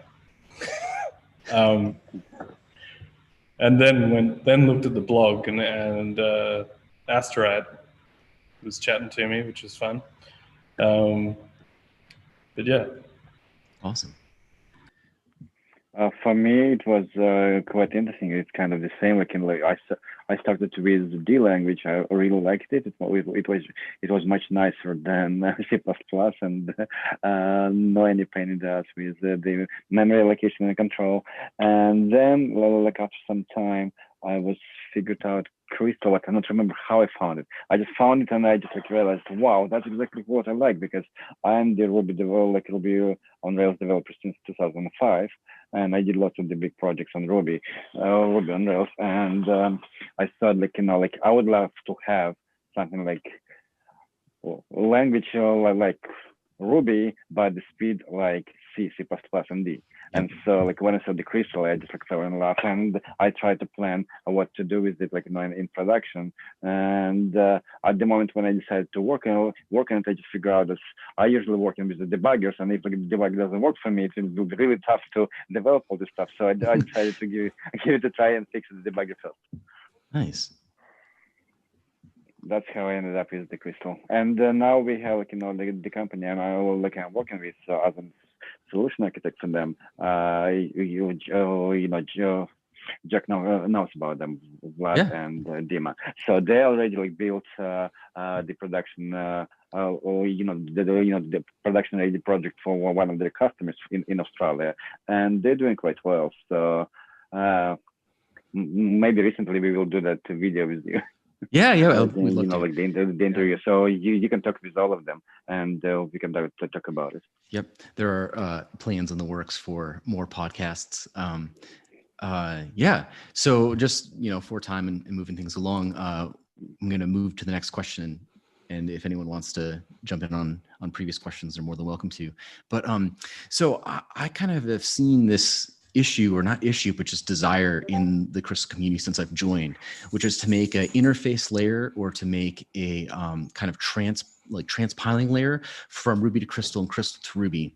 There have been a few gifts that I've seen, projects I've seen, attempts I've seen that have really kind of either not been completed or have been abandoned.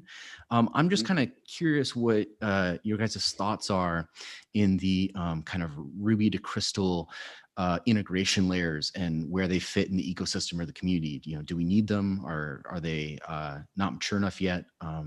Yeah, I've seen a lot of those things kind of over the years in different languages. There was a project that did sort of a transpile PHP to Ruby and Ruby to PHP, and you get let's turn C# into JavaScript and all this kind of stuff. Yeah, I think Java the concept of going between them is fine and all, but in reality, even though the syntax is similar between Crystal and Ruby, I don't really think that we need a sort of, hey, let me just go ahead and start shoving everything over, because when you get into Crystal, you start thinking about how things are structured differently. Yeah. Right. Yeah. In Ruby, with all the meta programming stuff, you're like, oh, I'll just call .send on some private method and send us in.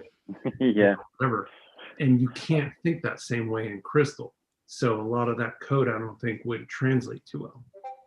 But you know what? I think maybe like partial transpiling is good. So if you don't use all that like meta programming stuff, like send or like all that like evaluation stuff, then you can get some classes and just transpile them to the Crystal, which saves you a tremendous amount of time.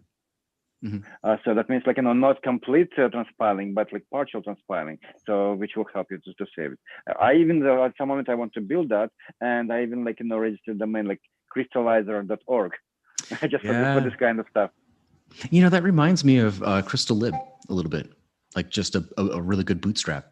Like for people who don't know, Crystal Lib is takes C libraries and helps you create a Crystal. Mm-hmm. Mm-hmm.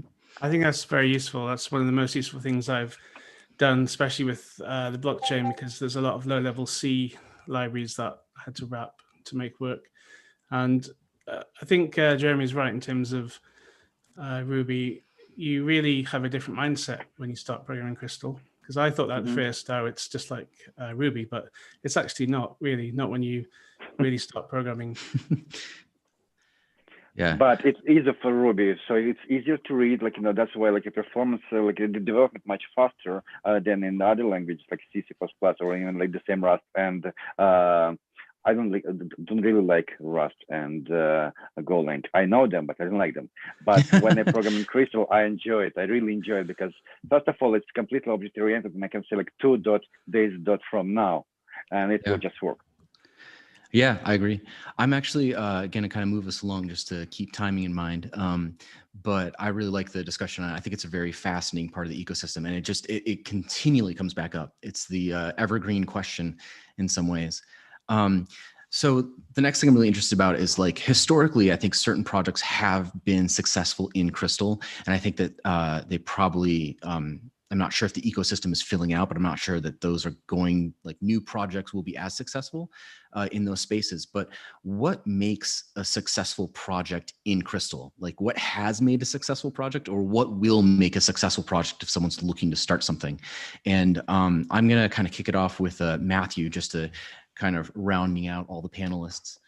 Yeah. This has definitely been something that's on my mind a lot recently, because as a developer, I'm the person who just wants to sit and program. But I mean, if you heard Jeremy's talk earlier, in Lucky, our most important thing in Lucky is the community. And it's so much more than just the code. In fact, you know, a lot of these projects that I'm seeing lately succeed are almost in spite of the code. It's a wonder that the code works, but it's really the community that's carrying it along. So I am really thinking a lot more recently about writing, and that seems to have make a big deal on like confidence coming in, because if you think about something that comes up a lot in Lucky is this concept of image uploading. You know, everybody who's written a web app eventually needs to upload images, and somebody comes into Lucky and asks about that, and we don't really have anything to point them to. But that doesn't mean the solution is any more complicated than Rails. It's just Rails has 50 million articles out there that can give confidence. And I think that confidence is what really helps these communities succeed, no matter what the code is. Yeah, that's actually a really good point. I hadn't thought about that. Stephen, do you have any ideas on what makes a project successful in the Crystal ecosystem? Well, I think if it works, that probably helps. I mean, so I guess I haven't really been focused on the ecosystem as much as others maybe. Okay. Just because the company that I work for actually like dog foods all the code we're writing. So we're using it in production, and hopefully that inspires confidence in others. But I guess if you just put it out there, and if people use it and like it, then that's awesome. Awesome. I've got a few thoughts on that as well, actually. Oh yeah, go. Some of the things that sort of make it more difficult is if there's a lack of documentation or a lack of good documentation. So I think the more documentation you have, the more successful it is, because people will be able to get started more quickly. Secondly, as well, is reacting to changes. So when there's a new version of Crystal, if the maintainer updates the code quickly to support, I think that's a mark that it's an active project. And people like active projects. If your project's not active, there's a little bit of hesitancy to use it. It's like, well, you know, maybe this is not supported. And then lastly is just having community around it. So answering questions, taking various feedback in issues, addressing issues. If a project does all of that, I think it would be successful regardless of the language or ecosystem. Sounds good. I think we've gotten, I totally agree with you.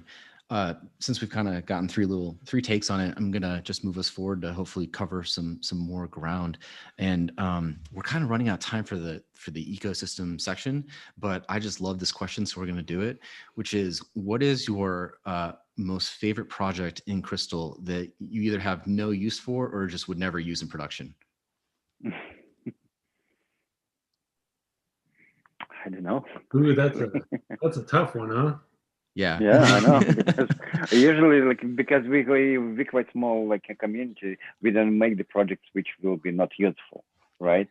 So because we initially you building the projects which will scratch your itch, and only then you can start to experiment and doing some other stuff. That's why I don't even know which project can be like that.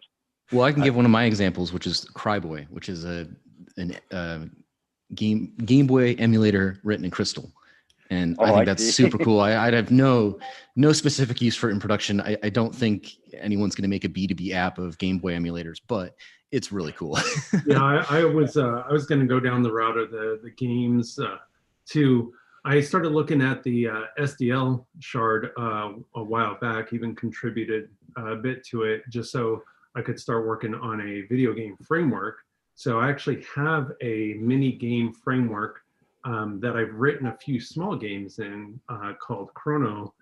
And I mean, it doesn't work that great, so I would never throw any indie games up on Steam with it. But, you know, just the idea of being able to write a tiny little game just to pass the time, whatever, in Crystals is pretty fun.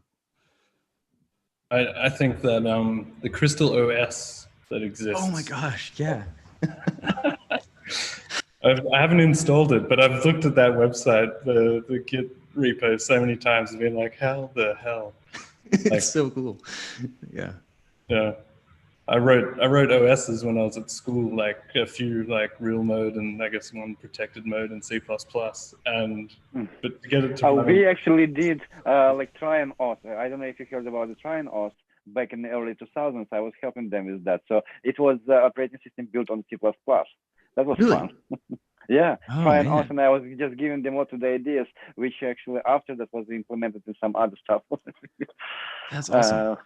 Like Cool. transpiling the code and like in a Java, you know, the binary code. Yeah, was fun.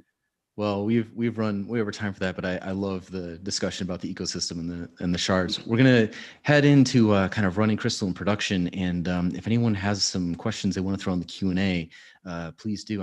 I have it open, but I haven't seen any in there. So yeah, just let me know.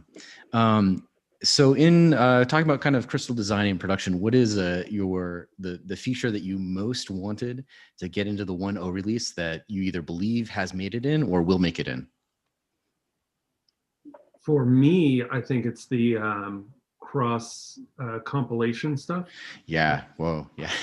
we tried several times, and I know I've asked on like the forums and the chat rooms and stuff like that on how to get that to work. We never got that to work.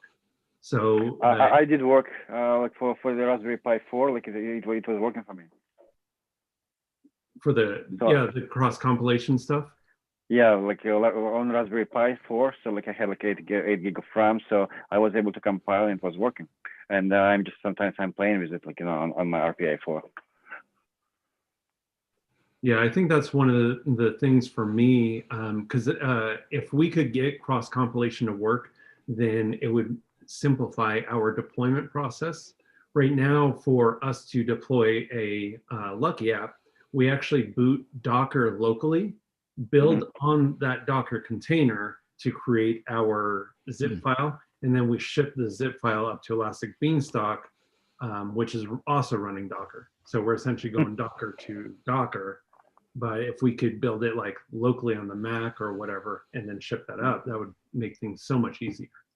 Oh, locally, sorry, like I like because what I did Bootstrap, and then I moved to the RPI and did all the stuff over there. I mean, we use BuildX to build ARM images using Docker, which you can do on your Mac. And I guess the new Macs will do ARM natively. Interesting. Has anyone tried that? Does anyone even have one yet? All right, so we're gonna jump to the next one, and this one I think is really interesting. But Crystal has been influenced by many languages, and if you've read some of the pull requests or the RFCs, you'll see samples from Go and Rust and Java or other things like that. But it's probably most heavily influenced by Ruby. I think that's kind of unquestioning right now. What do you think are some of the positive and negative influences that have kind of come from the Ruby ecosystem? And I'm going to kick it off by calling on Matt to see if he has any thoughts. If not, you can just pass, but I figured I'd give you an opportunity.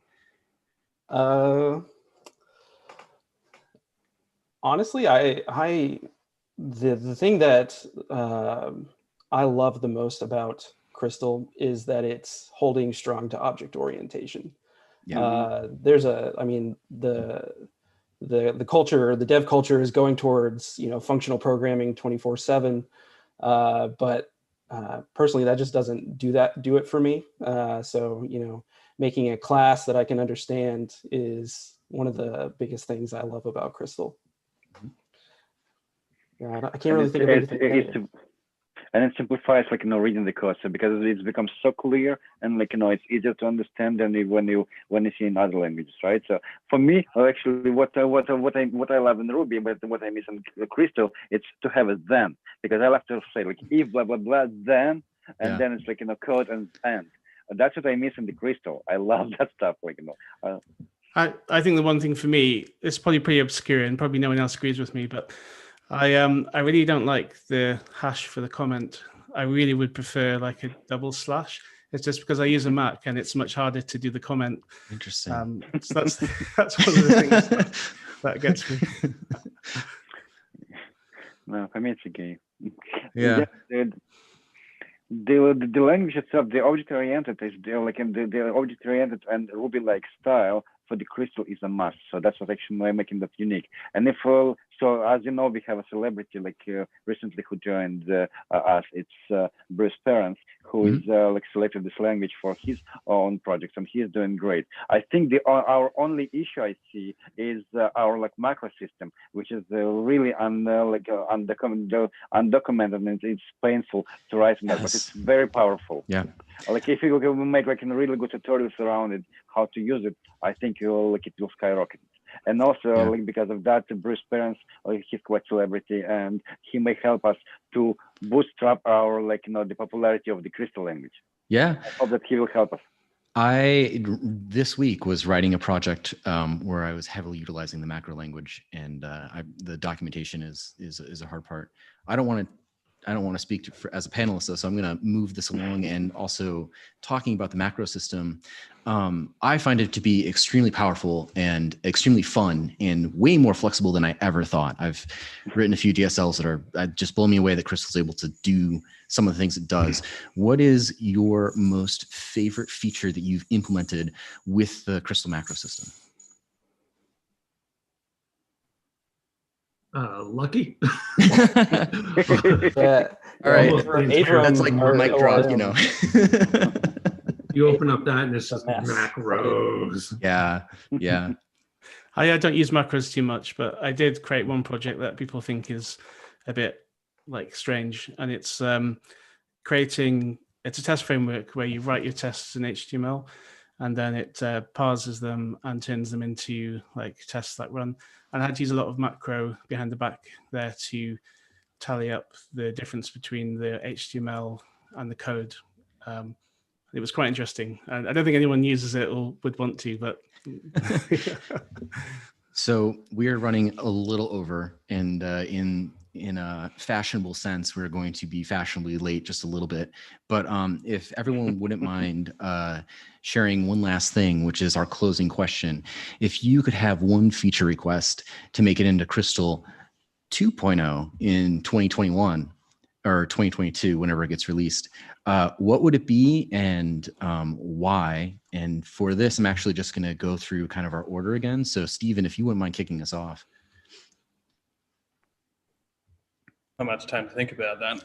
I mean, I'm actually really happy with how Crystal is currently. Like it's, I don't know, it's been revolutionary for my life in terms of coding. Yeah, I mean, that's fine. I guess building out the standard library a bit more, maybe. Oh, actually, I do have one. Nurseries.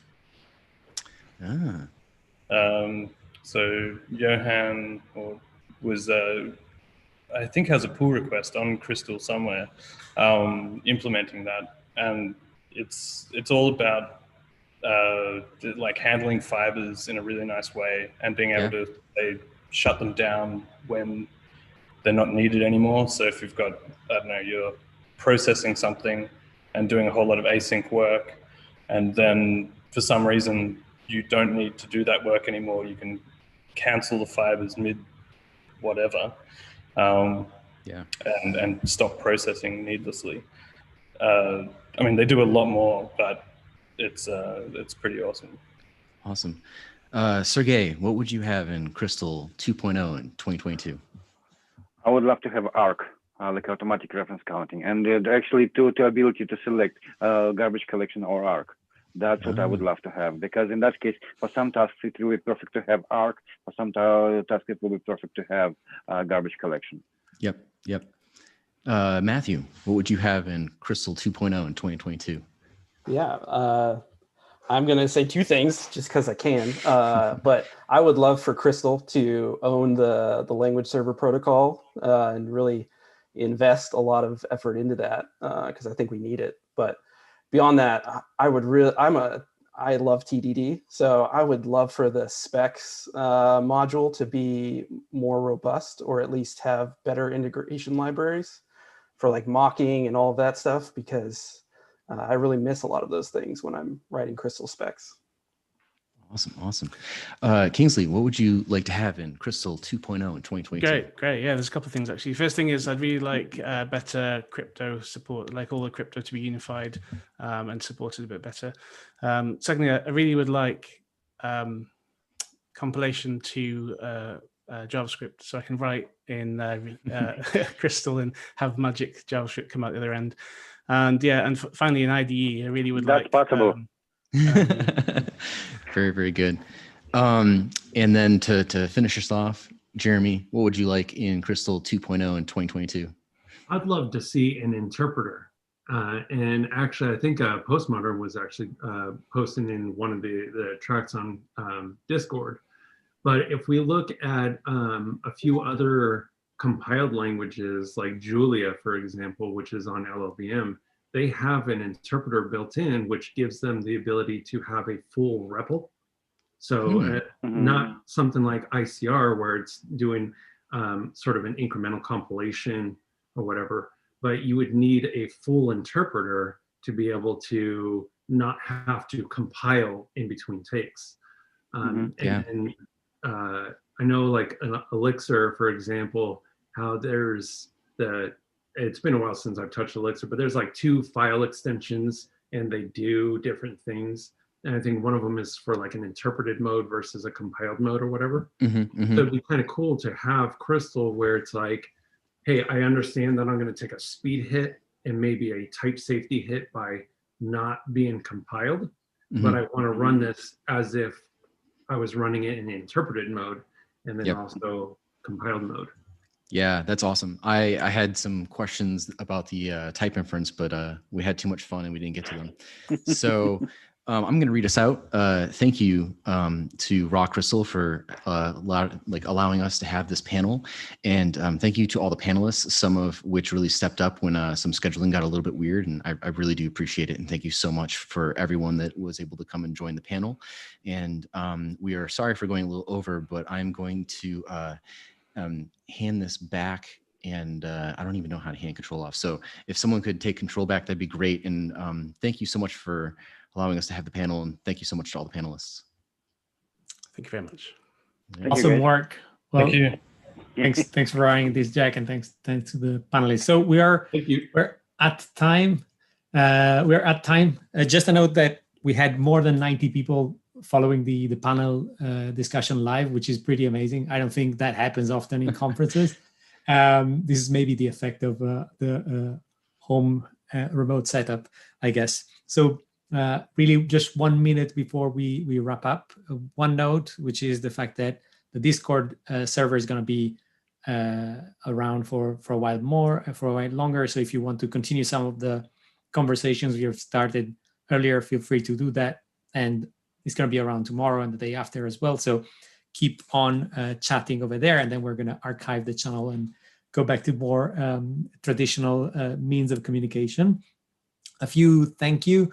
A big thank you to Manas for supporting in the both in the logistics and the financial support for getting all the infrastructure set up. A massive thank you to Martin, also from Manas, for being my partner in crime in co-hosting this event and for very patiently finding the best possible configuration for this event to run. That was not trivial at all. Amazing to have. I'm honestly humbled by the quality and of the speakers we had today, and even more by the number of submissions we have received in terms of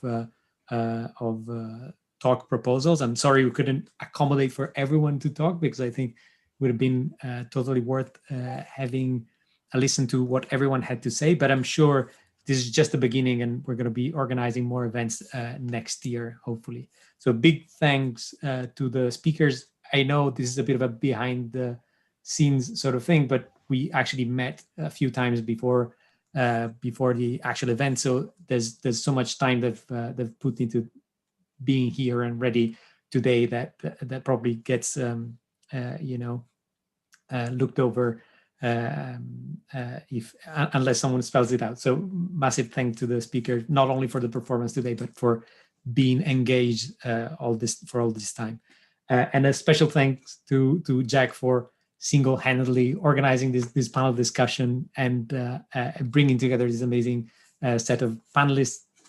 Thank you to the panelists that agreed to take part in this, and also special thanks to all of you who attended or will be watching this in the future, but especially to the people that attended this live. I didn't think we could get to this level of engagement and excitement on the Discord server and here on the Q&A. And this really tells me that we can make these events much more human than we see at times. So really appreciate your collaboration and also your participation in this event. And finally, one last thank to my wife. If it wasn't for her, I would probably still be trying to buy a domain for the conference and probably try to spin off a website from scratch to host the event and set up a payment system and all of that. And the logo would have not even been finished by now. So you always need someone in your life to give you a bit of rhythm to get things done. That was my wife in this case. So thank you. This is really a wrap. I'll see you on the Discord server. Thank you very much. See you next year.